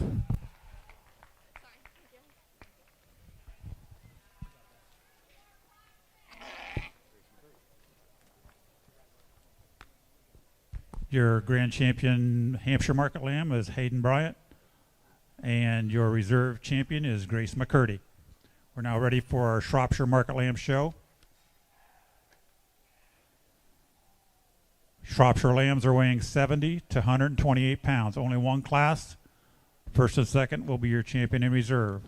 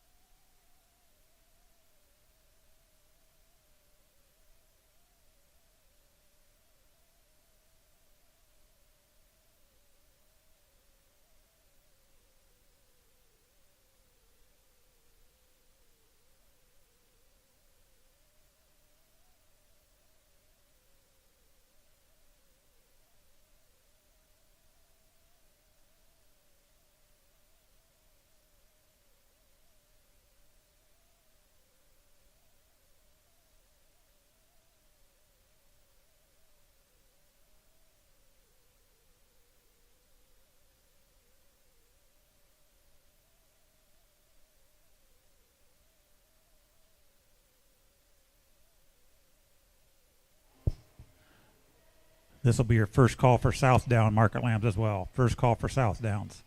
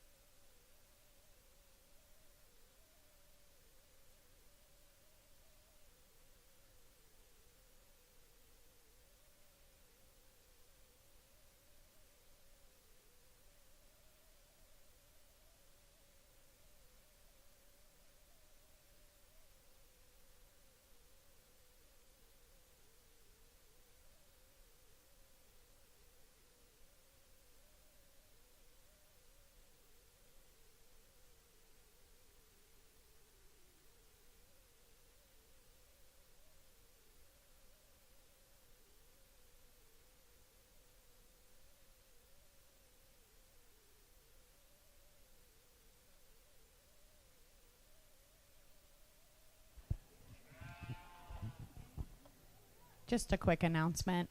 If you purchased a show day shirt with your entries, they are ready to be picked up if you haven't already.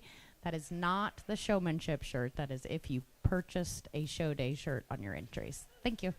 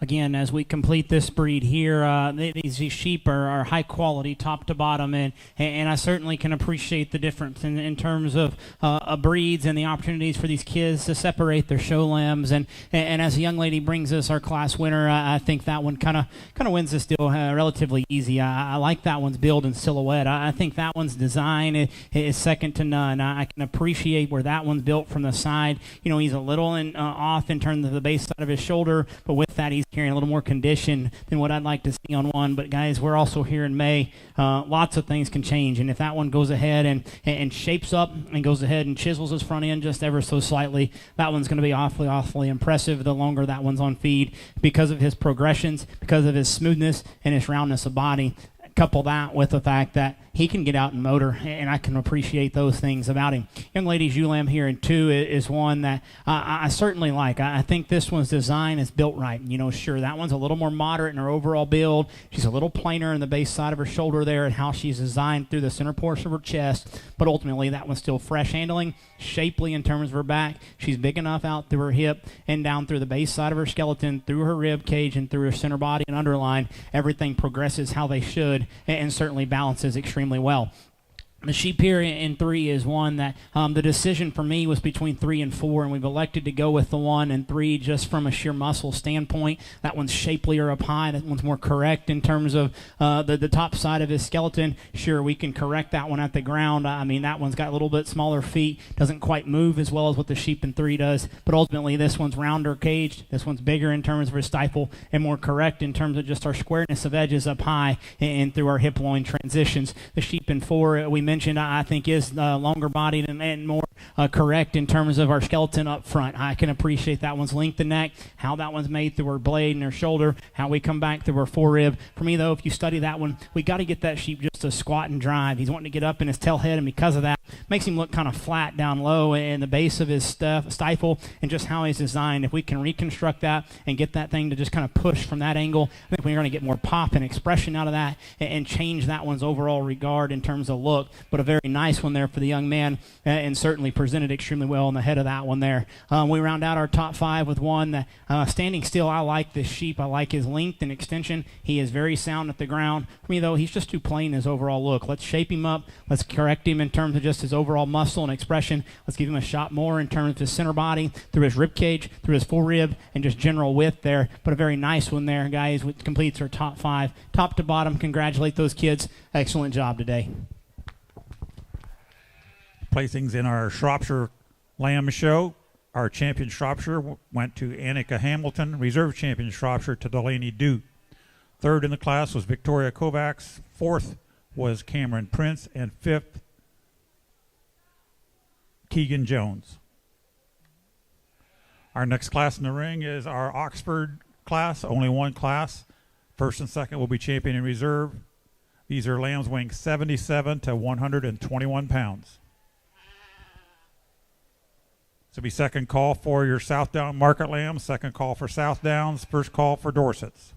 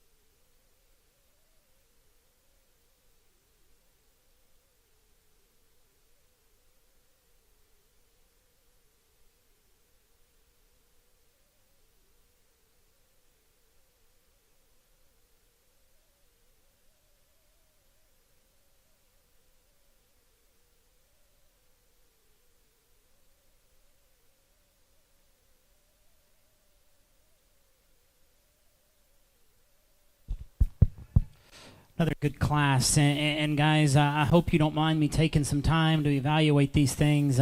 We're studying them and just trying to, nitpick these things. Top to bottom, these things are awfully impressive, and it's fun to get to evaluate so many good ones at once. And we're going to have some trade-offs, and that's what we've got here. I will tell you that the sheep that wins is one that I think in terms of roundness of body and the amount of muscle that one has at this particular stage just kind of excels the class. I can appreciate that one's turn to his stifle. He is a little longer bodied than the sheep in 2 and 3, but ultimately, guys, when you study that one at the ground and you look at him through his chest width, when we turn him loose, his shape and the way that his neck comes out of his shoulder, everything stays parallel how it should. He's proportional in terms of his weight distribution, and ultimately, when you get up to the top side of him and you handle him, I certainly appreciate the crispness to his edges. I like the that one possesses, and ultimately, guys, he looks like a man in relation to just general width and to what we've got here in the sheep in 2. The sheep in 2 is longer fronted, bigger in his outline, longer in terms of his length and extension, but ultimately, guys, he's still a bit immature in relation to that of our class winner. I like that one stopped and set up at this particular angle. I like that one in motion as we watch him go. Things stay right. His shoulder angles, his feet, they work correctly. For me, though, when you get behind that sheep, we got to give that one a shot more punch to rival that of our class winner. Sure, we're in May, and I think as this one matures, he's going to come and it's going to get there, but ultimately, guys, that's where we sorted them today. 2 very good ones on top. The young man's sheep here in 3 is one that I like at this angle as well. He runs the right direction. He is shallow. He is long neck. He's neat looking in terms of his appearance from a profile and standpoint. He's just too plain in terms from behind. When you get on top of him and in relation to the 2 in front, gets a little plainer out through the head, gets a little flatter there in terms where he's at in his forerib areas, but ultimately, I think as that one matures and goes ahead and just continues to man up and do the right things, he's so good at the ground, he's going to be competitive there for the young man.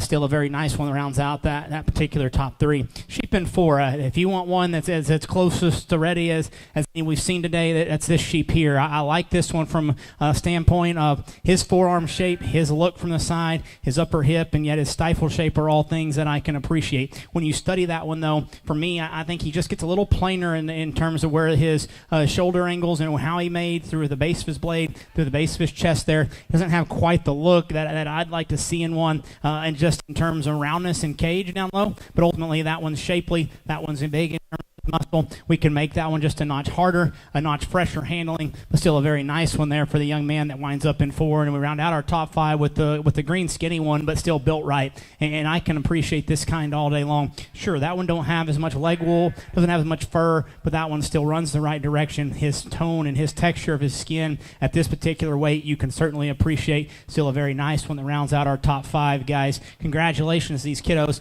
Show them your support and give them a round of applause, please. In our Oxford class, our champion Oxford was shown by Julian Ball, the reserve champion Oxford by Brindley Bollinger. Our 3rd place in that class was Elliot Walters. 4th was Cole Kruger, and 5th was Lola McCarroll. Coming into the ring now is our Southdown class. Southdown's weighing 75 to 101. Dorset class should be on deck in the makeup ring. This will be your first call for the Dorper class. Also, the AOBs. There's a small number in both classes. Bring Dorpers and AOBs to the makeup ring.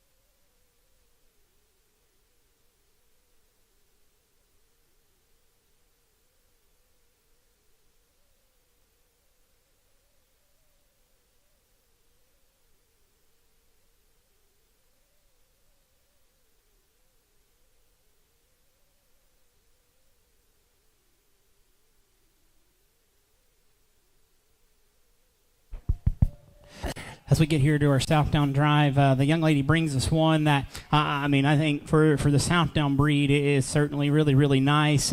And take all things into consideration, that one's still built like they should. And, I know that one's got some size and some extension for where we're at in this breed, but still, that one balances exceptionally well. That one's upper hip, long enough in that regard, but still the correct turn to his stifle.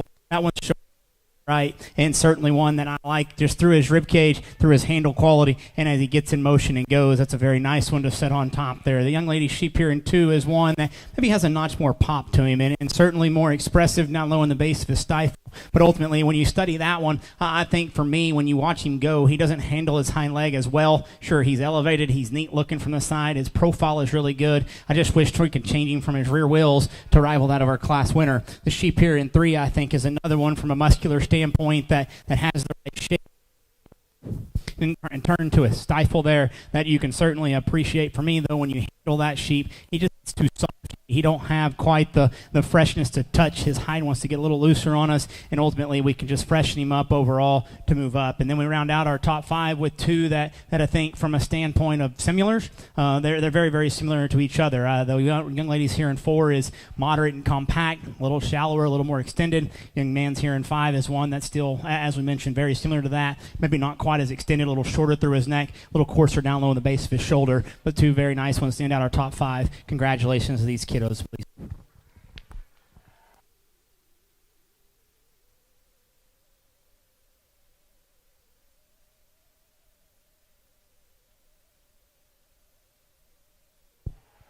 In our Southdown class, our champion Southdown was shown by Mallory Snyder, reserve champion by Reese Cook. 3rd was Paige Bremke, 4th was McKinley Artrip, and 5th was Paisley Reynolds. Next class in the ring is our Dorset. Dorset's weighing 71 to 113 pounds. All Dorpers and AOBs should be in the makeup ring. This will be your first call for novice Whiteface cross market lambs.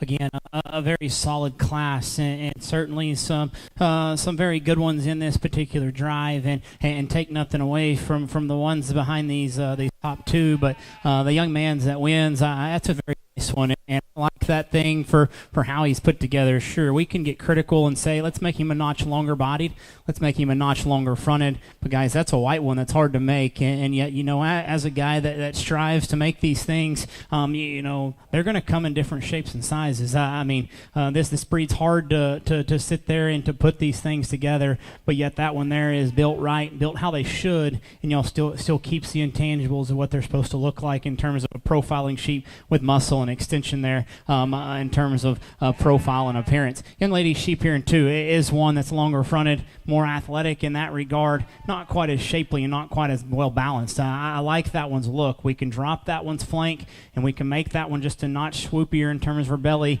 but still I think she's long enough up front and she's extended right.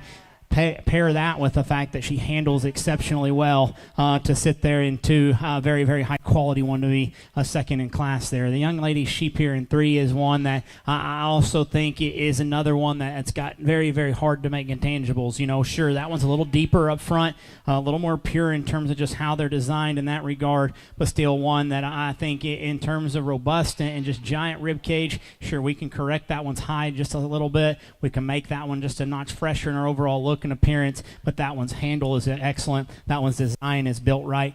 We just got to make that one a notch shallower in the end. Young lady sheep here in 4 is shallower, it is longer and more extended, rougher top line, and because of that, I want to throw off the appearance. Ultimately, when you study that one at the ground, I think there's some issues in terms of foot size, but also one that just wants to get out and just throw some hind legs and not maybe hit the ground as square as what we'd like to see them, but one that balances right from a profile. We round out the class with one that's extremely smooth in his look, a little deeper in terms of his overall appearance, but ultimately you study that one in his rear pasterns, in his front pasterns, they're both too soft, and because of that, he doesn't have quite the height, the shoulder, and extension that you'd like to see in one, but a very good one from just a smoothness standpoint. Congratulations to you kiddos.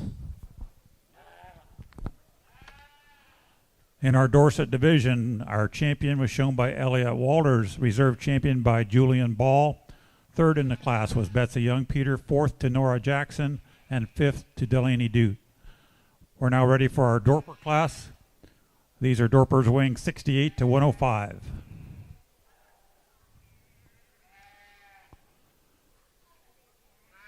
AOBs are on deck. We need to have the Novice Whiteface Cross Market Lambs making it their way to the makeup ring. Class number 12, Novice Whiteface.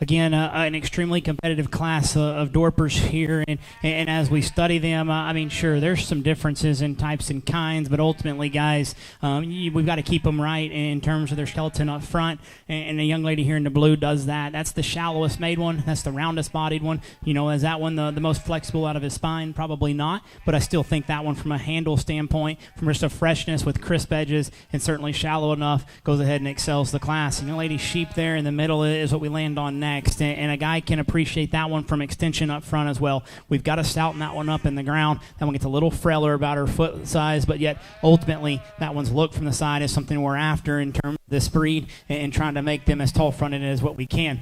Young man's sheep here in 3. That one there is stout and you know, the most complete one in terms of look from the side and how that one's designed. But ultimately, when you study that one's got lots of condition for me. Gets a little softer in her handle, a little deeper about her chest, and ultimately doesn't quite have the same look from a profile standpoint, but one that's stout and wide. Extremely good production female there. Congratulations to all 3 of them kids. Our champion Dorper was shown by Sadie Prince, reserve champion by Katie Curry, and third in the class was Connor Lohr. We're now ready for our AOB class. These are lambs weighing 93 to 110.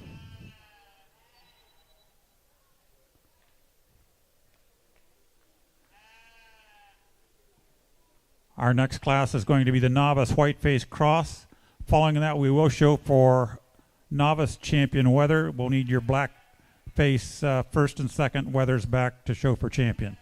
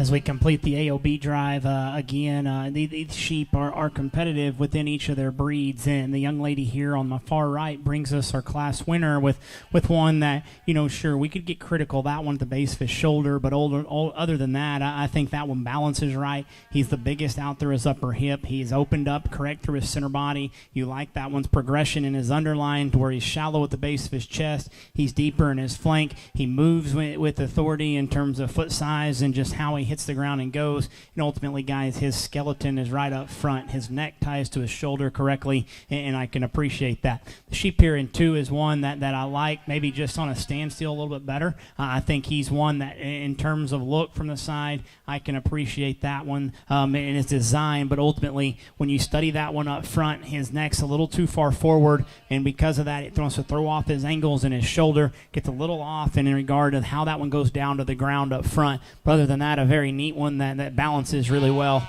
from a profile. We'll round out the class with this white one here that still balances right. You know, long fronted, extended, athletic in his look from the side. We got to make that one smoother in our top line. We got to correct that one in our hip loin. But ultimately, let's make that one just a notch stouter at the ground and through his forearm down to his foot size. Very good class. Congratulate him, please.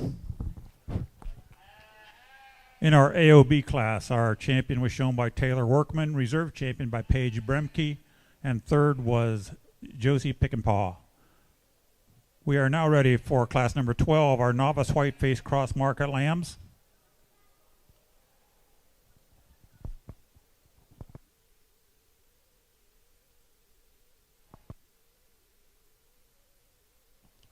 Lambs ranging from 73 pounds to 97.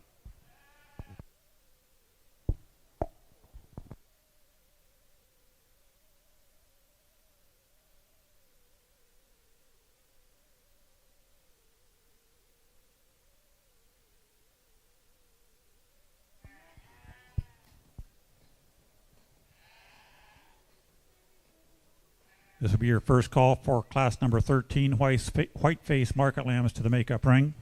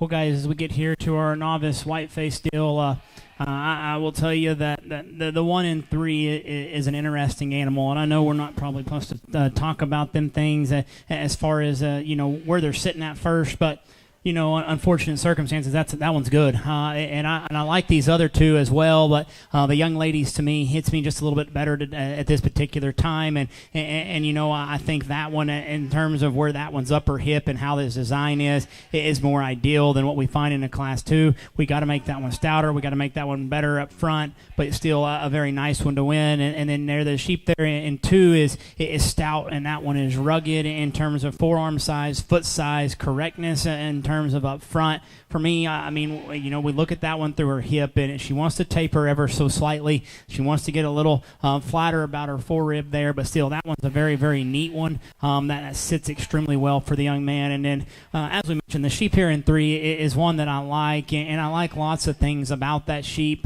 for me. And I don't know, you question if that one there, in terms of length of hip, is maybe long enough, but still, that one's very, very nice. That falls into 3, and then we round out the class with one that is neat looking from the side. That one we got to open up. We got to give that one a shot more over the top side of his skeleton, but a very good profiling sheep for the young man. Congratulate those guys, please.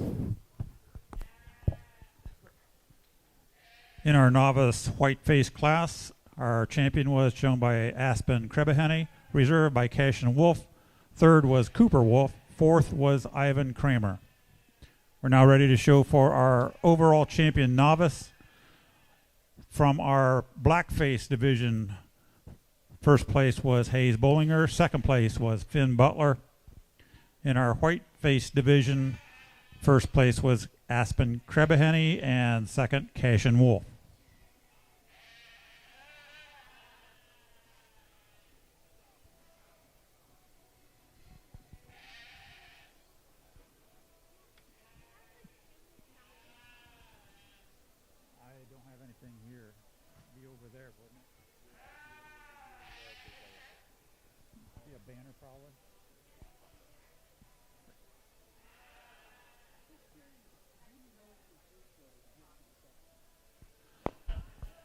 As we get here to our champion novice drive, again, we bring the 2 blacks and show them against the 2 whites here, and extremely competitive group of kids and extremely competitive group of sheep as well. Guys, put your hands together. Congratulate these 2 out of your Blackface division. They'll be champion reserve.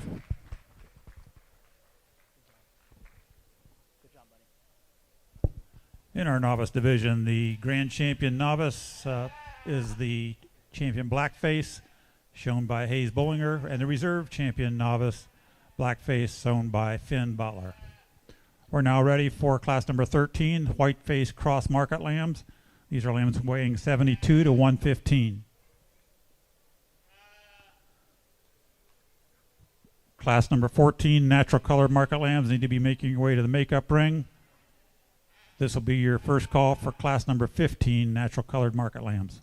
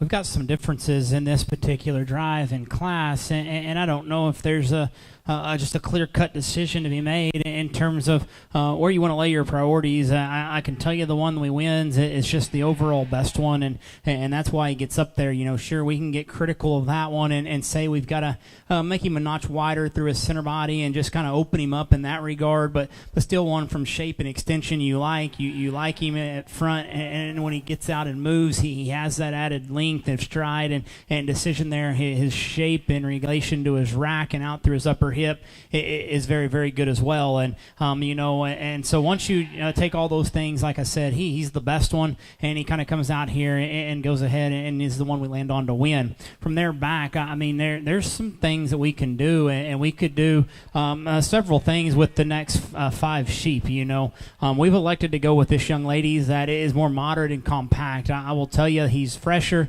than the ones behind him. He's bigger in his upper hip. He's leveler out through his upper hip, and yet he's still the most correct at the ground. And when you take foot size and you take balance, and then ultimately you study him in that regard, you certainly like him. We've got to make that one a notch longer in his overall body length. We've got to make that one a notch longer in his neck and let that one spine maybe relax just ever so slightly, but still that one there has quality to it. He's stout at the ground and just kind of fits there, and for me, in the 2-hole. Young man's sheep here in 3 is one that this is the show ring look from the side, and guys, we can get behind that one. We can take a picture all day long because that one's going to balance upright. He's going to look really good in every angle that you study him. When you get behind him, though, and you stand and truly analyze that one, he's the narrowest made one front to rear. He wants to close up at the ground. He wants to get flatter about his rib cage. He gets a little more off in terms of his center body, and ultimately, when you get behind that one and look at his upper hip, he's tapers just ever so slightly. He's rounder in that regard from his hooks to pins,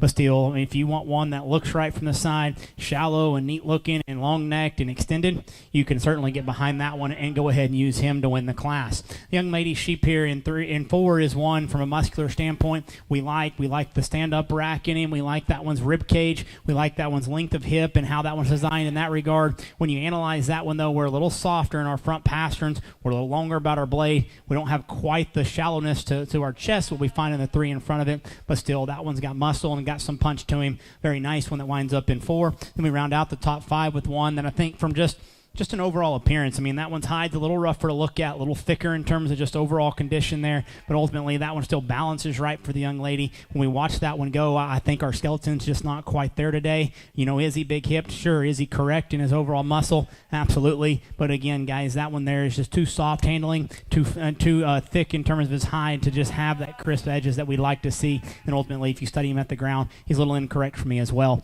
Overall, guys, high quality class, excellent showman. Congratulate him, please.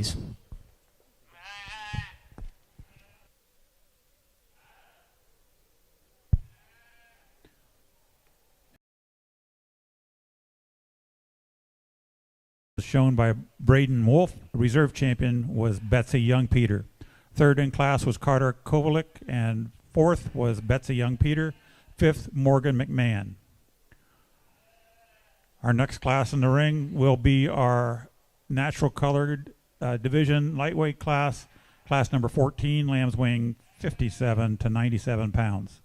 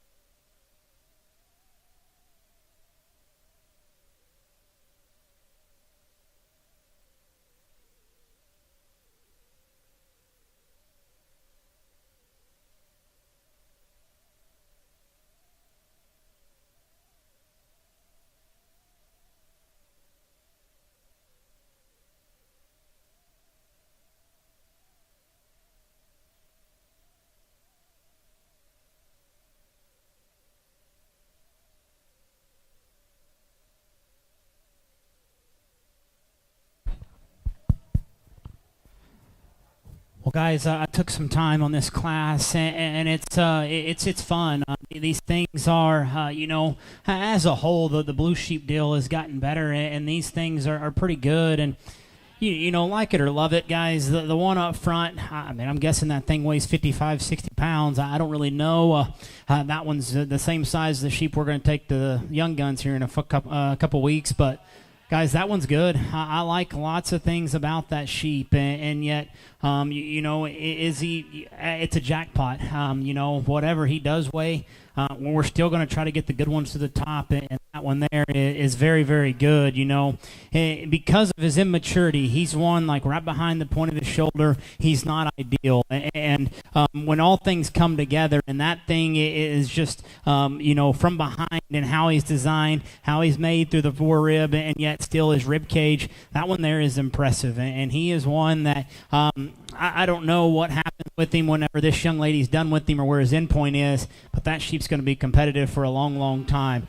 A very nice one on top. From there on, the challenge are these sheep behind this one, that much better than him, considering he's the best one just top to bottom? And these way more, are they that much better to go ahead and use them? And the answer to that question is no. The young lady's sheep here in 2 is nice, and I like that one from a smoothness standpoint. I like that one's design and how that one's made. That one excels the sheep in 3 right there in our hip loin transition. Not as shallow, not as good at the base of his shoulder. His neck's a little further forward, but guys, when you get on top of that one and analyze that one is a stout rascal and big in his forearm. He is correct in his skeleton there. He's one that's his length of hip is very, very good. He's correct down through his stifle, but ultimately, guys, his front end in terms of where his lower shoulder blends into his base of his forerib, how his neck attaches to his skeleton there, for me, are not deemed ideal, and that's why I don't question that little one is the best one, and yet this one's got those holes. We can go ahead and use that little one regardless of weight to win the class. Young man sheep here in 3, I really like this one on the profile, and I think that one excels in terms of extension up front. He's very, very good in the base of his shoulder and where his blade tie in there. For me, he's a little plainer in his overall look and muscle. When you get behind him and analyze him at this angle, he's still immature in terms of the base of his stifle, and yet in relation to where the other 2 in front of him were, I don't think he reads with as much just general foot size, as much forearm shape, and overall as stout as those 2 are, but a nice one that's complete in his overall build to wind up here in 3. Young lady sheep in 4 is one that I think is, for me, he's shorter hip. He's not as creasy in terms of his top side shape. He wants to get a little plainer in his overall handle, and because of that, I don't think he has the same look as what we find in the 3 in front of him, but ultimately, I like that one at the ground. I think that one can move. I think that one can get around the ring extremely well. He's opened up with the correct width. For me, though, I think he's just a little rounder off of both ends of his skeleton because he's a little shorter hip, and that wants to throw off his balance just ever so slightly, but a very nice one to wind up in 4. Sheep in 5, I thought when this one come in and this one moves around the ring, a lot of people can dig this one and certainly can get excited about the way that he's designed. His upper hip shape is right. He's big and flat. He's square in that regard. He's one that's correct in his roundness of body. He's opened up with the correct amount of width. Guys, when you go and handle him, he's just got to have more shape. He's a little softer to the touch. He is not as expressive as what we would like to see, and ultimately, that one's just too plain in his overall look to move up any higher, but a very good one that is sound and athletic for the young man. Congratulate those kiddos. Excellent class of naturals. Placings in class number 14. First went to Betsy Young Peter. Second place to Jamie Maxon. Third to Carter Kovalik. Fourth to Delaney Dute. And fifth to Keegan Jones. Our next class in the ring is class number 15, our heavyweight natural colors. These are lambs weighing 98 to 121. Class number 16, Blackface Cross, should be making their way to the makeup ring. This will be your first call for class number 17.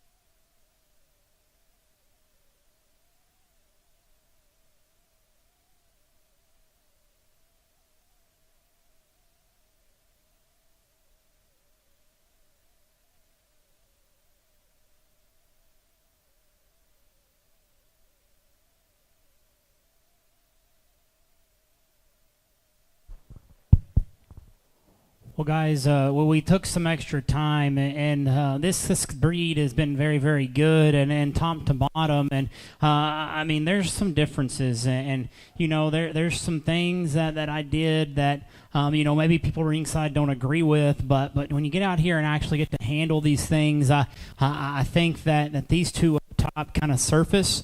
And then you've got the outlier here and the young man in the middle in 3, and then you've got the two that are very similar with the same problems there in 4 and 5. And so as we analyze each and every one of them, I think you can make a case for several of them to jump up and win the class, but then also with that, it's going to arrange everything to a whole different order.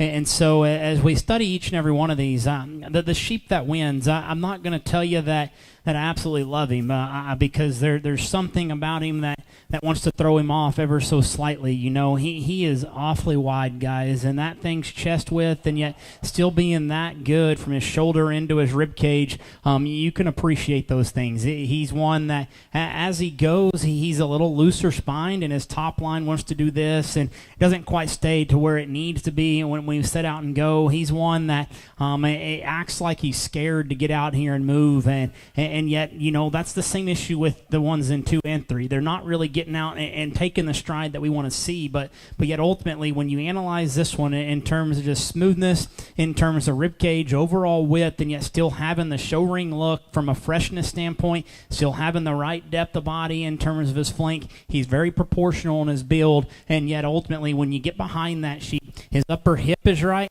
and he's certainly square out of his dock set. For me, I think my problem with that sheep is he's one that's a little thicker hided, and so when you handle that sheep, he doesn't handle with the same expression as the next 5 or 6 in the class. He's just a little softer touching, a little plainer in his overall handle quality, but still, guys, that one's opened up. He's robust, he's wide caged, he's very unique in terms of just his general width and still being able to move how they should. A nice one to start off with.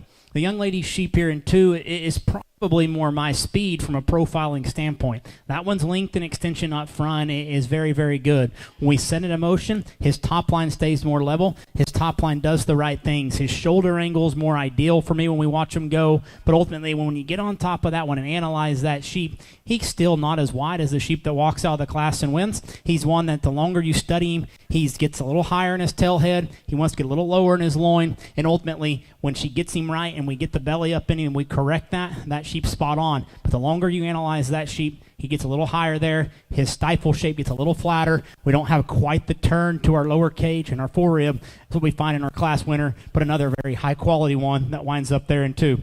As we mentioned, guys, the sheep in 3 is the outlier, and he's one that he's a nickel too deep for me, front to rear, okay? He's longer bladed. He's not as shallow as what we find in the 2 sheep behind him, 3, 4, 5 sheep behind him. He's not as shallow as the 2 sheep in front of him, but where that sheep is good, he is really, really good, and when you handle that sheep, that one's got the biggest loin edge. He is more ideal in terms of freshness there in his hip-loin junction. You get on top of that one, the squareness to his edges, the correctness and right through his transitions in this particular angle are awfully, awfully impressive and quite frankly are hard to make in a sheep. And when you find ones like that, you just try to appreciate for what they are. But unfortunately, that sheep is still too deep. He's too long-bladed to move up any higher, but a very neat one there to wind up in 3 that I think has some interesting pieces to him. Sheep in 4, guys, is one that maybe today just isn't quite there. I mean, he is long outlined. He is freaky looking from the side. But unfortunately, guys, he's the narrowest made one, okay? When you watch him walk away from you, when you watch him walk right at you, he just closes up too much at the ground. And when you get on top of him, you know, sure, we're not real worried about things in terms of fatness and where we're at right now. It's May. We've got a long time, but that one's got to be fatter to get his loin more correct, to open him up in his forerib. And ultimately, guys, that sheep's got to be just a notch wider to compete with what we just saw in front of us, but a very neat outline sheep that's sound and flexible, has the right ability to move. For me, though, I just think that one's too closed up to move up any higher than where we're at. Sheep in 5 is the one that I'm going to say this is the problem sheep, okay? He's one that he's more moderate in his general size and his build than what we find in the 4 in front of him, but ultimately I think that sheep is awfully piecey as well. His upper hip shape in terms of where his pin bones sit, they are so far out there on the edges and yet he just gets a little bit flatter in his forerib for me, but still one that transitions extremely well front to rear. His rack shape stands up in him. His body shape is awfully good. We've got to make him a little square right there through his loin. We've got to fatten him up and let him get fatter on the inside to smooth his top line up, but still I think one that with all things progressing, as he matures and now as he goes, I think that sheep there becomes extremely good for the young lady and quite possibly the best one in the whole class when it's all said and done. Very interesting sheep, just gets unfortunate today because we're harder bodied at the base for forerib and as we transition through our hip loin. Very good class, guys. That's how we see them. Congratulate them if you would. In class number 15, first place went to Adeline Bryant, second place to Grace McCurdy, third to Garrett Wallen, fourth went to Marissa Snyder, and fifth to Mallory Snyder. We're now showing for our champion natural colored market lamb. From class number 14, our first place lamb Betsy Young Peter, and second place Jamie Maxon. And in our just finished class 15, first place Adeline Bryant, and second place Grace McCurdy.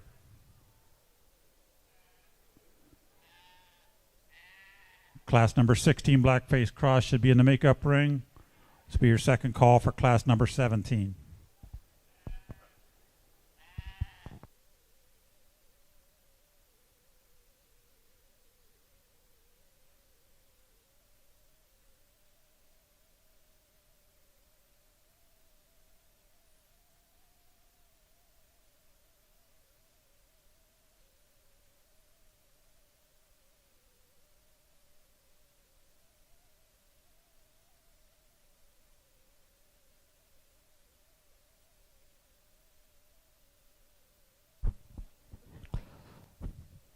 As we get out here and analyze each one of these sheep in this particular drive, we just got through talking them and discussing them, and as you guys sit back and study them ringside, I think this breed was one of the toughest breeds we saw all day, and I think the parts and pieces in these sheep are elite and next level. And as we study them, sure, we talked about the sheep up front.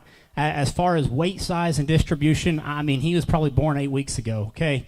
Throw that out the window. The sheep is awfully good. That one has wild parts and pieces. That sheep is uniquely made. He's right in terms of his creases. His body shape is awesome. And yet ultimately, when you watch that one go, that sheep just carries himself like a show sheep should. Very, very neat sheep there. And then we just got through talking the heavyweight sheep. And as I mentioned, guys, I don't know if we just truly love this sheep, but ultimately that sheep has just got some wild pieces in terms of width, in terms of depth of body, in terms of just rib shape and just general punch. We mentioned that sheep's a little bit thicker hided, so he doesn't handle with as much shape and expression as what we'd like to see, but still a very neat one there, guys. For me, I mean, I may get cussed and stuff down the road, but the sheep that's the best one, and he's hard to make at this particular weight and size, and laid out of Class 1 is your champion. We're going to follow with on Class 2 for reserve.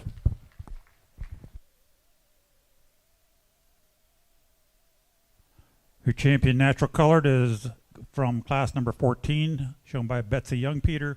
Your reserve champion is class number 15, shown by Adeline Bryant. We're now ready for class 16, Blackface Cross Market Lambs. These lambs are weighing 61 to 82 pounds.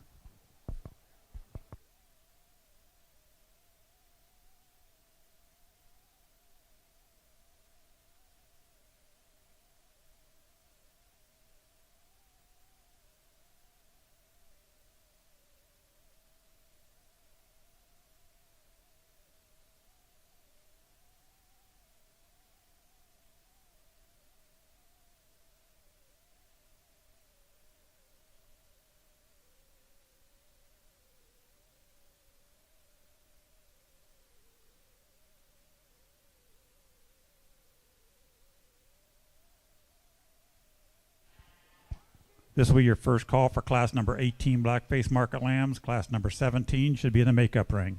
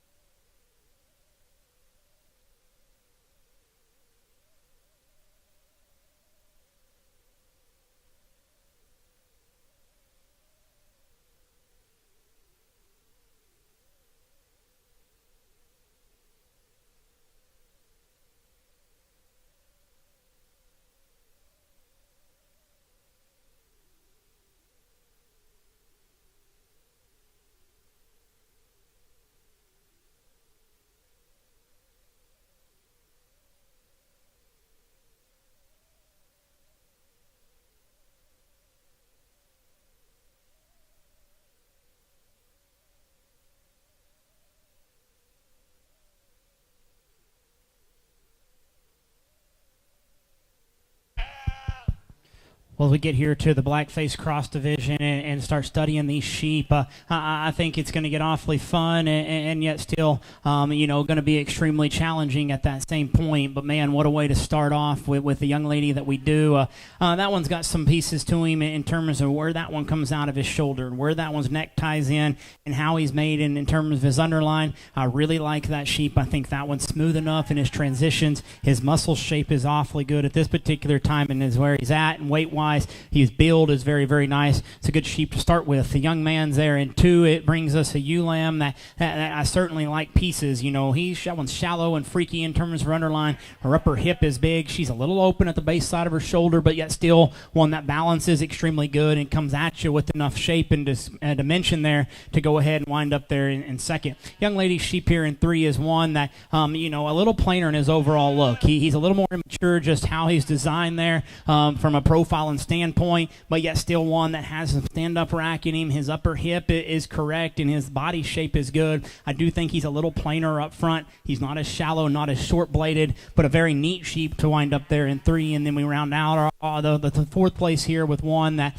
I wish this one here, just for me, I think if we got to analyze that sheep up front just a little bit better, it would erase the questions we have. I think that one, with how he wants to stand and just where he's at, his neck just wants to get a little further forward, but outside of that, he is impressive in his handle quality. He's opened up in terms of his shape and dimension. I like that one from a muscle standpoint. I just think he's one that's off in his neck set. We round out the class with one that's bubbly. This one's got big muscles. This one's got shape. This one's got big rack and in terms of how he's designed. It's a little frailer at the base of his forearm. He's a little frailer in his foot size, but ultimately, guys, he's got so much muscle. We've got to soften him up just ever so slightly and let his hind legs get back underneath him there. But a very neat sheep that's got plenty of width and muscle from an expression standpoint. We just want to correct him from when he gets out and goes. Very complete class, guys. Congratulate these individuals.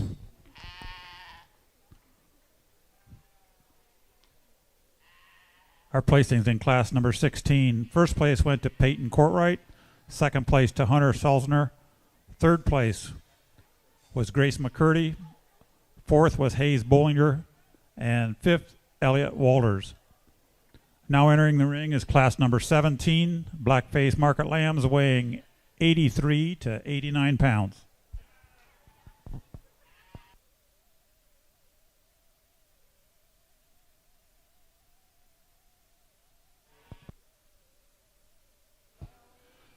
Class number 18 should be heading into the makeup ring. This will be your first call for class number 19.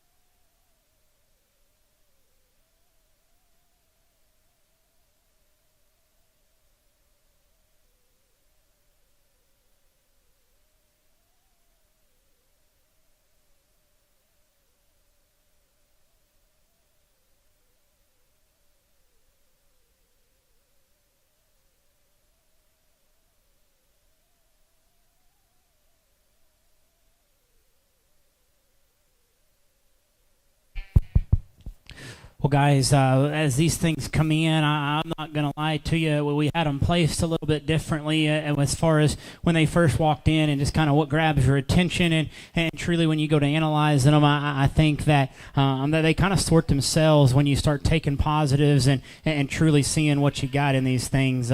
Young ladies up front, that one's an impressive animal, guys. I think if you get the chance to handle that sheep and truly analyze that one front to rear, that one's as opened up as any as we've seen today. His forearm shape into his forerib, his rack shape progresses back through his loin adequately correct. His upper hip shape is very, very good. He excels the class. The base of his blade in relation to where his underline sets, he's shallow, he's big forearmed, and we certainly like that thing just propped up. You handle him, you even fall in love more. That's a very nice one on top. Young man's sheep here in 2 is one that, that one's expressive. And when you get on that one's rack shape and study that one through his center portion of his body, you really, really like that sheep. I think that one's got as much width as we've seen today. But ultimately, guys, when you analyze that sheep in relation to how he proportions from the side, his underline is just kind of adequate. We've got to drop him in his flank. We've got to clean him up the base of his shoulder. And then ultimately, when you get behind that sheep, that one's stifle shape just a little flatter in relation to that of our class winner, but a very good one from width and just true standpoint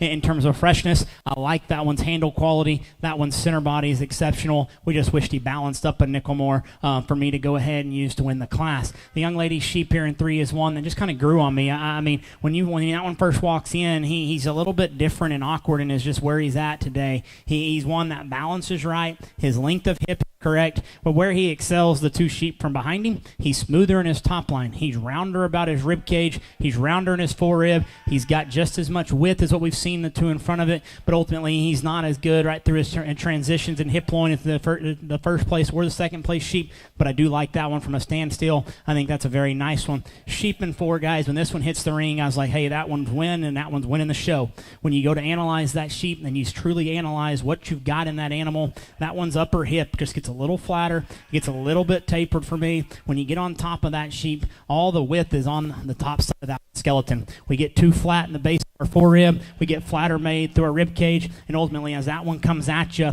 he wants to close up at the ground. That one at this angle, absolutely love him. His stifle shape is awfully good. His look from the side is undeniable. When you get on top of that sheep and analyzing, he's just simply too flat everywhere to go ahead and move up, but a very neat sheep that if he goes ahead and opens up there, that one's going to be fun for the young lady. We round out our top 5 with one of the guys. I told the young lady, this one's got big muscles, and big muscles indeed he has. He's just too hard. We've got to smooth him up. We've got to make him better at his top line. We've got to make him smoother in his transitions, and ultimately let that sheep just go ahead and soften up through his center body to drop his flank so he'll balance more, but still a very neat sheep in terms of muscle, in terms of handle quality, and athleticism. We like those things about him. Congratulations to these kids. Excellent job today.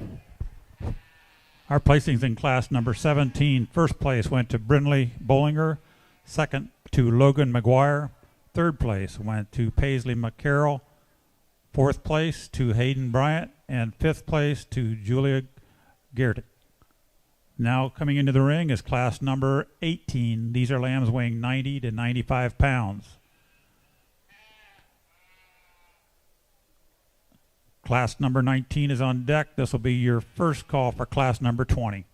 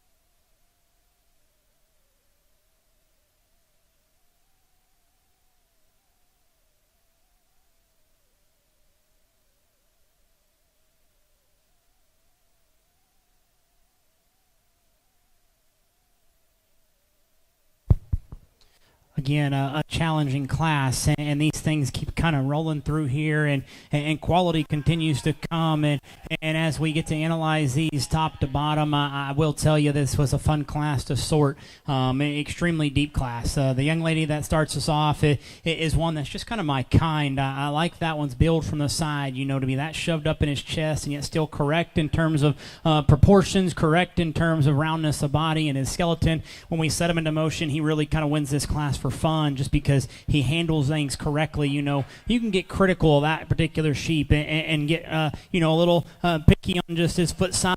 I'm not going to call him frail, but just in relation to the ones behind it, we could just give that one a shot more fur, but yet still one that I think balance is exceptional. His build from the side is awesome. His handle quality is extremely good. I like that sheep to win. And then from then back, the decision, guys, is between 2 and 3. And I think it just kind of speaks for itself at this angle. The ewe-lamb wins. When we set them into motion, they both got problems when you actually handle muscle and get through them and just truly accept, a little lower shoulder. You can make the case for the sheep in 3. But the ewe-lamb here is one we landed on. I love that one propped and set up. I think her build from the side is excellent. Her shoulder angles are awfully good. Her rack shape is big. Her progression as she gets wider back to her tail head there is awfully impressive. The turn to that one stifle is awfully good. That opened up and that creasy in terms of her look, you can certainly appreciate that one. When you study that one at the ground, there is so much width up high. Her hind legs just a little bit questionable. She doesn't throw her legs. She just wants to get a little easy about them and won't just take the stride that we want to see and just truly analyze that one. But still, that one's shallow, round-bodied, big in terms of her loin, and presented extremely well. The sheep here in 3 is one that we mentioned. This one's got more muscle. This one's got more just true expression front to rear. When you study him in the base of his shoulder, he's got a little extra shoulder, but that comes with the amount of power that he has. He's still long enough and enough for me, but one thing I'd like to change on him is let him take a freer stride. He gets a little more restricted, doesn't quite take the long stride that I'd like to see in one, but ultimately, guys, we got to refine that one through his shoulder and make that one a little more athletic up front. The sheep here in 4 is one that extremely sound animal. I like that one on the move, and I think that's why he just kind of logically keeps moving up. We got to be shapelier. We got to handle with more expression through our top side shape. We've got to handle with more expression down low through our stifle. Just a little bit plainer in our touch, a little bit plainer in our overall look, but a complete one there to fall into 4. We round out the class with one that's just a stubborn animal for the young man. If he'd get out and move, I think it'd change the scenario on this sheep. He's one that, for me, he's a little off in his neck set. He's a little straighter up front, but still he progresses correctly. His balance is awfully good. A little shorter out through his hip, but still one that's shapely and expressive. Very nice one to round out our top 5. Put your hands together for these kids. They've worked hard today.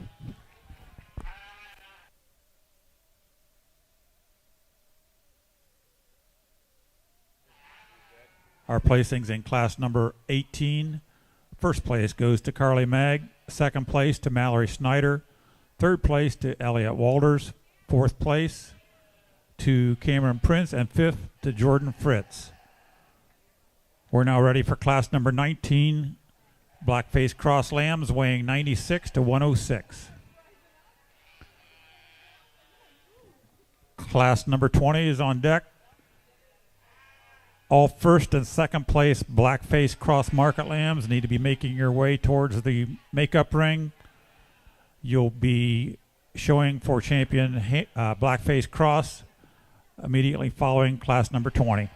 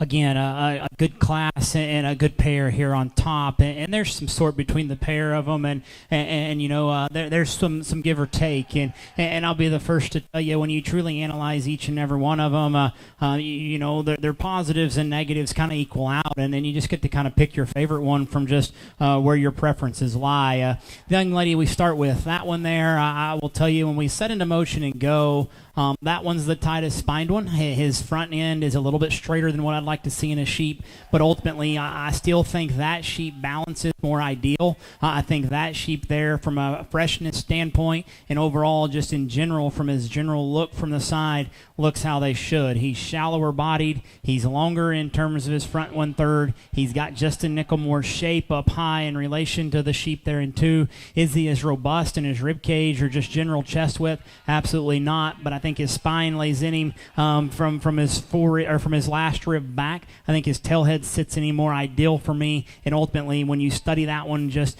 general look from a profile standpoint, I think he's smoother. I think he balances more ideal, and still with that, I think we can live with the fact that he's a little straighter out of his front end. He's a little tighter in just general spine, but a very nice one there to start off with. Young lady sheep here in 2, I have no doubt that if you want to take and say, hey, that one's bigger hipped, hey, that one's got more rib cage, hey, that one's wider through his chest, and you're going to use him to run with, cool, I'm cool with it, and I'll accept that, and we can make that case. When you study that one, though, elsewhere, I think that's where we begin to have some issues. You know, you look at that sheep in relation to just his general body front to rear. He's not as shallow made. He's deeper bodied. He's one that's longer in his blade. His flank line still fits in him correct, but yet still from just his general look, he's not as neat looking from a profiling standpoint. And ultimately, guys, when you look at him from just a profiling standpoint, he still wants to get his tail head up just too high, and it causes his loin to be just off that much more. He's square-edged. He's correct in his top line, but ultimately when you get on top of that one and analyze that sheep,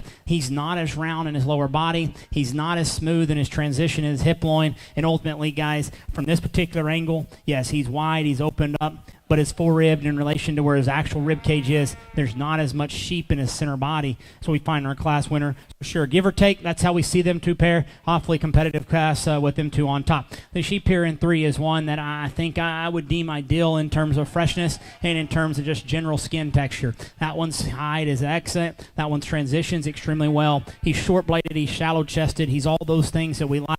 Ultimately, guys, for me, when you watch that one go, he's so big in his upper hip, his hind leg wants to get outside of himself ever so slightly, but one that balances right and just kind of falls into place there in the 3-hole. Sheep in 4 is one that, again, I can appreciate from this one just truly stoutness and forearm stoutness and just general width, and ultimately his look from the side. He's smooth, he's good to the touch, but ultimately when you handle that sheep, he's not as expressive as anything in front of him. He's the softest handling sheep, he's the thickest hided sheep, and ultimately at the base of his shoulder and the way that he transitions back, there's not as much just true sheep at the bottom side of his skeleton as what we find at the top side, but a very nice one there that falls into 4, and then we round out the sheep or the class of the top 5 with one that I love this sheep propped up. Now, I think that sheep balances better than most. His blade length is right, his underline is very good, you know, his transitions extremely well. For me, his upper tail head in relation to where his stifles sit, things have got to be a little bit different in that regard. We got to make them more correct, and ultimately when you study that one, he's just a little harder doing. He's not quite as just full today. He's not quite as just general swoopy to his belly is what we like to see, but a very complete one there that falls into 5. Excellent class, good pair on top. Congratulate these kids.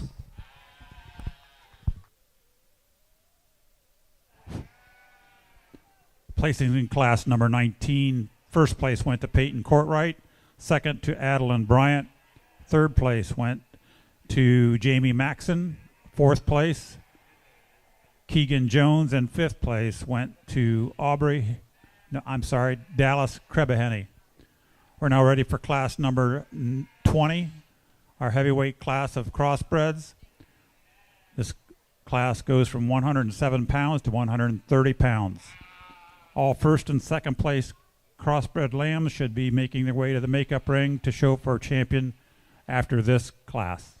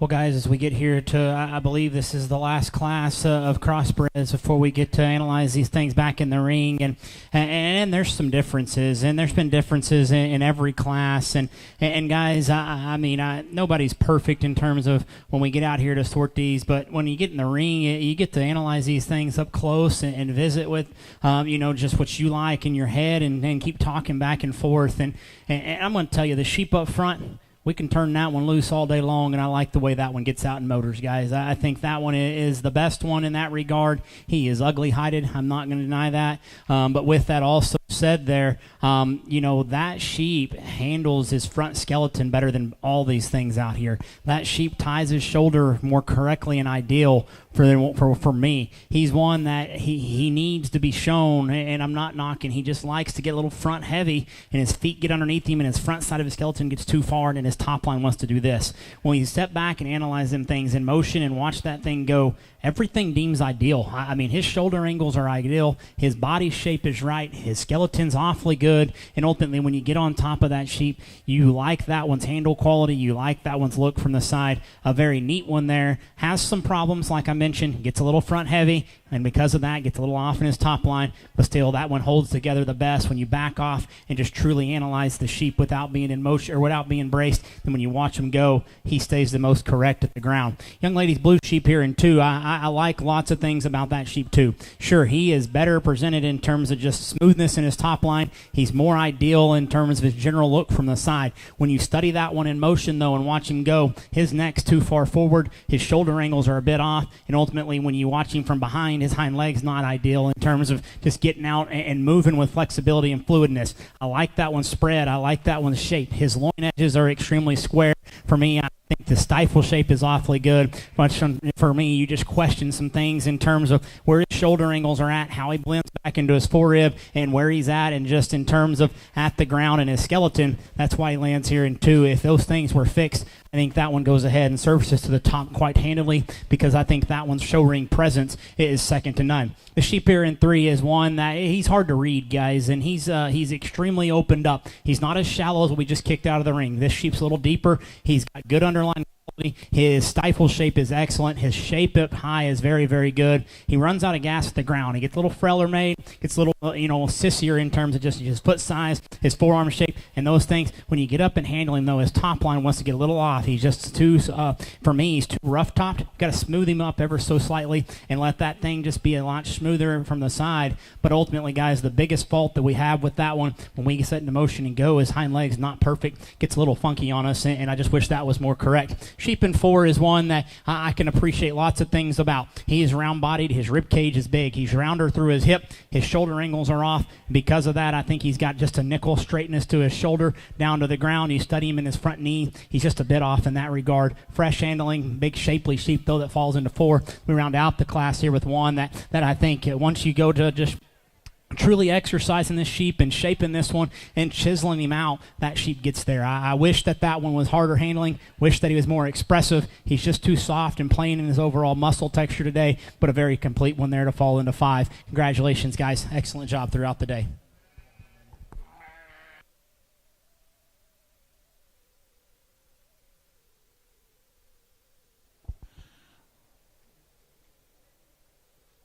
Our placings in class number 20. First place went to Marissa Snyder. Second place to Hayden Bryant. Third place was shown by Grace McCurdy. Fourth place to Cole Kruger. And fifth to Nora Jackson. We're now ready to show for our overall champion Blackface cross. In class number 16, first place was Peyton Courtwright. Second place was Hunter Salzner. In class number 17, first place was Brinley Bollinger. Second place was Logan McGuire.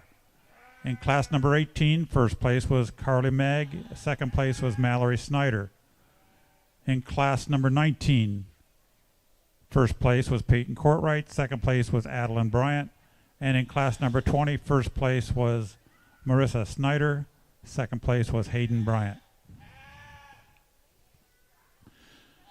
We need all of the breed champions and reserve champions to the makeup ring. All breed champions and reserve champions to the makeup ring.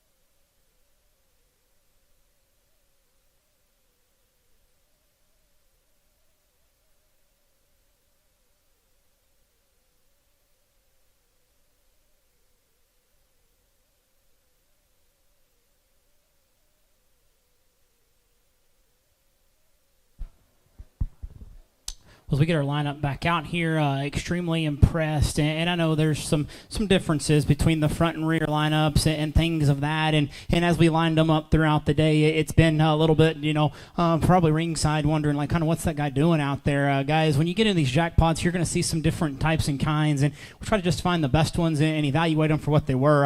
I think ultimately an excellent set of sheep, even better set of kids, and as we study these sheep back out here, I'm pleased with what we've got, not only in our first place classes, but also the second places in each class as well. There was a sheep that we talked about. I mentioned in class that, when you start and just truly analyze this thing, he's not perfect, and I don't think they make one perfect these days, but out of that, I think this sheep is really, really good, and he's got some parts to him that I certainly like, and it may just be his day. He may get beat every other show down the road, but I sure like this thing to go ahead and win the crosses, and then when you analyze him for reserve, I think it gets extremely close from that point, but still I think there's one that just kind of falls into place, guys. So if you would, congratulate. Go ahead and give him a round of applause. We'll get your top two and then get your overall done here in just a second.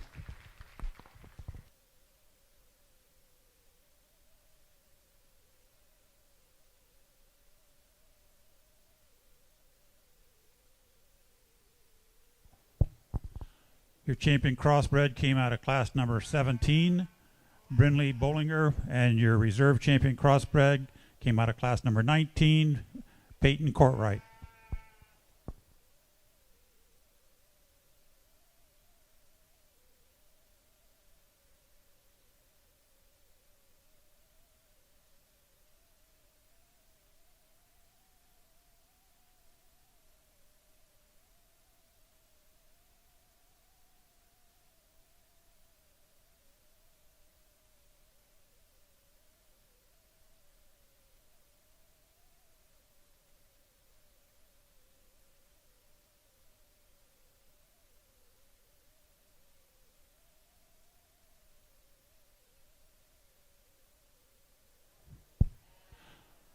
All right, to start for our overall grand champion, we're going to pick the top 10 in the Hampshire market lambs.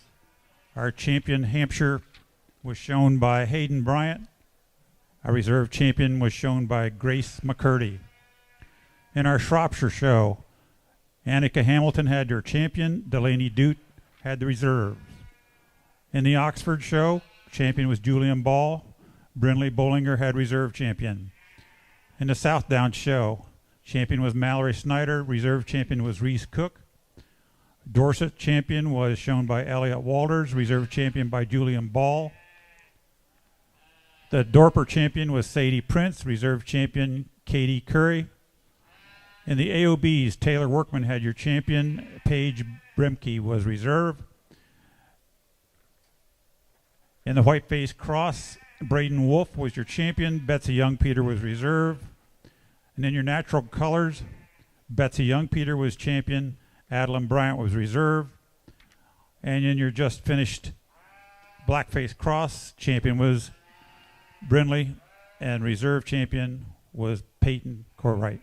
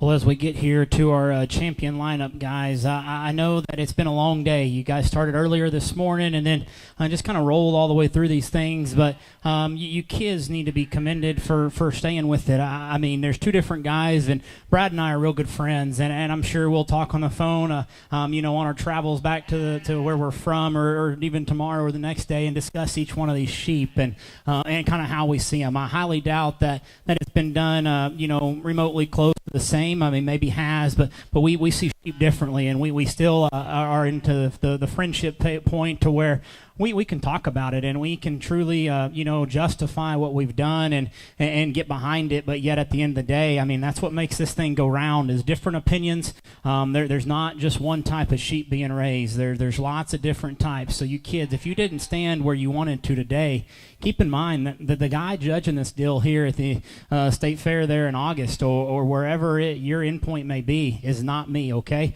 And I don't think it's Brad. I think there's other people that are coming in here into town and gonna have you're gonna get to show to them and get their opinion as well. So, guys, with that being said, top to bottom, front to rear, this is world class. This Jordan and crew, guys, thank y'all. I do appreciate everything that you guys have done for the kids of Ohio. From a marketing standpoint, guys, I sponsored this deal a few years ago, okay? And whenever we started, man, every time that we have a success in the show ring, every time that we've got a sale or something coming up, the Mark Banbury Facebook page is the first to and to share it for us. It's the first to let the world know, and so I do appreciate that from a breeder standpoint. The sponsors that have put this thing on for you guys, this is incredible. There's no other show like this across the world, and if you're standing ringside and you get the opportunity to tell those guys thank you, not only the people that have put this on, but these sponsors, take a look around and go look at those particular sheep and try to support those guys, because they're the ones that are allowing this to take place. The ones doing the hard work are the girls back there in the corner. So tell them thank you. We do appreciate everything that they've done. Past that, guys, the sheep quality, excellent, extremely high quality top to bottom, and I've had a blast. I've been excited since I got the phone call. It's always a good time to come to Ohio. Sheep are top-notch exhibitors. You guys are fun to work with. So, guys, again, congratulate each one of them. We'll get your top 10 selected and go ahead and get this thing on the road.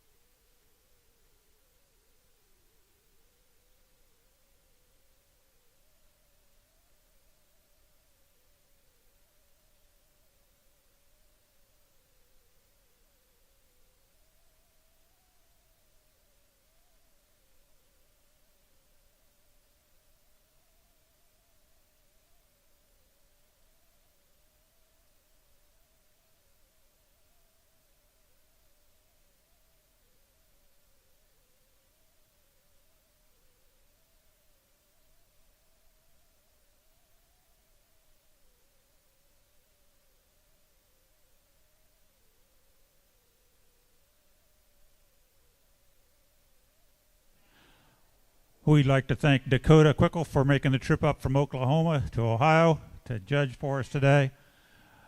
all exhibitors and parents, we appreciate the timeliness you got your lambs to the show ring to get the show over in good time. Have a safe trip home.